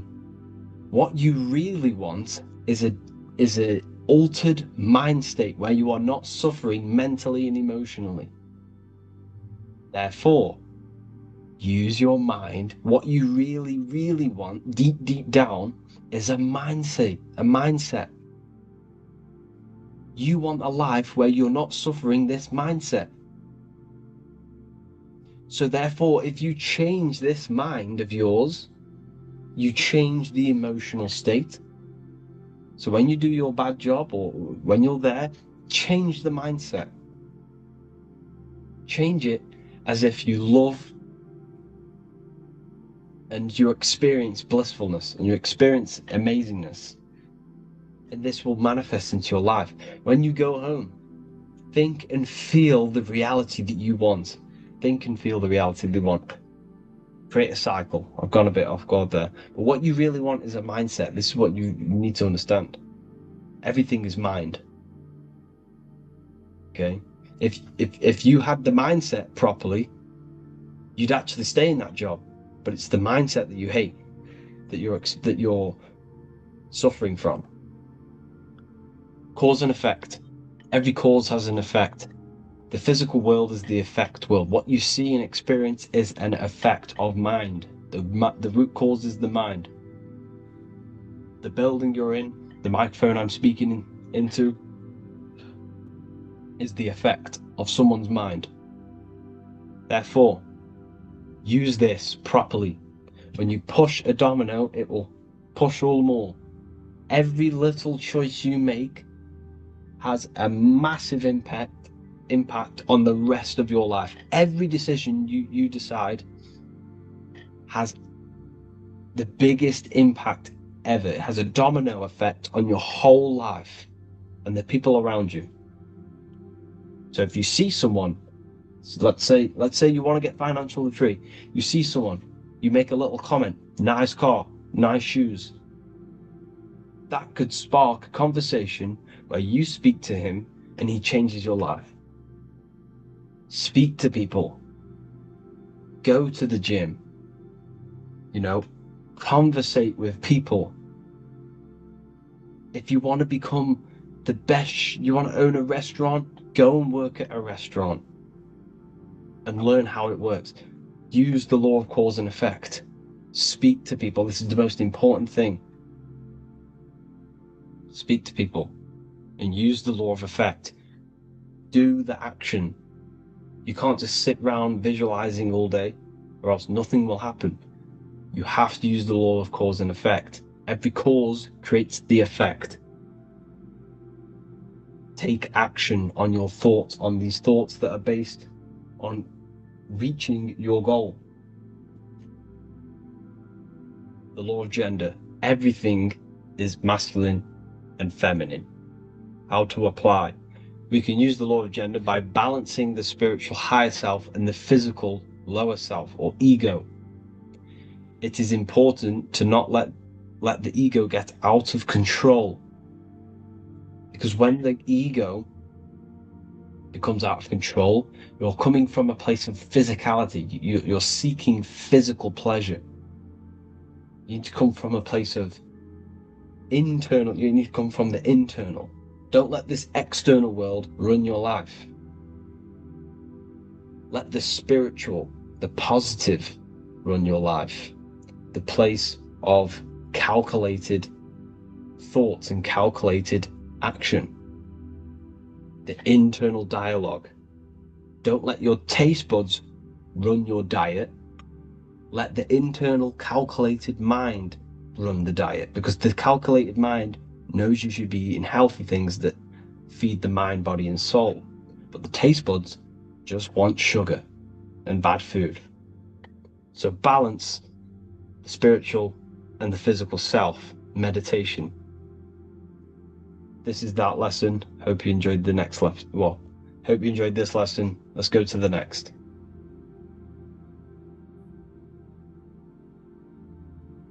Emotions are something that a lot of people have a misconception of. So we're going to discuss and break down what truly the emotions actually are. They are more than just chemicals within your physical body. They are more than just hormones.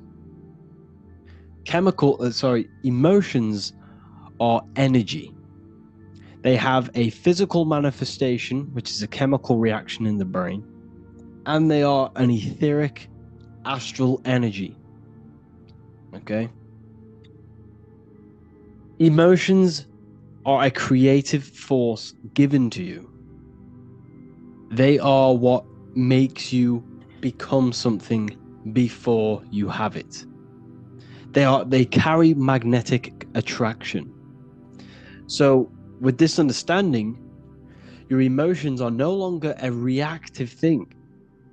They never will tell you your true things as an emotion, what an emotion is. I remember being in infant school or whatever you want to call it, they were teaching you what the emotions are. And they told you they are just things they're just reactions. By living in a very reactive mindset and an emotional reactive person, this causes chaos in your life. Emotions are very chaotic if you do not know how to control them and what they truly are.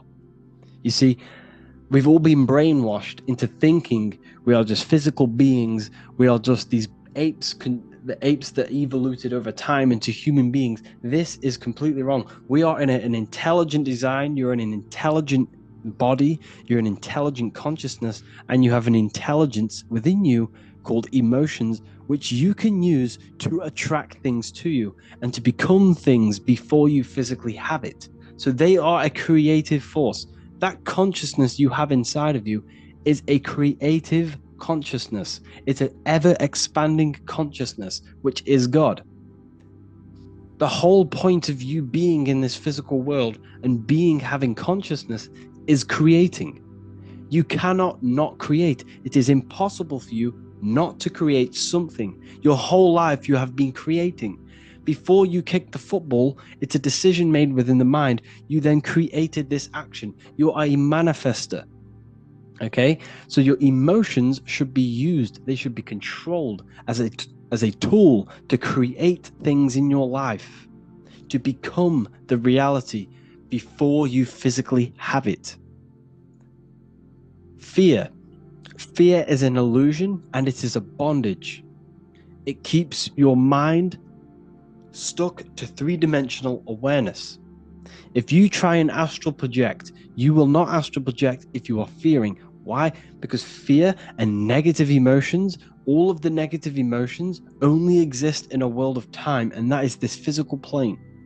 You cannot transcend this plane. Your mind cannot function on these higher planes with these lower three-dimensional emotions in your mind.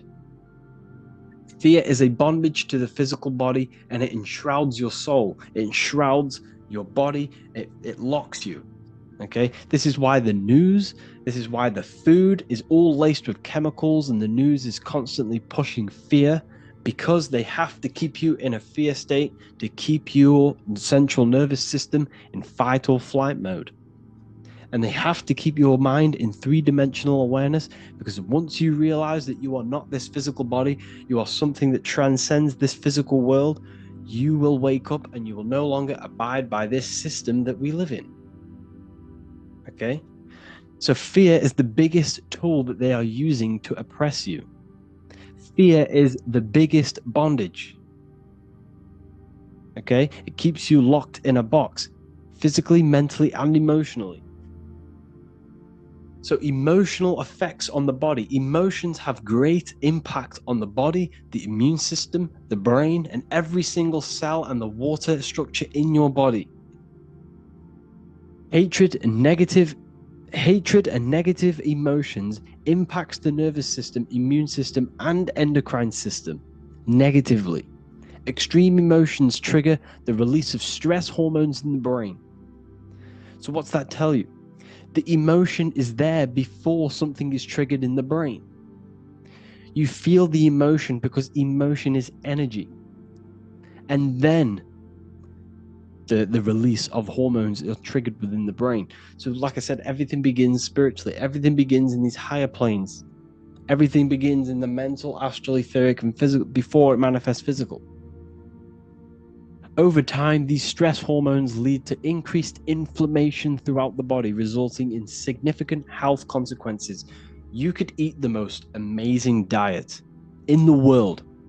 You could eat the most pure organic sea moss, the most pure organic apples and watermelons every day. But if you have a negative mind space and a negative emotional state, you will create negativity in your life and you will create a disease in your body. This is how powerful your emotions are. Why? Like I just said, everything begins in the higher planes before it manifests physically. Okay? And when you keep feeling these emotions over and over again, you are You are impacting your subconscious mind, which will constantly create repetition in your life. So emotions are very, very, very powerful, and they impact your body. Stress can cause you to lose your hair. It destroys your body. Like I said, everything that begins in this mental plane and these higher planes happens below. As above, so below. This is why Jesus turns water into wine. Water, what is water? Well, water is feminine, which represents the emotional side of a human consciousness, of all consciousness. It represents the emotional side of you, the emotional aspect of you, the water, which is also the moon. That's why we call it a mood and the moon, because the moon is feminine, represents emotion. Okay? So water and earth is emotion. So when it talks about water into wine, we're talking about emotional alchemy, which stems from the mastering of self. All religions stem from the master of self, the mastery of the self. That is where all religions stem from.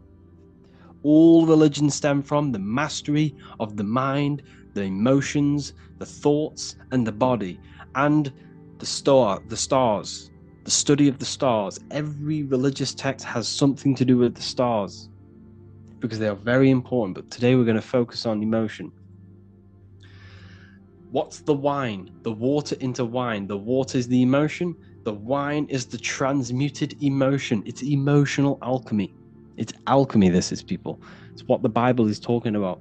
It's talking about them negative lower carnal mind emotions being transmuted into positive ones that bring benefits to your life, that attract better things to you, and controlling the emotions. Because when the emotions are not controlled, you attract negative people, you put out negative vibrations, you attract that back, you are destroying your body. That's why the Bible says the light of the body is the eye. If thy eye be evil, thy whole body will be filled with darkness. That's what it says in the Bible. It also says if the eye be single, thy whole body should be full of light. But then after that it says, if thy eye be evil, thy whole body will be full of darkness. Why? If your mind, your emotional state, your spiritual state is negative, your whole body, your whole life will be filled with darkness. You will be chained by your emotions. You will constantly live out of this animal state, this emotional state.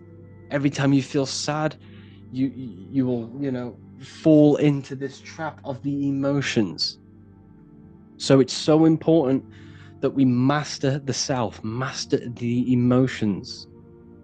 And we do that by changing the mindset that you have on life. Okay? What you must understand is that your mind is the director of energy. It has the power to create. It has the power to focus energy. Attention is energy. Where attention goes, energy flows.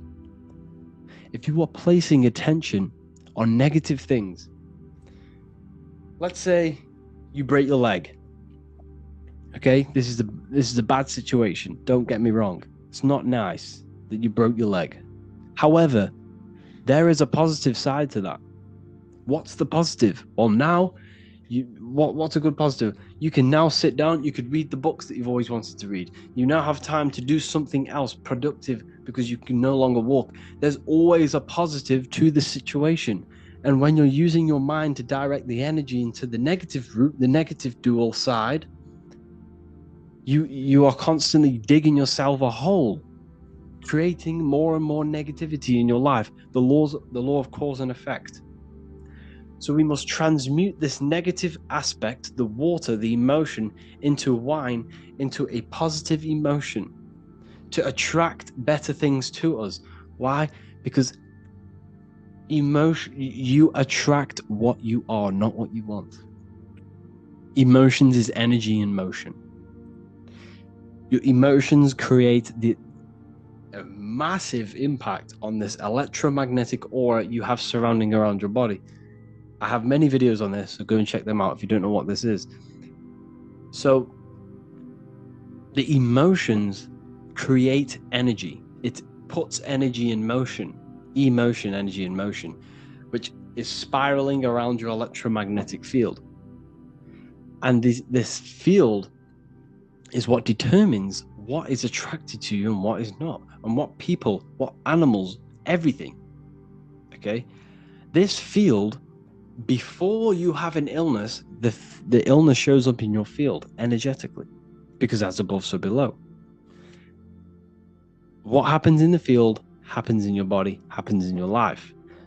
The positive emotions that you feel creates a more stronger and bigger field, extending up to 9 feet in circumference.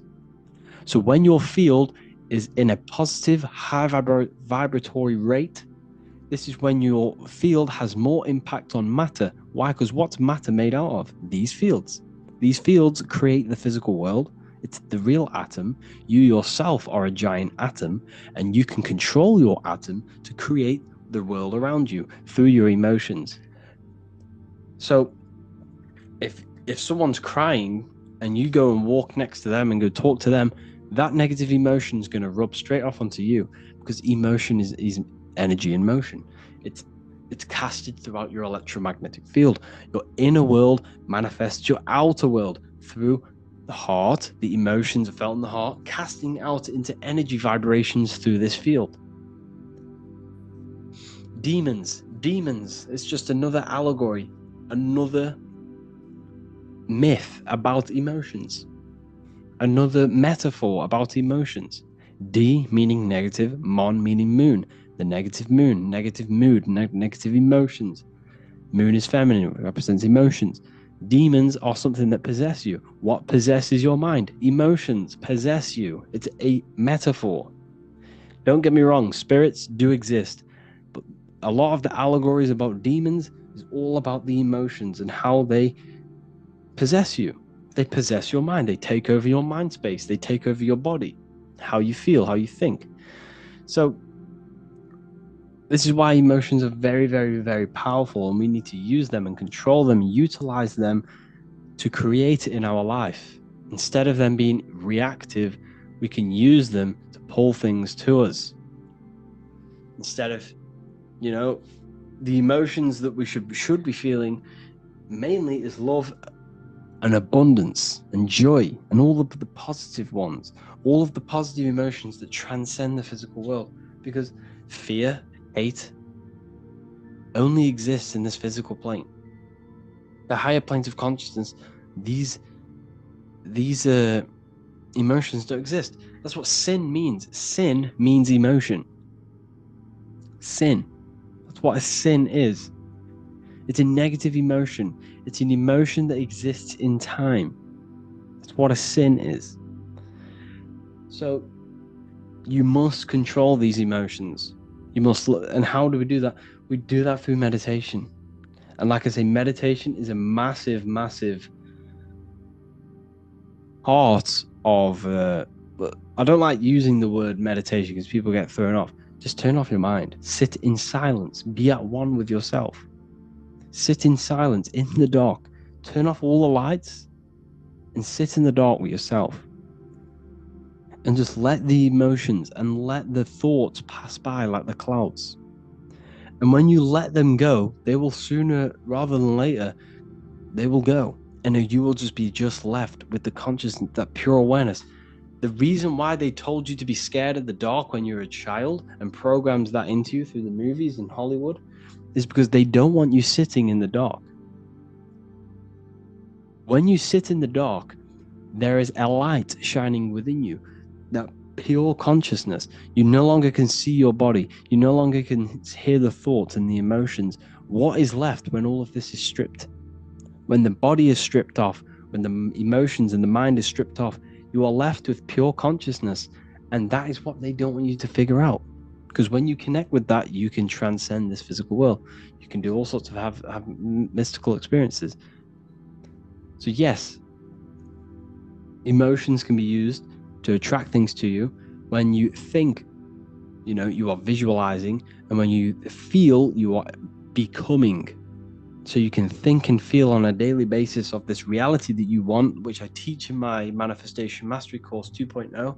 You have access to this in the university, so make sure to check that out. I'll tell you how to use your emotions, thinking and feeling, visualizing, becoming that reality before you have it. This will train your mind, because why? Your brain does not know the difference between an imagination and a real reality.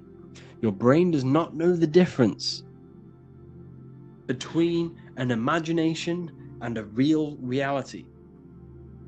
So if you become that reality in your mind with your thoughts and emotions, you are creating, you are becoming, you are tricking your brain that this has already happened. And what will happen when you create them neural pathways in your brain will subconsciously create that, somehow try and figure out to create that neural pathway into a real physical reality. And that's how it works.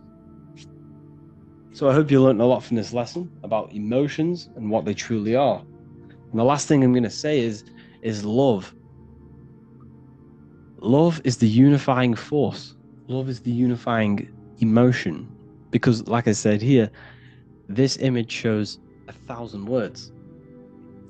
What we all are is one observing consciousness expressed in thousands, if not trillions of different bodies. What's in the squirrel is inside of you. It's consciousness, it's self-awareness. And this consciousness is divided through fear and hate. And that's why they push fear and hate onto you so much. And they place you in different postcodes with different football with the other schools to call hatred towards others. Why? Because love, guys, it loves everything. But as it gets older, it starts to become darkened by the matrix, the system, this dark spell that is casted upon the minds. We all need to learn how to love, because this is a unifying force that brings all of our consciousness back to one unified team. And when we figure out that these elites are literally, there's probably, they're compared to the population, there's way more of us. And if we all started to love each other, why would we need them? So anyways, I hope you all learned a lot of this lesson. Thank you all for joining the university. I look forward to teaching you more. Please let me know for anything that you want. Because you have joined, I want to make sure that you are happy inside of this university. And I want to make sure any question you have, I can answer, I can research for you. Okay? Thank you all. Have an amazing day, people. Hello, welcome back to The Real University. Today we're going to be talking about hidden spells within the language, English language. This is why we call it spelling. A lot of people are already aware of this. However, I'm going to go over some words that have double meaning, meanings to them, behind them, which trick your subconscious mind. So the word grammar comes from the word grimoire, which is also known as the book of spells, or a magic book, on how to create magical objects like wands, amulets, how to perform magic spells, charms, and summoning and invoking supernatural entities such as spirits, which are on the other side of this physical reality. So what you must understand is what you say in this physical world is also happening in the astral world as well. So your words are spells. They cast spells into the spirit plane. They cast spells into your mind. They cast vibrational frequency into your cells in the water. Water holds a lot of energy, so we're going to be going all over this. The subconscious mind takes everything as truth. Everything you say is truth to your subconscious. And you should know this by watching the Manifestation Mastery 2.0 course. I talk about this. This is so important that you understand this, because everything is truth within the subconscious. It only knows you. Your subconscious mind, if you watch the course, you should know this, it's responsible for 90% of your daily basis behavior. the thoughts that you are thinking on a daily basis, the things that you do, the things that you say. 90% of what you do and say and think you did yesterday, because of the subconscious mind holds all of your programs. What you say is molding your mind. What you state is truth in your mind. It does not know the difference between a joke or it does not, it takes everything literal. It is literal. Your mind is a manifesting supercomputer, and whatever you say into it, it says that is what I want. So whatever you tell your mind, that is what you'll have. That is what you'll believe. So every word you say is truth within the subconscious. So this is why double meaning words have an effect on your subconscious, and this is why I'm raising awareness here. So talking is a tall king. You are either a tall king by talking, by using your words wisely, or you're a small king because you either you create big or you destroy yourself with your words. So talking is Phoenician. This is phonetics. So this is etymology, is when you take the root words, but phonetic etymology is when you take the sound of the word. So talk and tor are the same, because when you talk, you're creating sound waves, which is a form of a light wave. And when light waves expand in all directions, it creates a torus field. And everything is torus fields. So if you affect one torus field, it affects every torus field in creation, as above, so below. So what you say is affecting the torus fields around you in your body. You are made out of these torus fields. This is why talking is